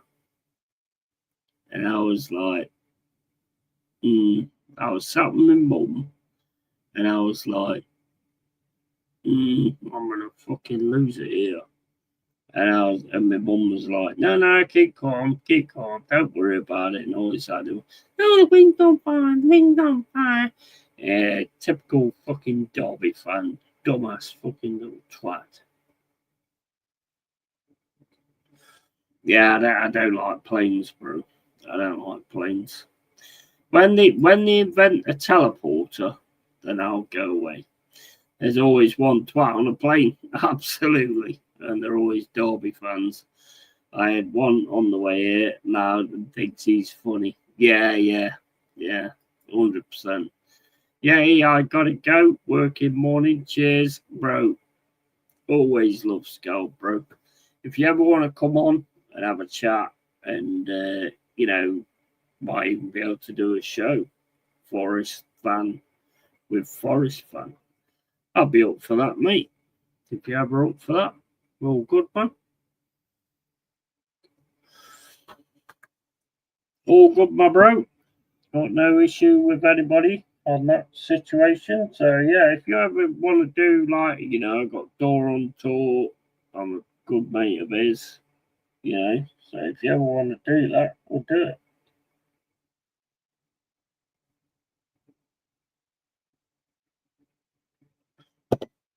Just chill and chat. Just chill and chat about what's going on with Forest. We might agree on some things, we might not agree on other things, but that's how life goes, isn't it? So, yeah, whatever. Yeah, we'll do that. hopefully. But have a good day at work, bro. Have a good day at work and enjoy yourself. Well, not enjoy yourself, because nobody enjoys work. Let's face it, nobody enjoys work. So that's probably not the best thing to say, to be fair. But yeah, I said it. So there you go. Right, give me a second, guys. I need to go and get some.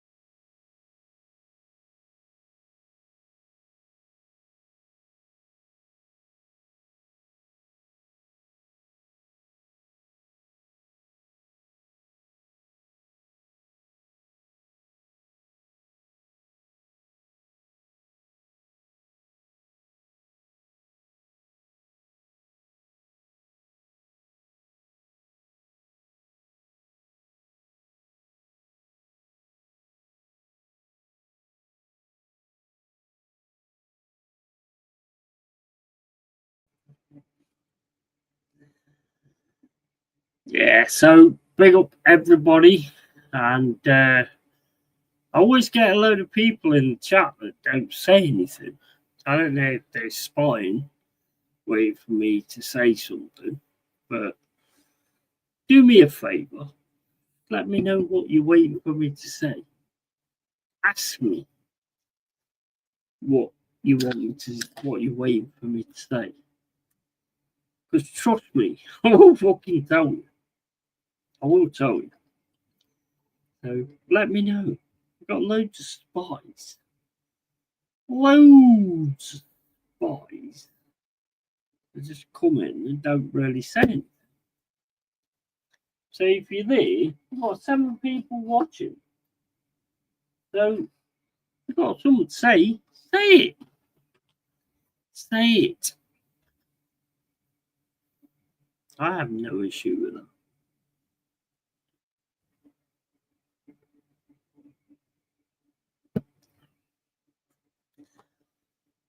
I mean, the views help anyway, whether you're spying or not. The views help. I don't know why you'd be spying on me. I mean, that makes no sense because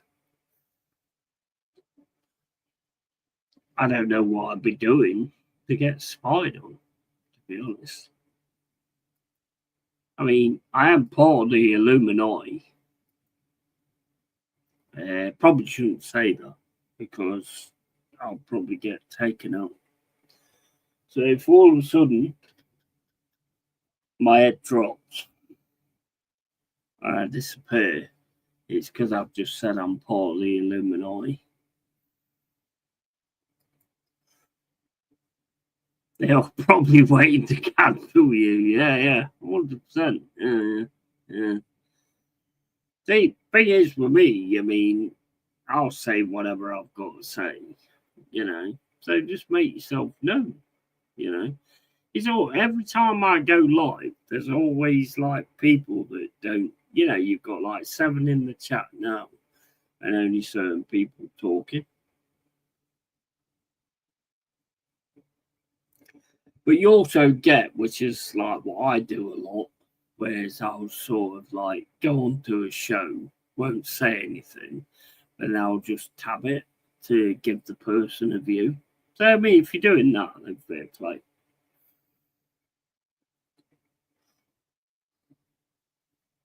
But you can come at me any day of the week, but make sure you come correct, because he don't fuck around. He does not fuck around. Where's Lobert? Get Antin on. He's finished on his shift now. The tractor is parked up. And mate, I've offered the fucking link. I don't know what else I have to do. I don't know what's going on with Anthony. He used to come on all the time. Now all of a sudden he don't. Link's there, guys. If you want to come on, come on. Make sure you got fucking camel so I can tell who you are. Yeah. But come on.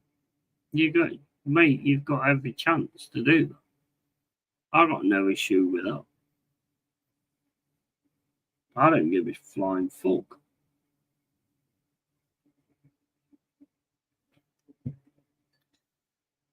I'll have anybody on and just like have a general chat, you know. Yo, legend, how you doing, Stephanie? How you doing? How you doing? Is that good? Is that like, you know, that Joey from Friends? How you doing? How you doing? I don't think that's very good, is it? So, Stephanie, Sesko, have you got him yet? What do you think of like your Man United friendlies? Are you happy with it or not? Big up Gary, bro. Big up Gary, bro. Know you from back in the day, man. Awesome guy. You've just poured another can. Legend, love you. Absolutely, mate. Absolutely, bro. If you want to come on, you're more than welcome, mate. It's a long time since we've had a chat. Absolute legend, mate. Absolute legend. Oh, what was it? What was that fucking chat called? You've lost that loving feeling. Remember that? Remember us all going to the games and stuff like that. Yeah. Class, bro. Class.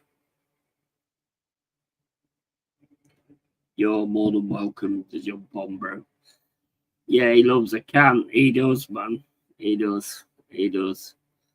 Always love my fucking bear. Always love my bear. Can't fault it, mate. Can't fault it. I'm an alcoholic, guys. I get told all the time I'm an alcoholic. Yeah, I don't drink from Monday to Friday. I'm an alcoholic. I'm not very good. I'm not a very good alcoholic, am I? Banned from it. What? Banned from drinking? You don't get banned from anything. What the fuck do you want? Or you're banned from YouTube. You might be banned from YouTube. I don't know, but you can still come on here. See, that's their shit. That's not here. United have a brand new front three, so happy buddy. Just need to get our central midfield sorted. Oh man, yeah, Belieber's a massive. I think that's a huge one. If you get him and Ugarte, I think that's huge. That Belieber, I like him. I do like him. I think if United can get him in the midfield with Ugarte, and then have fucking Sesko up front and Bobo and Cunha, oh my days, you've got that is huge. That is huge. Massive.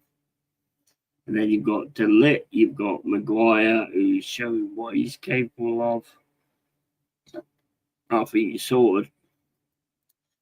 Forest LTLF site, lol, it was great. Yeah, you did get, yeah, I remember now. Yeah, you did get banned from it. Yeah, I was always weirded out by that. Why you got banned from that? What did you do?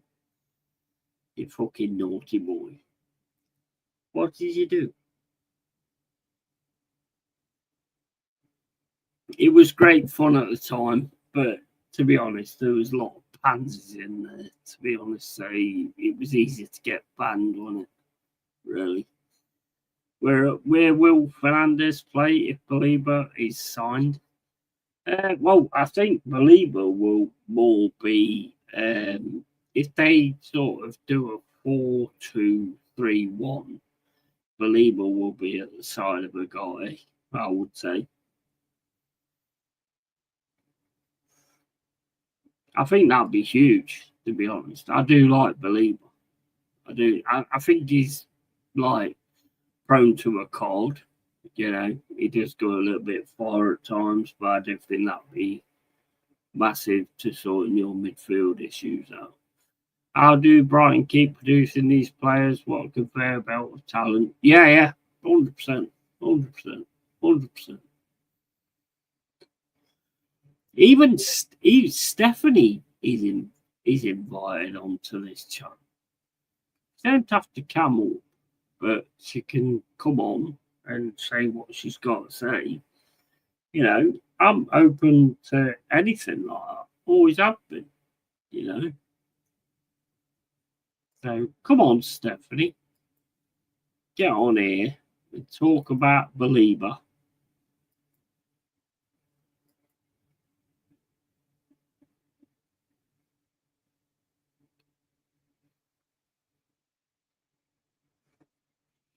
I liked him. I really did like him last season.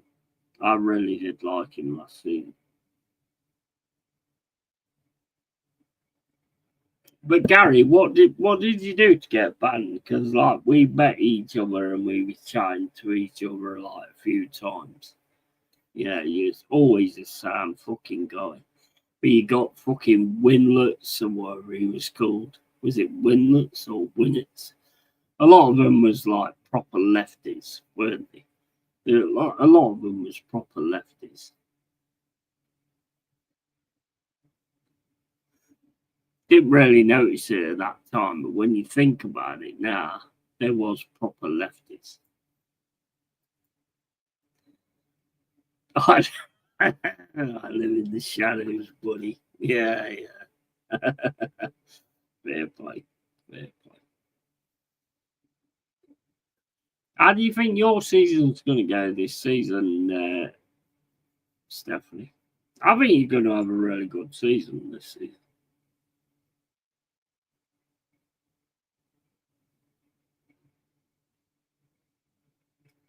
And it'd be hilarious if you win a title before Arsenal.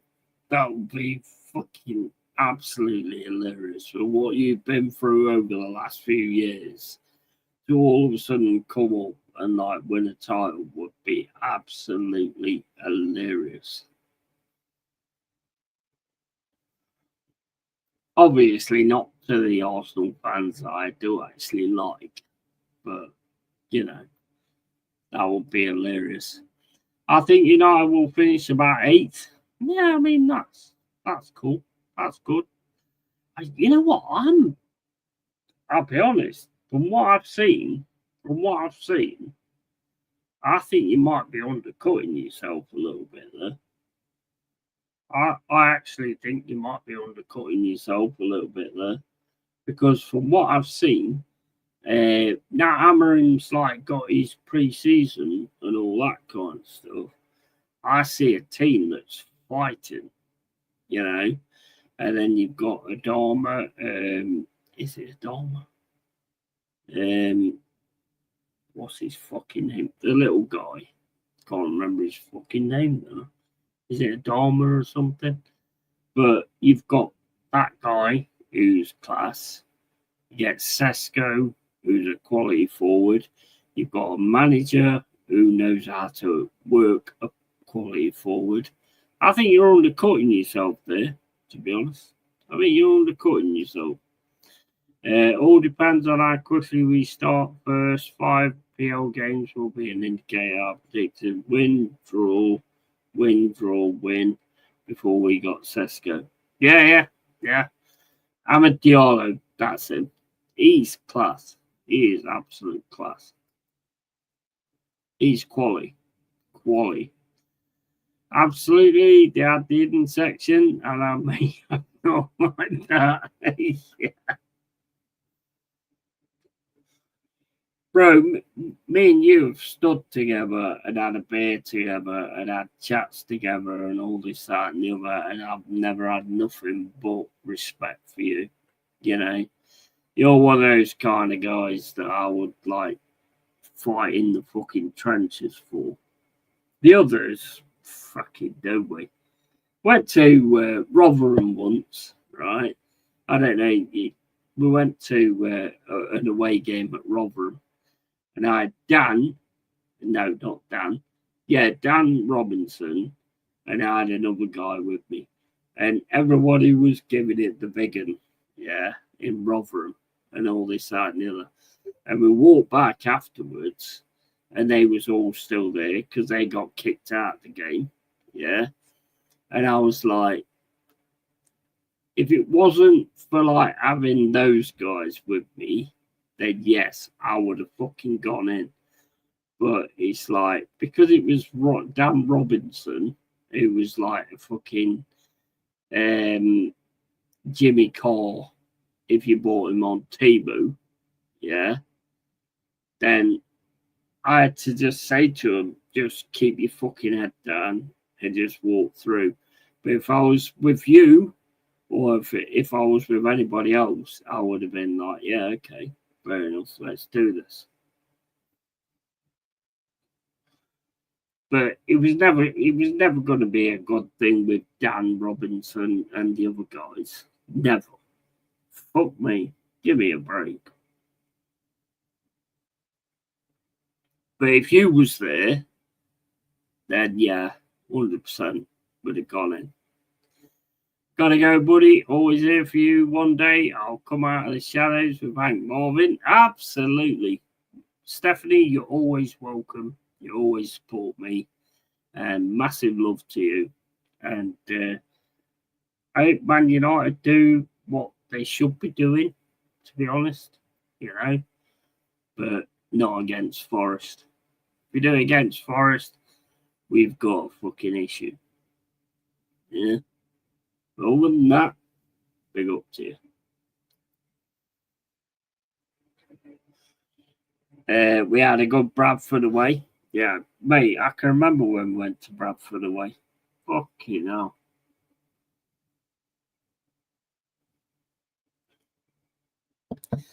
Bro, none of them was going to ever stand with us like that.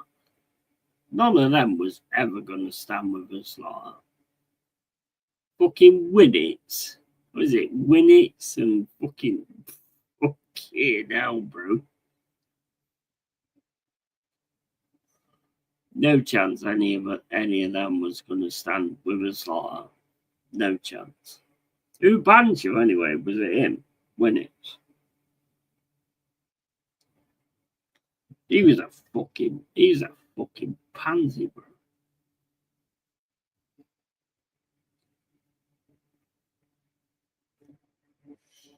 He was an absolute fucking pansy.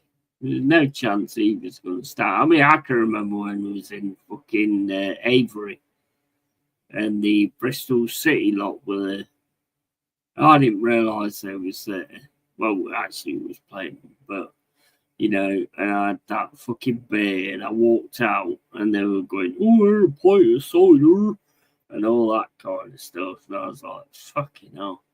And then it all kicked off, and the pipe went up in the air, coming down to Danny. I got in the way, stopped that, you know. Fucking hell, mental. You remember them all? Yeah, I do. I liked them. I liked them at the time, but I knew they weren't going to fucking back anybody up. I knew they weren't the kind of people that was ever going to back anybody up. But when I met you, I knew you was the kind of guy that 100% would have backed you up, you know? And that to me makes a fucking big difference.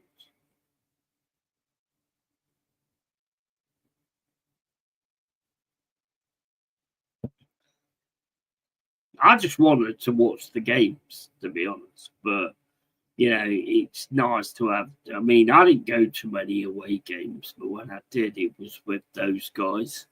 And it was like, fucking, what am I setting myself up for here? Fuck's sake.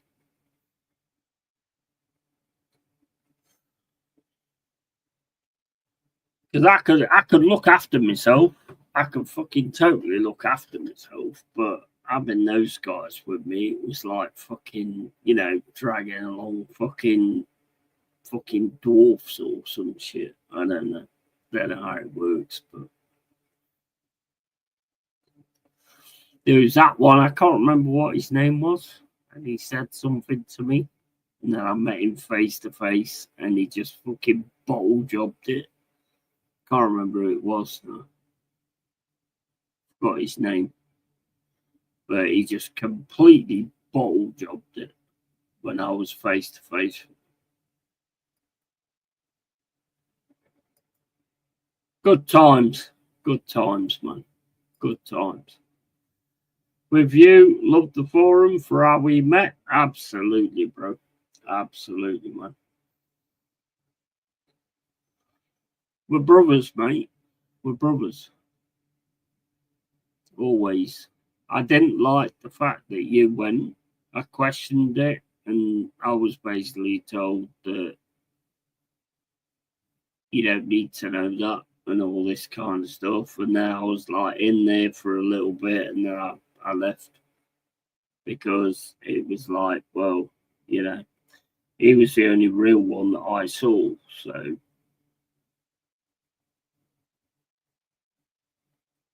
and there was all these fucking stat merchants as well, weren't there? There was all these stat merchants, winnits and all that kind of stuff. And it's like, you know, fuck off, bro. Get out of my face.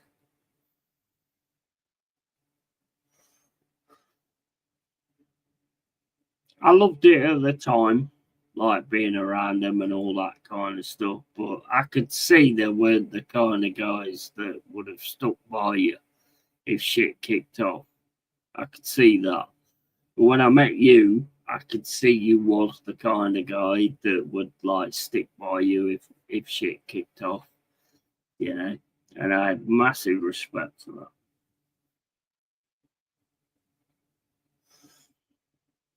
You're here, bro. You're here. 100%.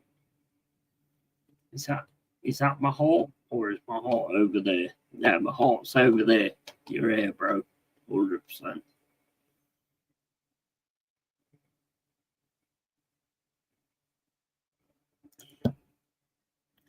I would have definitely gone in the trenches with you. 100%. 100%. I was never really about that, to be honest. But, you know, when you meet someone that's like on the same page, you know, sort of changes your mind. And it's like, you know, full on Forest, and you was always full on Forest. So why you got kicked out of that group? That group's bollocks anyway. That group's bollocks anyway. It was full of little fucking pansies. You know, Scott Broker, who I thought was all right, but he's turned out to be a cunt as well. Yeah. Danny was sound. I don't know where Danny is now. Can you remember Johnny Walker? Was he Johnny Walker? Who could like talk to you in the chats, but then didn't have nothing to say to you when you was face to face. Not, I don't mean having a go at you, I mean, like he'd had a conversation with you. I can remember when we met in town, and he went, "Oh, I really like Danny. How do I go and talk to her?" He couldn't even say hello to me, and I was like, "Bro, what the fuck? What? So you can say hello to me on chat, but you can't say hello to me in real life? What the fuck is going on here?"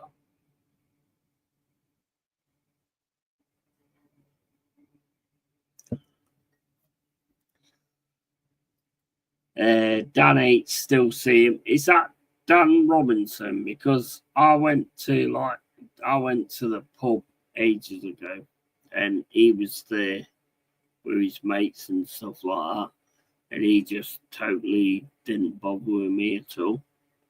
And I just turned around to him and said, "You're a fucking waste of time, bro. Get the fuck out of my face." I don't know. I can't remember who Dan H is. Oh, Dan Hawkins. No, the Hawkins is. Yeah, Hawkins is all right with me. Yeah. I was all right with Hawkins. He was okay. Yeah, that was that. Yeah, Dan Robinson. Like I say, like a fucking. He's like a Jimmy Carr on Temu.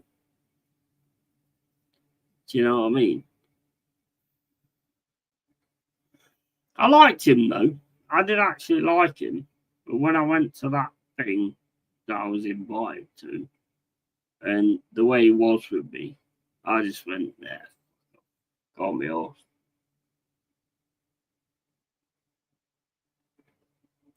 Never really liked Winnett anyway.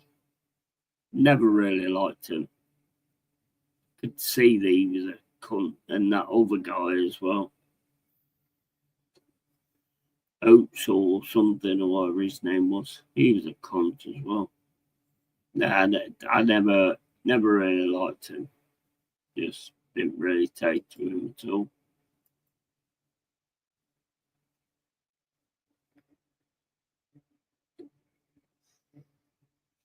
Is the LTLR still going?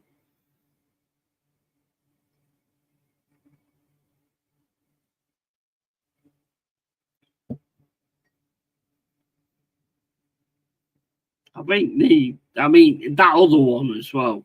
Oh man, what's his fucking name? He says something on my Facebook every now and then. Can't remember his fucking name. Started like doing things for the Lion or something. Yeah, I didn't like him either. Another cocky little twat. Can't remember his name. He started doing things for the Left Lion. He said something on my Facebook ages ago about Langer going to Newcastle. But we got offered double the money, so what do you expect? And I was like, fuck off, dickhead. Got time for dickheads like that.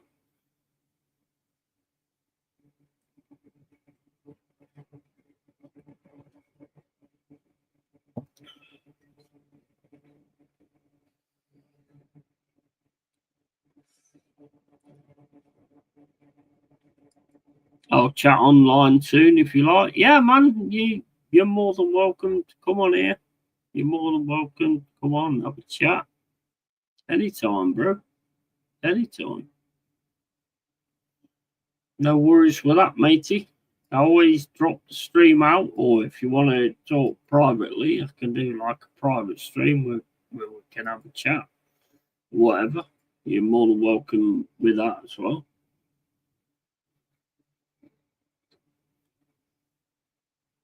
I'll 100% do that, bro. 100%.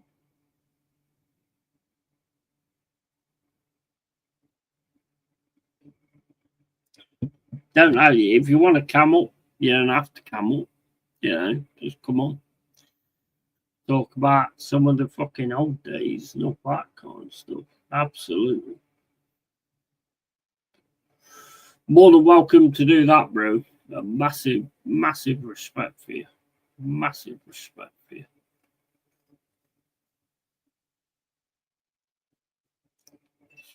Always a good guy who I know I could count on.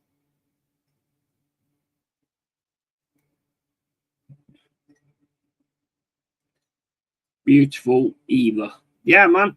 Yeah, man. Always love, bro. Always love.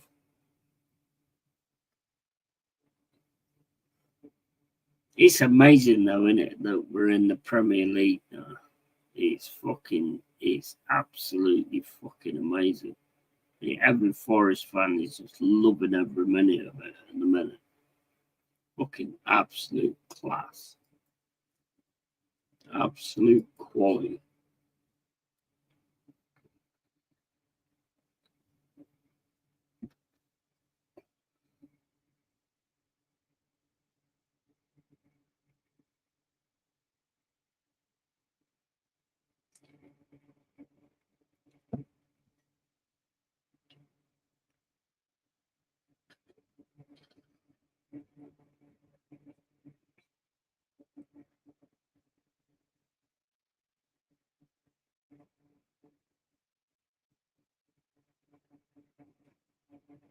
It's weird with you two because when somebody starts talking, everybody else goes quiet. It's crazy. Is anyone else there?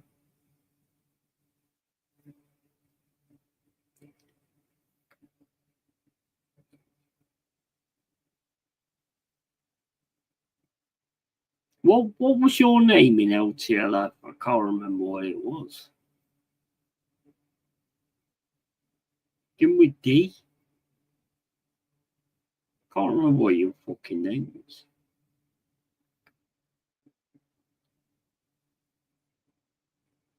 It's probably fucking Gary. I forgot, but I'm sure it began with D. I can't fucking remember what it was. What was your name in LTLF? I can't remember what it was. Going on holiday, but we'll chat. I'm loving Premier League, but pre-season is wank. Yeah, but it's just pre-season, bro. I mean, he's trying different things. He's trying like 4-4-2. I love the fact that he's trying 4-4-2 because I love 4-4-2. You know, so he's coming up with a plan B. You know, so I get that. It's fucking. I like it. I like it. I like what he's doing. He's coming up with 4-4-2, so he's coming up with a plan B. You know. So yeah, you know, it was the Dadlord. Was it Dadlord? Dadford.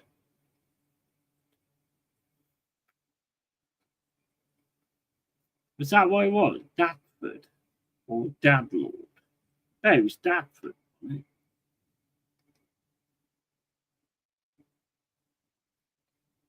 Yeah, it was fucking Dadford. It was Dadford. Yeah. Yeah, man. Yeah, I got it. Yeah, Dadford. Yeah. Quality guy, man. Quality guy, man.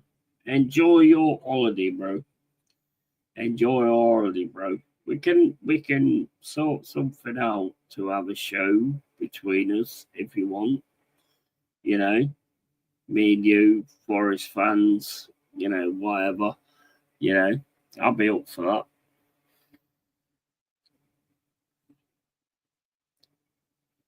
Yeah, we can do that. If you're interested in that, we can do like a show together.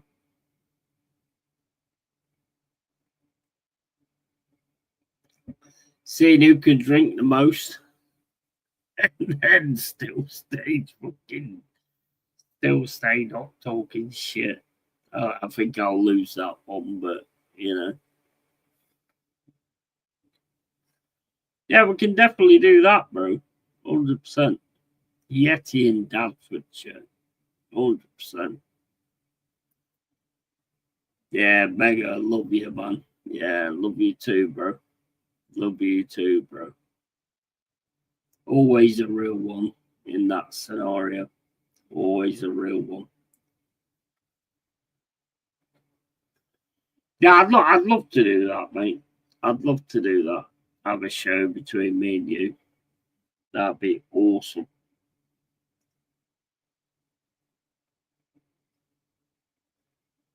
Then you can say what you think about the game, and then I can tell you the realities of the game.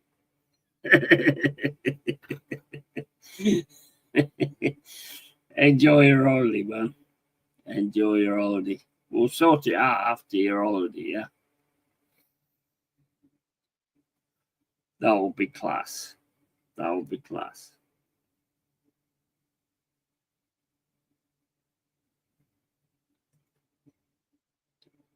Yeah, man. That will be absolute class to do that.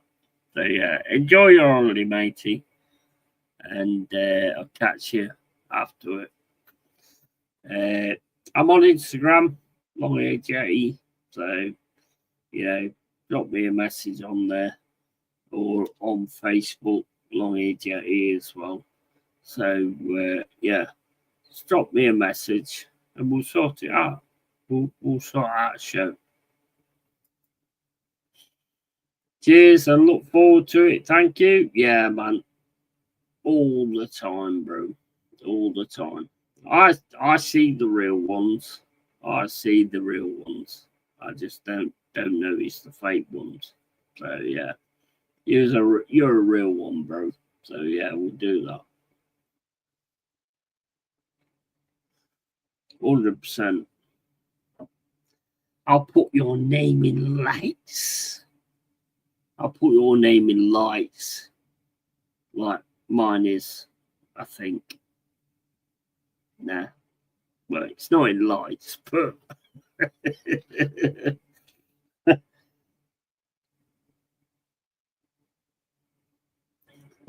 we'll have a good laugh, bro, and we'll just drink beer.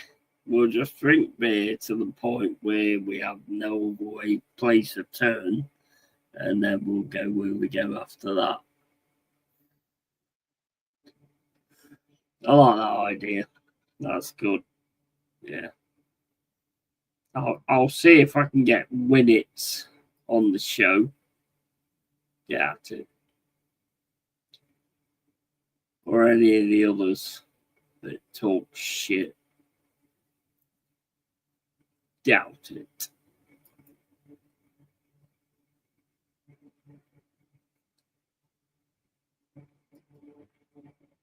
Oh, good night. Yeah, good night to you, bro. Good night to you, bro. Catch you later, bro. Great to it. Pleasure to have your acquaintance again. Sound bloke. Absolute sound bloke. Oh, no, I need a piss. We're back in a sec.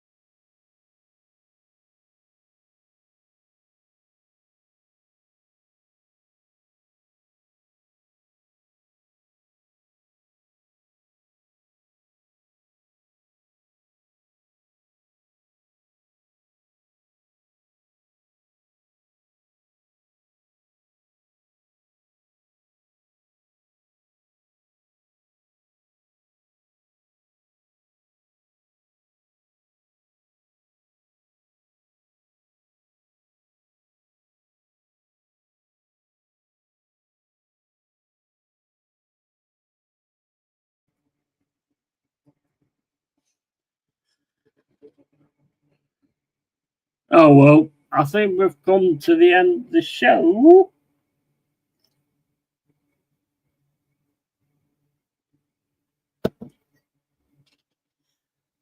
Thank you, everybody who's been in here. Thank you. There's been some awesome views on this. I don't know half of them all because I don't speak, but you know, they viewed, so that makes a big difference. So, yeah, big up to everyone, everybody who supports me. And if you don't support me, you can go suck a fucking dick. I can provide that dick, although I don't want to be giving you a dick if you're a man. If you're a woman, then maybe I'll let you suck on that dick. But yeah.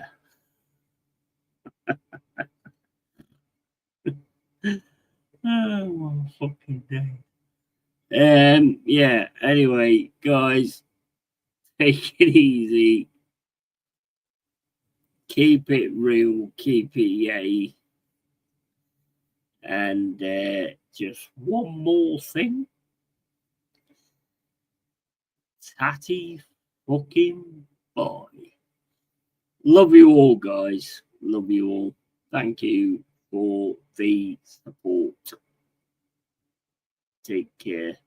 See you all later. Oh, tomorrow, actually. Tomorrow for the game against Al Quatia. I'll be doing that one. So, later, guys. See you later, guys. See you later, guys. See you later, guys.